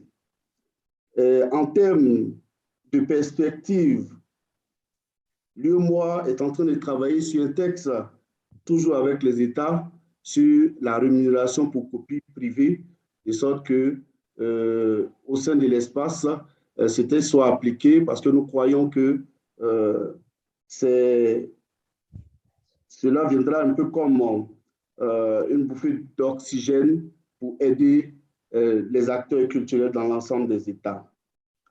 Et pour les 4 prochaines années, l'UEMOA entend donner une priorité à la promotion des entreprises et industries culturelles et créatives à travers la mise en place d'un mécanisme d'appui financier et technique pour permettre d'avoir dans l'espace UEMOA des entreprises viables et durables, mais aussi pour pouvoir évaluer l'impact ou la contribution de la culture dans les économies nationales. Pour terminer, nous voulons dire que toutes ces actions sont menées de façon générale en étroite collaboration avec les États, mais aussi avec la CEDEAO ou avec la commission de la CEDEAO, avec laquelle la commission de l'UEMOA travaille en étroite synergie et en bonne intelligence. Je vous remercie pour votre aimable attention. Merci, merci beaucoup l'UEMOA. Merci pour cette très belle et très riche contribution. Je vais maintenant demander à article 19 de prendre la parole. Merci, Monsieur le Président. Merci, Monsieur le Président. Oui, merci à vous. Allez-y. Excellences, Mesdames et Messieurs, au nom de l'article 19, je voudrais remercier particulièrement l'UNESCO et le gouvernement du Sénégal pour cette initiative qui donne à la société civile la possibilité de prendre part à cette consultation en prélude à la conférence mondiale sur les politiques publiques culturelles. Article 19 est une organisation de droits humains qui défend la liberté d'expression et l'accès à l'information. Et je suis la directrice régionale pour l'Afrique de l'Ouest avec un bureau basé à Dakar. La plupart des intervenants qui ont précédé ont réitéré l'importance des politiques culturelles adéquates dans le développement durable et le positionnement de l'Afrique dans ce secteur. Je voudrais appuyer ces réflexions, mais essayer d'axer un peu ma contribution sur le rôle de l'information et des médias dans la promotion des politiques culturelles. Comme nous le savons tous, l'accès à l'information et aux médias peuvent jouer un rôle central dans la protection du patrimoine culturel, mais promouvoir aussi les politiques existantes et encourager les États à adopter des politiques culturelles adéquates aussi lorsque celles qui existent ne sont pas en phase avec toutes ces ambitions dont on parle aujourd'hui, et ces politiques qui renforcent la diversité, mais aussi qui valorisent le patrimoine culturel africain et permet de développer, de créer un récit africain qui reflète les réalités et le vécu des populations africaines. L'information et la culture sont des piliers essentiels pour le développement durable et inclusif des sociétés, comme ça a été réitéré tout au long, et reflété aussi dans tous les documents et stratégies, que ce soit la vision 2063 de l'Union africaine, les SDGs, et tous ces instruments qui parlent de développement durable. On sent que l'information joue un rôle important à côté de la culture parmi tant d'autres piliers. En effet, l'article 20 de la charte de la Renaissance culturelle africaine, en fait, réitère et reconnaît l'importance et le lien entre les politiques en matière de culture et l'information et la communication.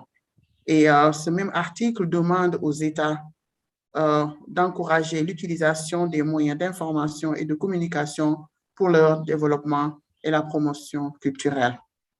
Et dans son alinéa 2, il renforce sur le rôle des nouvelles technologies et de la communication pour promouvoir la culture africaine. Je pense que ça a été réitéré, d'où l'importance de cette charte qui est entrée en vigueur, qui mérite d'être promue et connue par les médias et les acteurs dans tous les pays africains.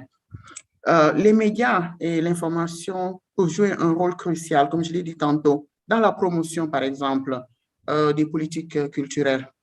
Nous le savons, nos pays regorgent de potentialités culturelles énormes, mais souvent inconnues des populations et la plupart du temps, les bénéfices vont à des acteurs externes qui viennent les exploiter ou les mettre en valeur avec peu d'investissement, ce que nos États devraient faire et faciliter.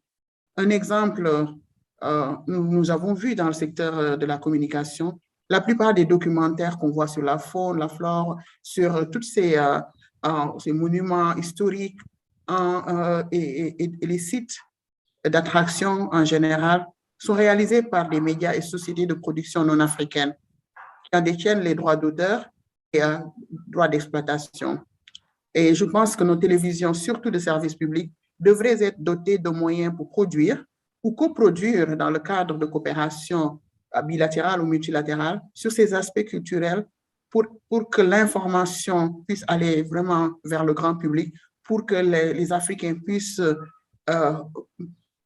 en quelque sorte être les maîtres du jeu et connaître davantage leur pays, leurs ressources et essayer de les exploiter eux-mêmes et aussi de les valoriser. Mais c'est important aussi pour donner la perspective africaine et mieux représenter de manière authentique l'histoire et la culture de nos différents pays et communautés. Je me dis que si nos médias de service public ou bien les médias privés s'étaient investis davantage à produire, à coproduire sur ces aspects culturels très importants à travers des politiques culturelles robustes, je pense que le narratif changerait et qu'on pourrait gagner davantage. Un autre volet important, c'est la protection. Madame, vous avez dépassé très largement vos 4 minutes. D'accord, je laisse la protection. 19. Je laisse la protection et juste 3 recommandations. Je dis, les médias doivent davantage s'intéresser à ces questions, au-delà des questions de folklore, de entertainment, renforcer leur capacité et contribuer de manière indépendante à la création de ce récit. Mais les États aussi doivent renforcer le financement de la production, de la coproduction dans les différents médias pour permettre à ces médias aussi de pouvoir contribuer à faire rayonner la culture africaine. Merci. Merci beaucoup, article 19. Merci pour votre contribution. Je voudrais rappeler à l'audience que sur le chat, sur votre écran, il est partagé l'ordre de passage des intervenants. C'est pour aider cette modération. Vous pouvez suivre et nous aider à avancer aussi à votre niveau. Arterial Network, est-il en place? Merci, Monsieur le Président, ministre de la Culture du Sénégal. Merci, honorables participants, pour les contributions. Je suis Khan Limam Monza, je m'exprime au nom d'Arterial Network en tant que président. Alors, Arterial Network est ravi en tout cas de participer à cette importante consultation et remercie l'UNESCO et le gouvernement de la République du Sénégal pour l'initiative. La vision d'Arterial est d'assurer un secteur créatif africain dynamique, engagé dans des pratiques qualitatives qui contribuent à des changements positifs, durables au niveau des politiques de gouvernance ainsi que les environnements de vie culturelle et économique. La mission d'Arterial est de créer aussi un réseau d'acteurs, de praticiens de la société civile africaine afin de renforcer leur travail dans la dimension culturelle du développement. Nous avons, pour parler en tout cas de la genèse un peu de notre travail, nous avons créé un groupe de travail sur les politiques culturelles en 2011, dont le but principal était de concevoir un modèle politique culturel fondé sur des instruments de politique culturelle internationale. Cela a abouti notamment à adapter le travail autour de plusieurs publications, notamment adapter la roue politique culturelle pour l'Afrique, un outil qui a été traduit d'ailleurs en arabe et utilisé dans la formulation de la mise à jour des politiques culturelles au Zimbabwe, au Maroc, en Égypte et à l'île Maurice. Il est clair qu'il existe un besoin permanent sur les politiques culturelles, qu'il faut entreprendre des travaux dans le domaine crucial et de la mise en œuvre des politiques dans la perspective, en tout cas en association avec les gouvernements locaux, régionaux, nationaux, mais aussi les institutions internationales. En fait, l'entremise, en tout cas, des membres du groupe Arterial a coordonné pour l'Afrique subsaharienne une autre étude régionale dont la publication révolutionnaire de l'avenir urbain dans la culture, utilisée justement dans le rapport mondial sur la culture, sur le développement urbain et durable, publié par l'UNESCO en 2016. Aujourd'hui, au nom d'Arterial, nous voudrions en tout cas lancer un appel qui se veut simple, direct, sans aucune balise, pour la culture et l'humanité. D'ailleurs, son Excellence, Monsieur le Ministre, président des sessions, l'avait bien précisé dans son discours d'ouverture, que les semences de l'esprit avaient germé. Ça fait 40 ans, je dirais, qu'il y a un travail colossal qui n'est pas à négliger. Et aujourd'hui, je pense qu'il est temps d'acter en labourant de pratiques. Il est certes clair que le travail de recherche sociologique et scientifique est nécessaire dans la formulation des politiques culturelles, mais après ces décennies de réflexion, il demeure également inévitable, en tout cas pour la société civile africaine, de continuer l'entame. Le constat est à la proactivité. De continuer, pour cela, nous appelons à envisager en tout cas un cadre beaucoup plus contraignant pour les États afin qu'ils soient plus exigeants dans leurs méthodes et leurs politiques de mise en œuvre. Notre appel n'a ni vocation à interférer, il veut simplement s'inscrire dans une logique d'entrer dans une démarche formelle de résultat. L'une des faiblesses aussi qui est sous silence et que nous trouvons en tout cas nocif pour le développement durable, c'est ce défaut de bonne gouvernance et cette quasi-absence de transparence dans la majorité de nos pays dans l'application des engagements nationaux et internationaux, prétextant souvent des questions de priorité.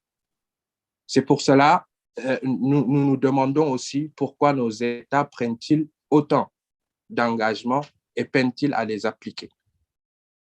Nous pensons également qu'il s'agit aujourd'hui d'une priorité africaine de réinscrire la culture au fondement de la transformation sociale et structurelle du continent en tant que quatrième pilier de développement durable et aux côtés du développement économique, social et environnemental. Arterial et ses partenaires aujourd'hui s'engagent et se donnent pour objectif de célébrer la culture africaine dans les villes du continent qui s'engagent dans cette voie. Le circuit d'échange des villes créatives est un exemple opérant dont les résultats attestent concrètement. Nous pensons également qu'aujourd'hui, notre boussole, c'est la jeunesse et que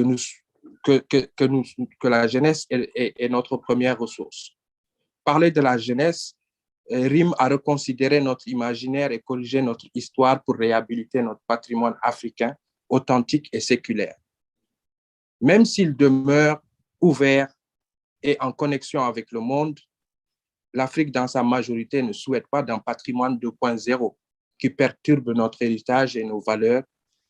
Et aujourd'hui, au nom d'Arterial Network, nous définissons aussi, et nous avons la ferme intention et souhait de redéfinir le rapport à l'importation culturelle en privilégiant les échanges. Voilà. Et juste une dernière chose pour finir. Oui, merci de conclure, Monsieur le ministre. Je vous relais là, je suis en train alors, de... nous rassemblons donc des expériences riches et diverses et nous nous réjouissons de pouvoir nous engager pleinement dans le processus de préparation de Mondiacult 40 en nous appuyant sur des modèles inclusifs tels que le Forum urbain mondial. Nous appelons donc l'UNESCO à assurer un rôle central avec la société civile dans la perspective de Mondiacult 40. Je vous remercie. Merci Arterial Network. Je voudrais rappeler à tous les participants le respect strict du temps de parole. À l'Assemblée nationale, dans certains pays, le son est coupé à ce qui dépasse le temps. On ne va pas le faire ici, mais nous vous demandons de respecter les 4 minutes pour les associations et ONG et les 6 minutes pour les autorités ministérielles. Je vais maintenant passer la parole à Pan-African Archaeological Association, PAA. PAA est déconnecté actuellement. Ils sont déconnectés. On va demander à Society of Africanism. Ils sont là? Ils sont là? PAA? Your Excellencies, yeah. Ministers, diplomats, practitioners, ladies and gentlemen, protocols are observed. On behalf of the sister organizations, the Pan-African Archaeological Association and the Society of Africanist Archaeologists, it is my great pleasure to speak before you and provide our recommendations regarding the cultural policies for Africa. Our two sisters are thrilled to learn that both UNESCO and the African Union have decided to deliberate on how cultural policies should look like so that to build a joyful and prosperous African future generations alongside addressing their desires. Ministers and diplomats, while our two sister organizations appreciate and recommend this initiative, we are sad for the continued imbalance in the representation of heritage sites in the World Heritage List. We therefore strongly recommend the policies which will empower African countries to nominate important sites in the World Heritage List. and unites a better chance to address in a more systematic way the imbalance between Africa and other continents in the representation of World Heritage Sites. And we therefore recommend UNESCO to support African nations to identify and build a successful applications. The two societies are of the view that while addressing this imbalance, UNESCO and the state parties should recognize the place of many and diverse intangible cultural heritage, many of which are in an endangered state. So there is a need to initiate an urgent revitalization programs, and in this case, UNESCO should help African nations to identify the unique intangible cultural heritage and formulate policies to preserve and revitalize them. Ministers and diplomats, this initiative to revitalize intangible heritage should go hand in hand with ensuring that there is impact assessment taking place for both local and international developmental projects. At the moment, we have projects funded by IMF and the World Bank and undergoing impact assessment, but many of the projects that are funded by the national governments and other countries, they do not undertake cultural heritage impact assessment. So our two societies recommend that UNESCO should work with the African Union to develop a set of cultural policies that, one, address the need to systematically and explicitly integrate the protection of cultural heritage in the context of infrastructural development. Two, make an environmental impact assessment that is rigorous to include cultural heritage aspects. Three, formulate the mining codes that integrate the protection of cultural heritage. And last, undergo or do a thorough implementation of operational heritage safeguarding policies. The PAA and SAFA are aware that the World Bank has designed policies for sub-Saharan Africa indigenous communities. Nevertheless, we recommend that UNESCO work with AU and the World Bank to build and expand on that so that to better preserve African cultural heritage, including archaeology and intangible cultural heritage. Ministers and diplomats, PAA and SAFA members will be happy to see that such improvements continue alongside stopping the looting of archaeological sites and illicit trafficking of artifacts. We will appreciate UNESCO's initiative to promote new policies and adapt existing ones at the national and international level to stop looting of archaeological sites and the trafficking of archaeological artifacts. Undertaking such initiatives will enable African nations to keep their cultural heritage objects and subsequently establish local museums.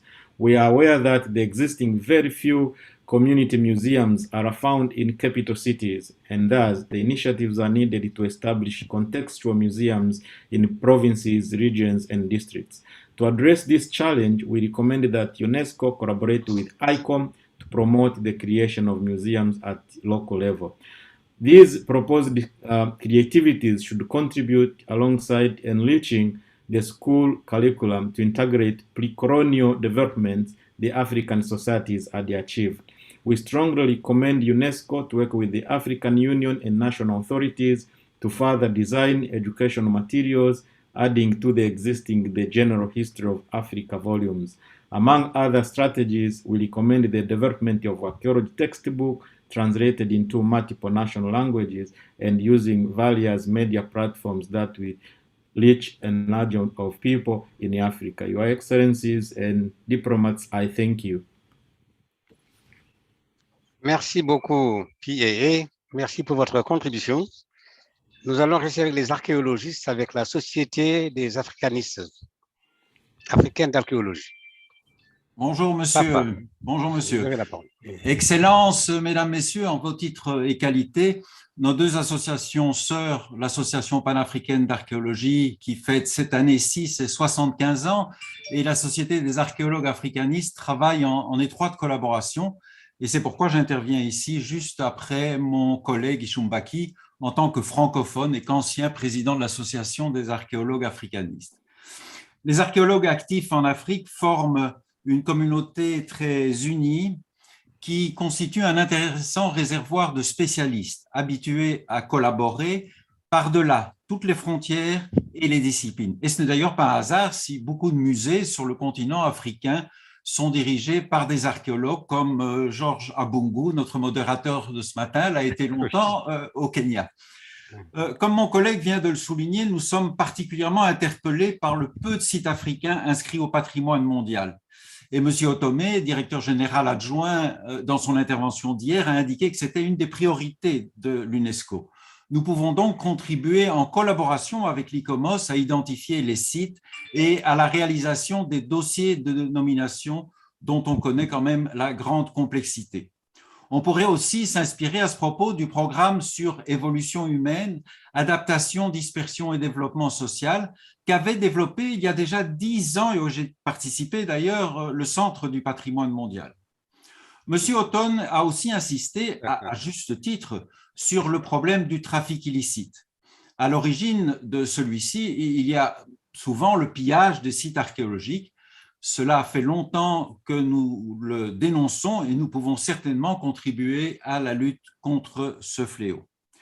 Tous les sites n'ont pas une valeur exceptionnelle et universelle digne d'un classement en patrimoine mondial, mais ce n'est pas une raison pour les laisser détruire par les grands travaux ou l'exploitation minière.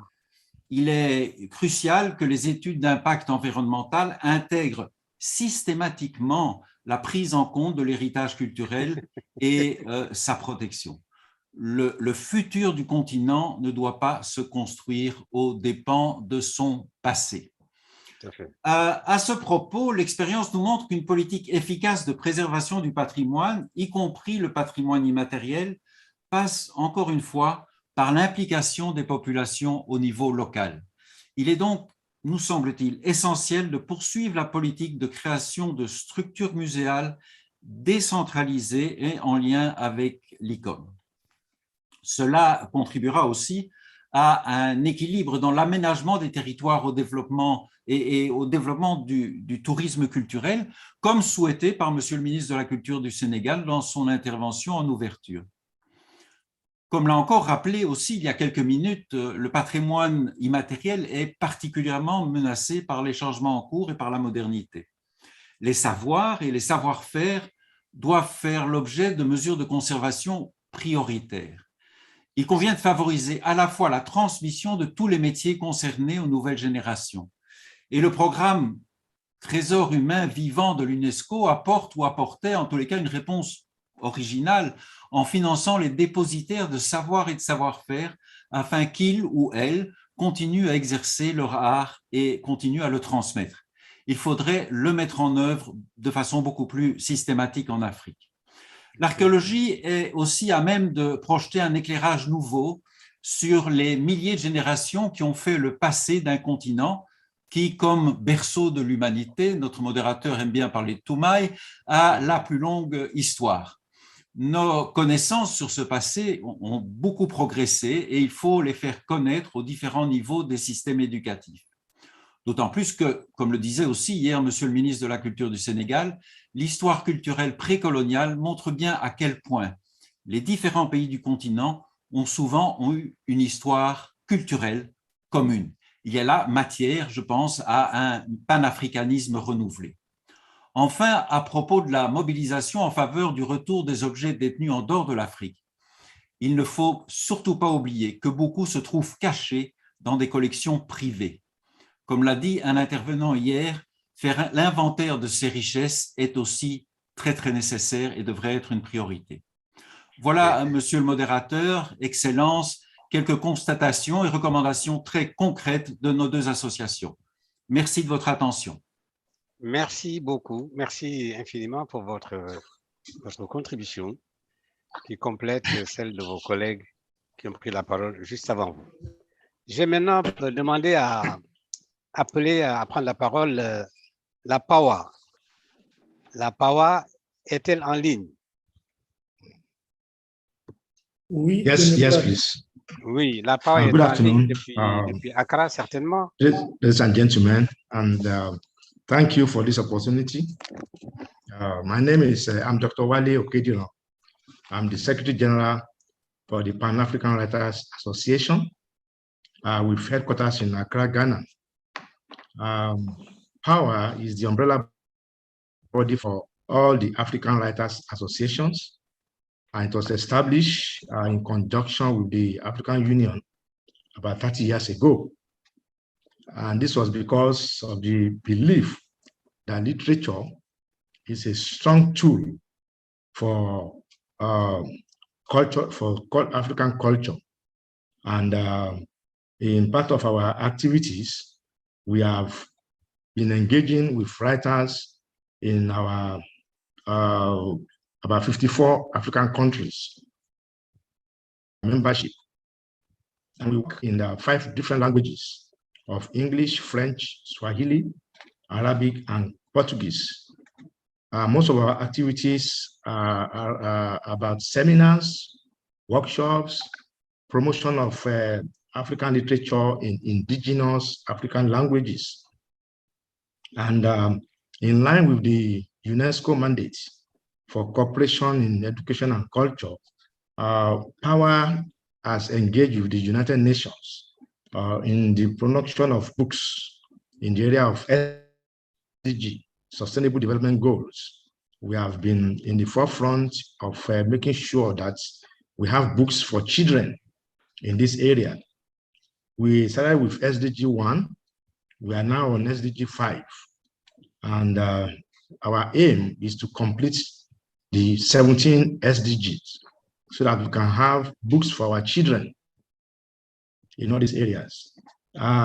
In addition, because we also believe, just like UNESCO, that creativity is an instrument for the promotion of stable economic growth, POWER has been encouraging our members to and expand their writing ability into other creative areas, which can give them more economic returns. So now we have writers who have gone into the area of production of audiobooks, who have gone into the production of children's book with animations. And we also have writers who have gone into film adaptations. Some of our writers now have got their books adapted into films. And some of these films are already on the major global online platforms, such as Netflix. Some substantial economic returns for our members. Quite recently, on January 24, POWER collaborated with UNESCO Ghana, along with other stakeholders, to mark the World Day for African and Afro-descendant culture. And during that event, we were able to bring on board our members from Congo, Kinshasa, South Africa, Ghana, Nigeria, who all participated in that very important event. And we made sure that these participants across all the both genders were represented. And also, we also represented the youths. And we made sure also that the languages got across English and French. And we are also pushing forward in the area of promotion of African literature using African indigenous languages. To this extent, we have put in place a bureau in Egyptian Writers Association for the promotion of African indigenous languages. And we are doing a lot of translation of our literature into different African indigenous languages. For us, this is our biggest challenge, apart from funding and the ravages of the ongoing COVID.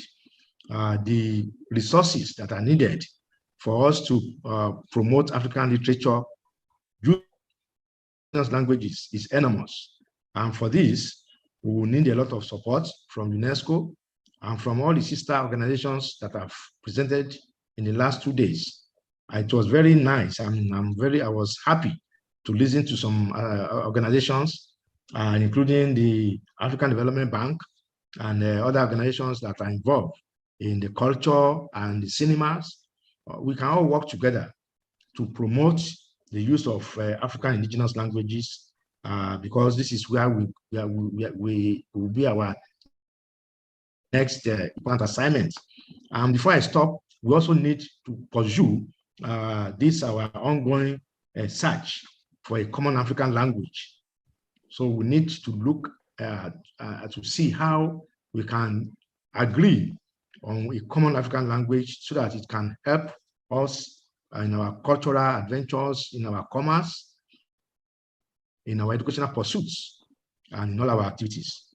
Once again, I want to thank you for this opportunity, and we look forward to further collaboration with UNESCO. Thank you. Merci, merci la Pawa.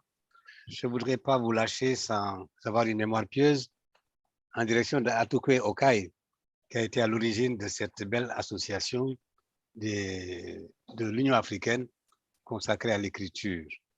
Merci beaucoup, Monsieur le Directeur général. Voilà, nous sommes arrivés au terme des présentations. Nous avions promis d'accorder quelques minutes à la discussion. Nous allons prendre peut-être 3 ou 4 intervenants en 1 minute chacun avant de passer à la dernière phase de cette rencontre en ligne. Y a-t-il 3 ou 4 personnes qui veulent prendre la parole? Pour 1 minute chacun. Hein? Oui, qui lèvent la main, bien entendu. Ceux qui veulent prendre la parole, vous levez la main, bien entendu.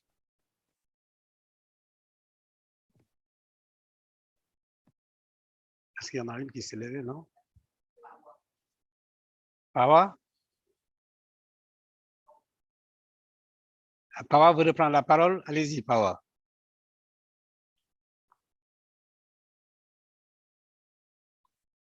Pawa, vous avez la parole.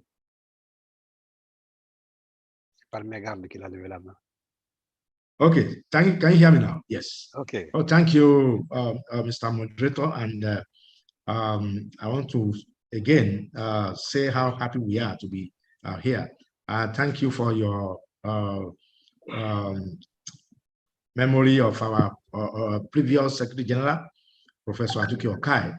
He laid a very good foundation in power, which we are trying to build upon now. And I want to reiterate my belief in collaborations because I can see a lot of passionate and very active NGOs and organizations and ministers of culture have, in my position as Secretary General in the last 2 years for power, I've had the honor of meeting about 5 different ministers of culture, and I can confirm their readiness and passion to promote culture on the African continent. But we seem to be working at par. We seem to enjoy coming to talk, we discuss, we have beautiful sessions, beautiful deliveries, but at the end of it all, it seems that we don't do much follow-up. I think it's because many of us are very busy. The moment we go back to our offices, we are saddled with other problems.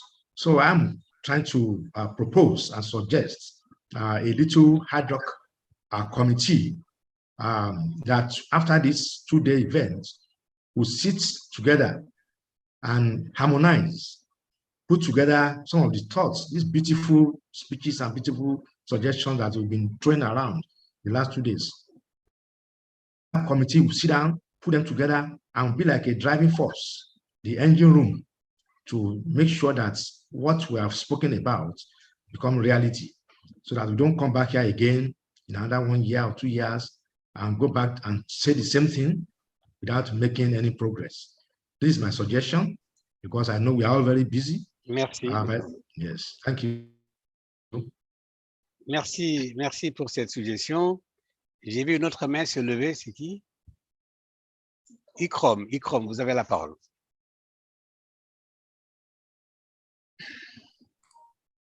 Ikrom. Merci, Monsieur le Président. Ikrom, allez-y, vous avez la parole. Oui, je vous remercie de l'opportunité encore une fois. J'aimerais juste, pendant cette dernière minute que j'ai, de dire qu'il y a une thématique centrale qui est ressortie par plusieurs institutions et j'aimerais proposer que ce soit le focus en fait des politiques culturelles prochaines. La jeunesse africaine constitue le socle pour le continent et nous voudrions proposer que des instruments qui sortiront ou des recommandations qui doivent être centrales à tout instrument de politique culturelle soient concentrés vers la jeunesse qui est l'avenir du continent.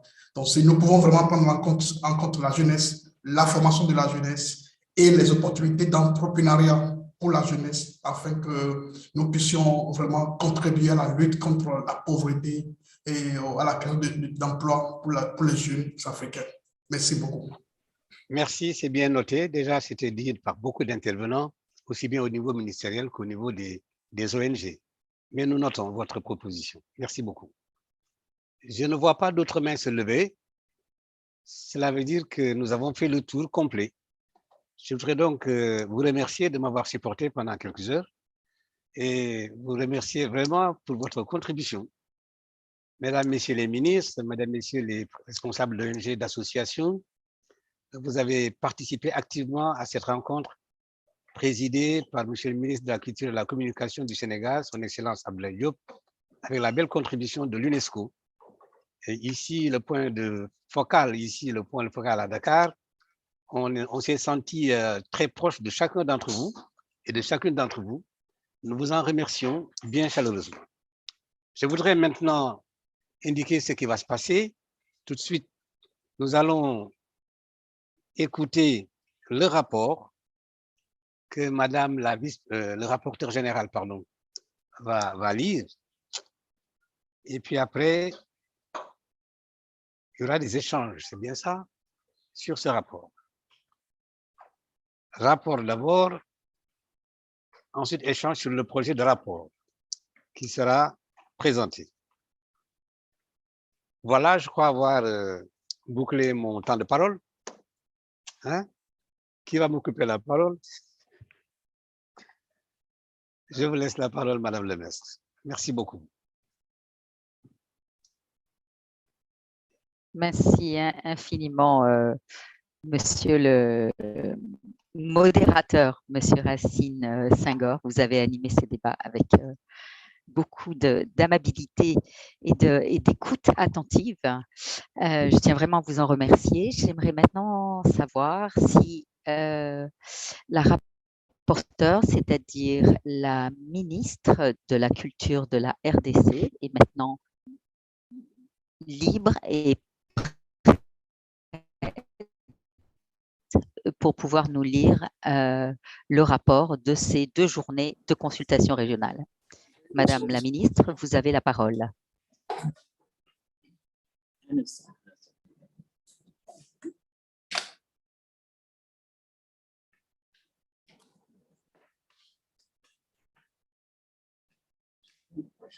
Merci pour la parole. Rapport des consultations régionales Afrique en préparation de la conférence Mondiacult 2022. Monsieur le Président, Excellences, Mesdames et Messieurs, c'est un grand honneur pour moi de présenter les rapports de cette consultation régionale sur les politiques culturelles en Afrique. Comme vous le savez, nos travaux sont destinés à contribuer à la préparation de la conférence mondiale de l'UNESCO sur les politiques culturelles et le développement durable Mondiacult 2022 qui se tiendra en septembre de cette année à Mexico. C'est une échéance historique pour la communauté internationale. Cette conférence mondiale, convoquée par l'UNESCO, intervient 22 ans après la précédente et permettra d'esquisser les avancées structurelles et systématiques dans les secteurs culturels dans les années à venir, durement touchés par la pandémie, et de renforcer les politiques culturelles pour le développement durable. Nos échanges ont été particulièrement riches au fil de ces 2 journées de travail. Des discussions ont fait émerger les priorités de nos pays, les défis particuliers qui sont les nôtres et plus largement la voix du continent dans les débats multilatéraux sur la culture. Riche de ses cultures, de ses langues et de la diversité de ses expressions, l'Afrique se doit de jouer un rôle central dans les débats mondiaux sur les enjeux de la culture pour nos sociétés et la transformation du secteur culturel face aux enjeux du monde contemporain. Nous devons également amplifier les avancées et les acquis de l'année du patrimoine pour les arts et la culture proclamée par l'Union africaine qui sera prolongée cette année. La culture est centrale dans les priorités et la trajectoire de nos pays et un enjeu essentiel pour l'avenir du continent. La participation à cette réunion en témoigne avec force. Nous avons recueilli depuis hier matin les contributions de 43 pays, de 7 organisations intergouvernementales régionales et de 25 organisations non gouvernementales. Je vais tâcher maintenant de synthétiser les contributions et les propositions formulées par les ministres et participants. La culture est au cœur de la prospérité des économies de nos pays. Nos interventions l'ont souligné sans équivoque. Vous avez rappelé les poids économiques croissants de la culture, notamment impulsés par l'économie créative, le tourisme culturel ou encore les domaines de l'artisanat. L'économie culturelle représente une part croissante de la production nationale et de l'export. Elle contribue à restructurer et à moderniser nos économies. Vous avez souligné notamment la nécessité d'amplifier les retombées des sites du patrimoine mondial sur l'emploi des communautés locales, d'accompagner la structuration et l'essor de nos industries culturelles et créatives en renforçant les cadres légaux ou encore de soutenir l'entrepreneuriat dans les secteurs créatifs et l'artisanat qui représentent un pas considérable de l'emploi. Vous avez insisté en particulier sur l'emploi des jeunes et de femmes, un enjeu particulièrement stratégique pour nos pays. La culture est aussi plus largement une composante du développement durable de nos sociétés. Vous avez rappelé les rôles essentiels de la culture comme force de transformation des sociétés, d'inclusion des populations les plus vulnérables ou encore des renforcements de la résilience face aux catastrophes et aux conflits. Vous avez souligné en particulier la contribution de la culture à différents domaines de politique publique, de l'éducation à travers l'enseignement de valeurs et de l'histoire africaine, à la santé à travers la pharmacopée traditionnelle ou encore au développement des territoires ou à l'action climatique. Les défis spécifiques du développement du continent ont été rappelés. Vous avez souligné notamment la vulnérabilité au changement climatique, particulièrement critique pour nos sites du patrimoine mondial, ou encore l'approfondissement des inégalités sociales. La question des conflits est une préoccupation centrale pour nos pays. Nombre d'entre vous ont présenté les initiatives destinées à valoriser les patrimoines ou les savoirs traditionnels au service de la construction de la paix, de la prévention des conflits, de la lutte contre l'extrémisme violent et des processus de réconciliation.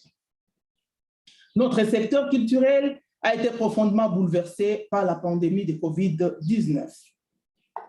Percutant de plein fouet les patrimoines culturels, aussi bien bâtis qu'immatériels, les industries culturelles et créatives, la crise sanitaire a aiguisé les vulnérabilités et les inégalités existantes dans l'ensemble du secteur dans la région.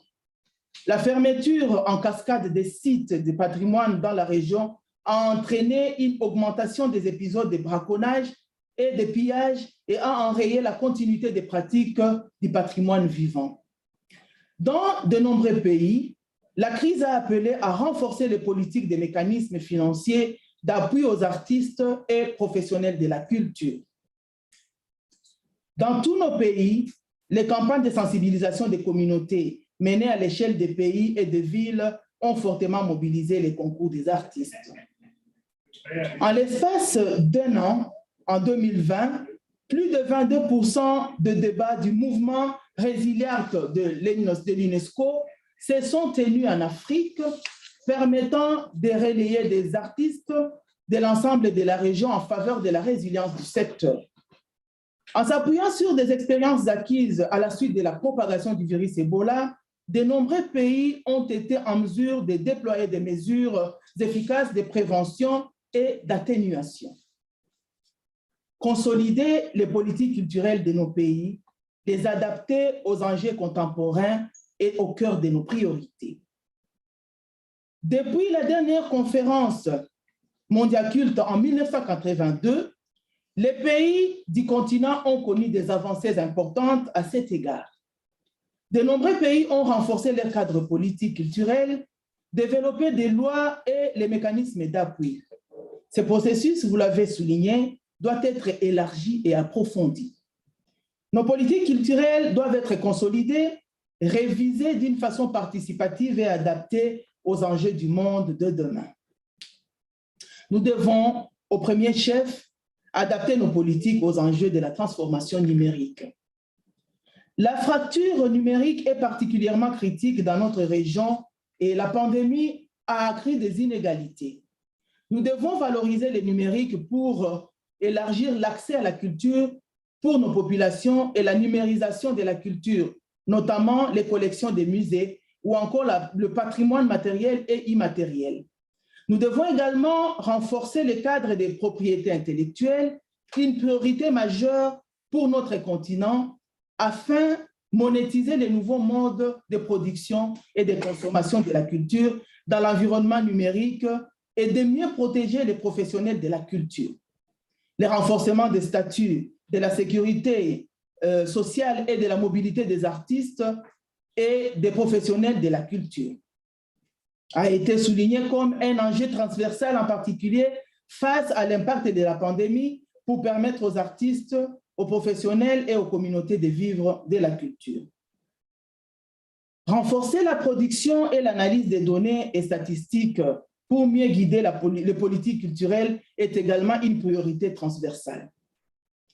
Certains d'entre vous ont évoqué des projets d'observatoire ou la nécessité d'élargir et d'adapter les outils statistiques internationaux, notamment développés par l'UNESCO avec les indicateurs culturels 2030. Documenter les données concernant l'emploi ou le bien et services culturels est particulièrement critique pour mesurer la contribution du secteur culturel aux économies nationales.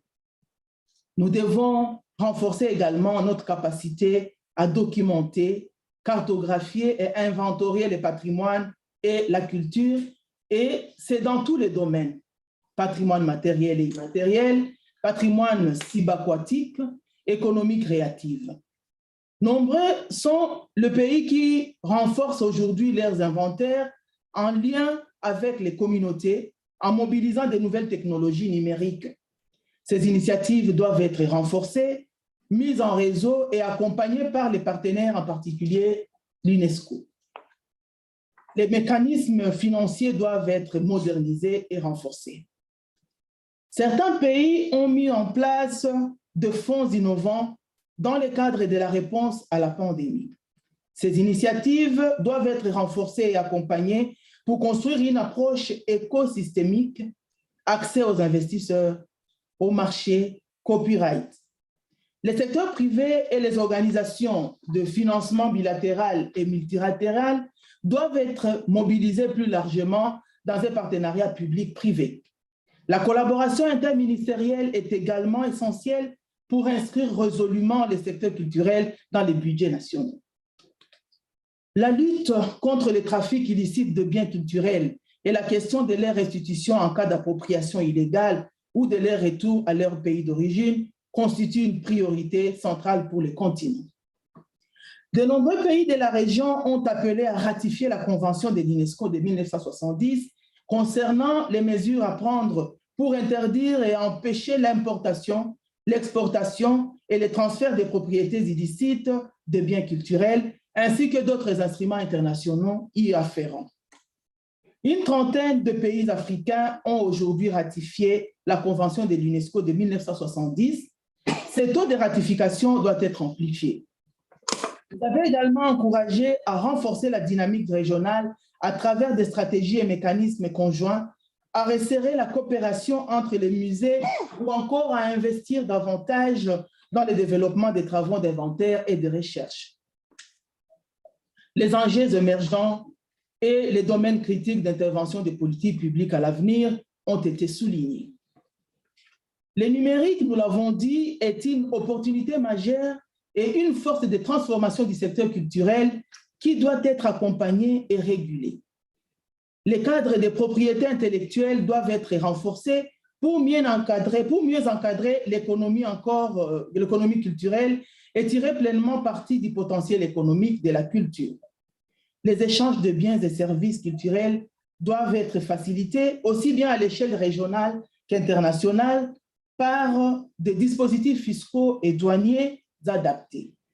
Vous avez également évoqué parmi les pistes de réflexion les renforcements de la diplomatie culturelle pour construire un nouveau récit sur l'Afrique, l'implication étroite de la diaspora ou encore une collaboration plus active avec les collectivités et communautés locales en faveur du développement des territoires. Les 2 journées de travail nous ont permis de faire émerger des recommandations claires, notamment à l'intention de l'UNESCO et de la communauté internationale. Il nous faut investir dans le renforcement des capacités et la professionnalisation du secteur de la culture. C'est un enjeu essentiel pour accompagner la ratification et la mise en œuvre des conventions culturelles de l'UNESCO et renforcer la représentation de l'Afrique, notamment sur la liste du patrimoine mondial. La formation est également un enjeu critique pour l'emploi et l'essor économique du secteur. L'UNESCO et les partenaires internationaux doivent accompagner cet effort. Vous avez souligné plus largement la nécessité de renforcer les liens entre culture et éducation, des priorités au cœur du mandat de l'UNESCO. L'intégration de la culture dans les programmes scolaires, en particulier au regard de l'histoire générale de l'Afrique, a été soulignée comme un enjeu important pour construire un nouveau récit sur l'Afrique, favoriser l'appropriation de la culture et du patrimoine par les jeunes générations et renforcer les compétences pour demain dans un monde en pleine mutation.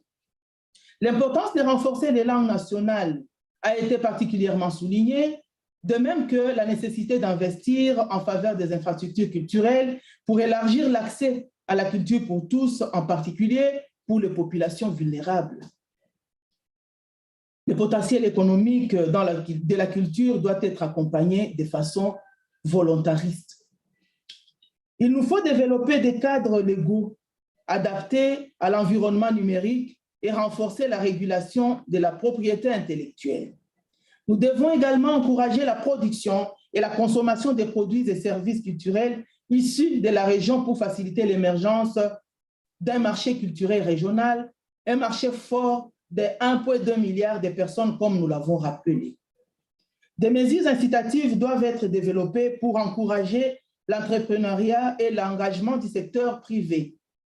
La perspective de mettre en place un seuil minimal de 1% d'investissement en faveur de la culture dans le budget national a été évoquée à plusieurs reprises.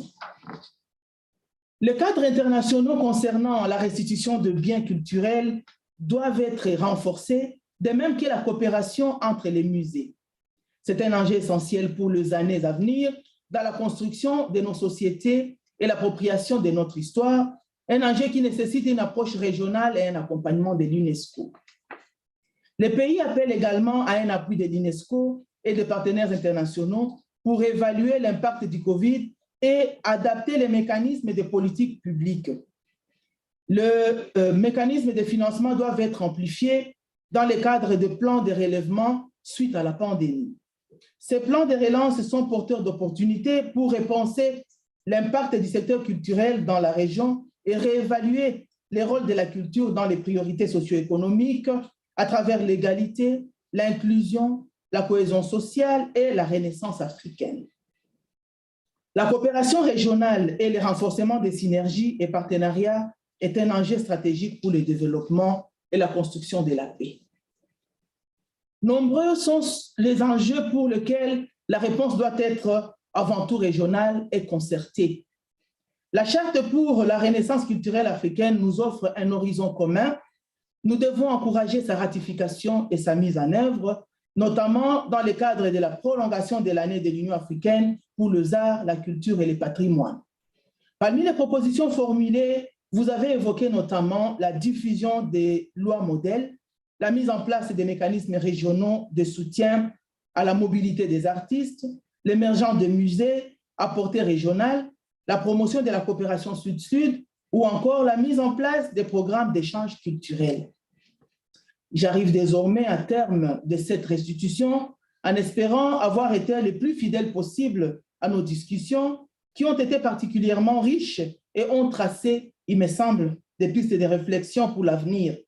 Je passe désormais la parole à notre président qui va conclure cette journée et nous présenter les étapes à venir. Je vous remercie pour votre aimable attention.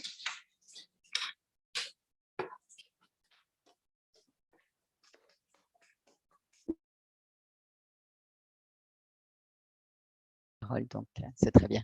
Il n'y a pas de souci.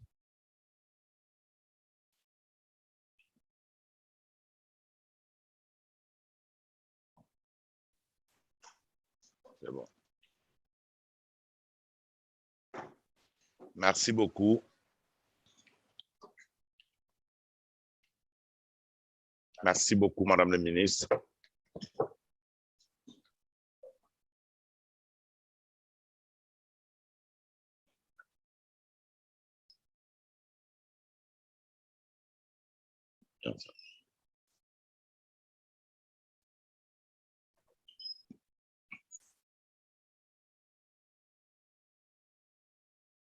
Merci beaucoup, Madame la Ministre.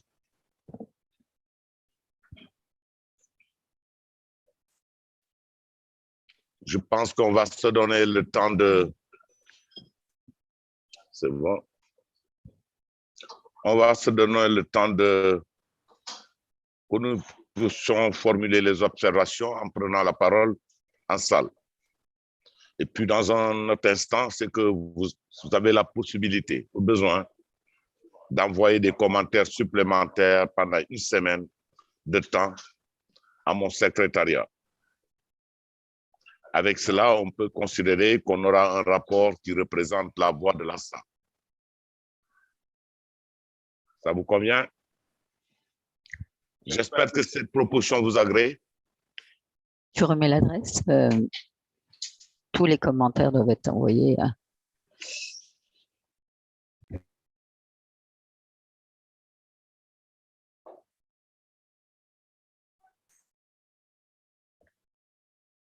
Si ça vous convient, je m'en vais vous lire mon rapport, c'est ça. S'il n'y a pas d'autres commentaires en salle, des corrections, des suggestions, ou bien vous pouvez les envoyer dans une semaine chez nous.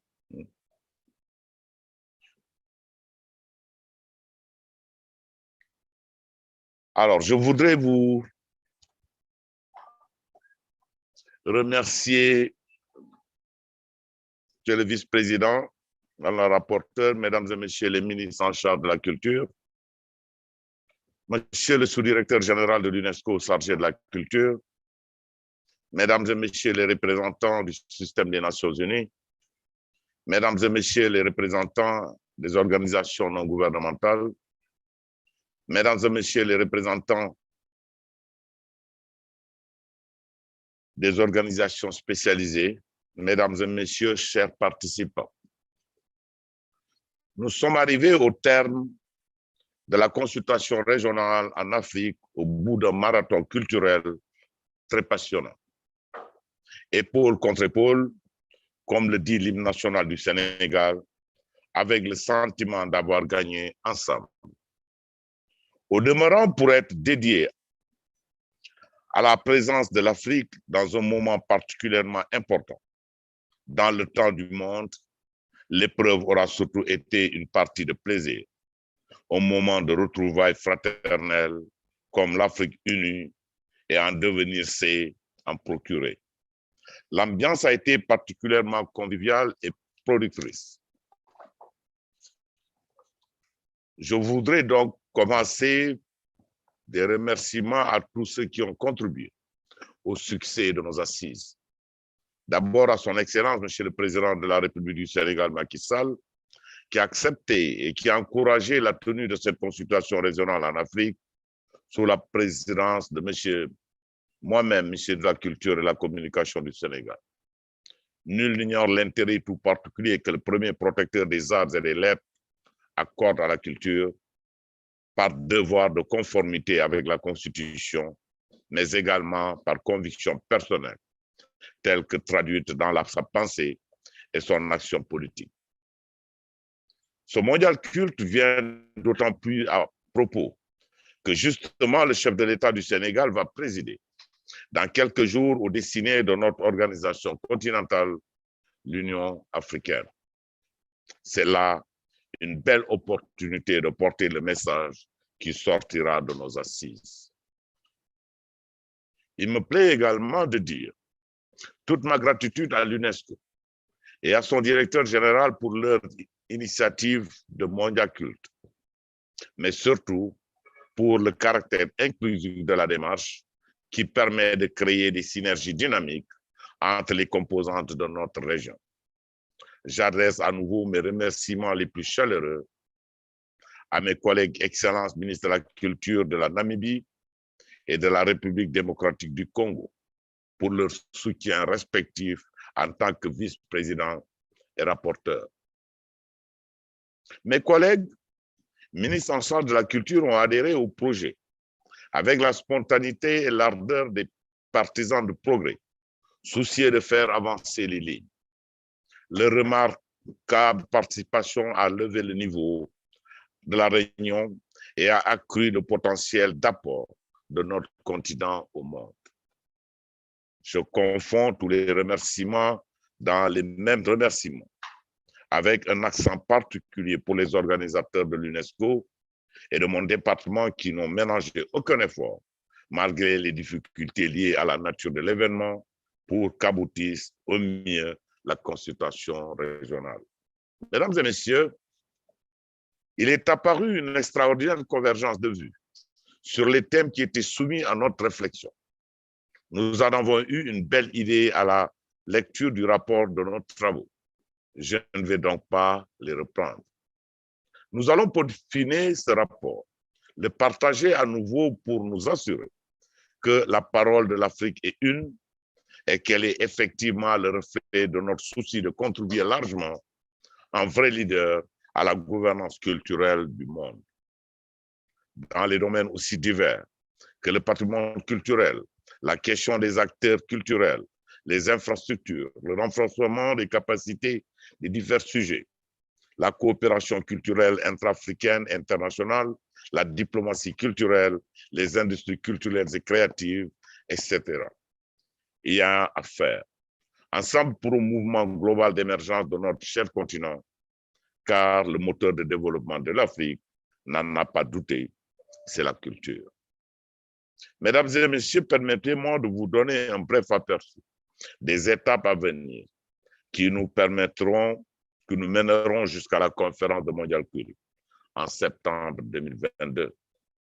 Comme vous le savez, notre consultation s'inscrit dans le contexte d'une série de 5 consultations régionales qui se tiendront à travers toutes les régions du monde jusqu'à mi-février. Sur la base de toutes ces discussions, un rapport de synthèse sera présenté au Conseil exécutif de l'UNESCO lors de sa session du printemps. Mondiacult aboutira à l'adoption d'une déclaration ministérielle. Cette déclaration devra refléter les principales priorités des 5 régions du monde. Dans cette perspective, j'interagirai avec mes collègues présidents des 4 autres consultations régionales pour faire émerger les principales recommandations de la région Afrique qui devraient alimenter la déclaration finale de la conférence.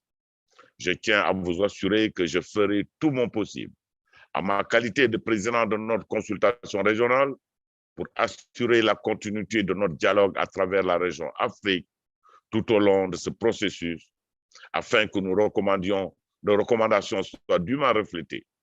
Je suis convaincu que notre réunion au cours de ces 2 journées à jeter les bases d'une réflexion véritable, inclusive, prospective sur les politiques culturelles de demain en vue de promouvoir la culture comme un bien public universel compte tenu de ses multiples bénéfices sociaux, économiques et environnementaux, ainsi que son aspect transformateur sur les sociétés dans son ensemble. En ce moment que nous conviendrons tous comme solennel, il me plaît à nouveau de convoquer le dialogue des cultures pour m'engager dans une symphonie dont je sais par avance qu'elle sera inachevée pour le bien de la culture. Cette convocation s'adresse très précisément à un illustre homme de culture, André Malraux, qui disait dans son adresse au cours du premier Festival mondial des arts nègres et que j'ai évoqué dans mon allocution d'ouverture, je le cite, « Nous voici donc dans l'histoire ». Fin de citation. Dans l'histoire, nous sommes donc, et cette histoire, c'est celle des temps présents. Nous sommes en train de l'écrire et elle sera lue par les générations futures qui constitueront le jury d'évaluation de nos visions présentes. Ayons donc présent à l'esprit que ce qui importe, ce n'est pas ce que chaque pays ou chaque entrepreneur peut tirer de nos initiatives présentes, mais ce que l'humanité doit y gagner.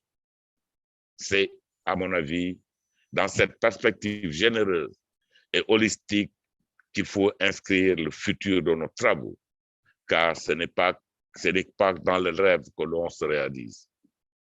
Je déclare clos les travaux de la consultation régionale en Afrique qui prépare Mondiacult 2022 à Mexico, et je vous remercie chaleureusement les uns et les autres. I want to say thank you very much for all of you for your contribution. Thank you so much.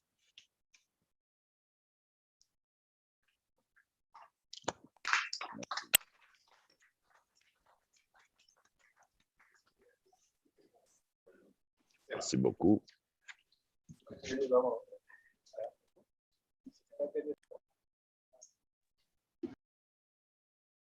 C'est bon?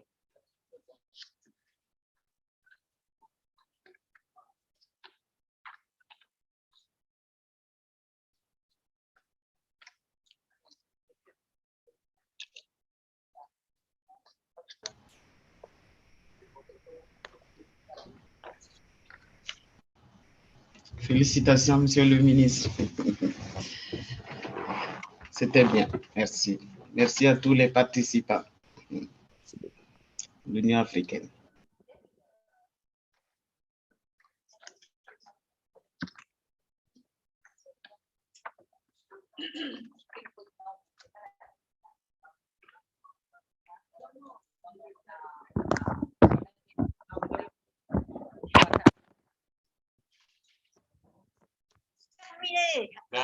Félicitations.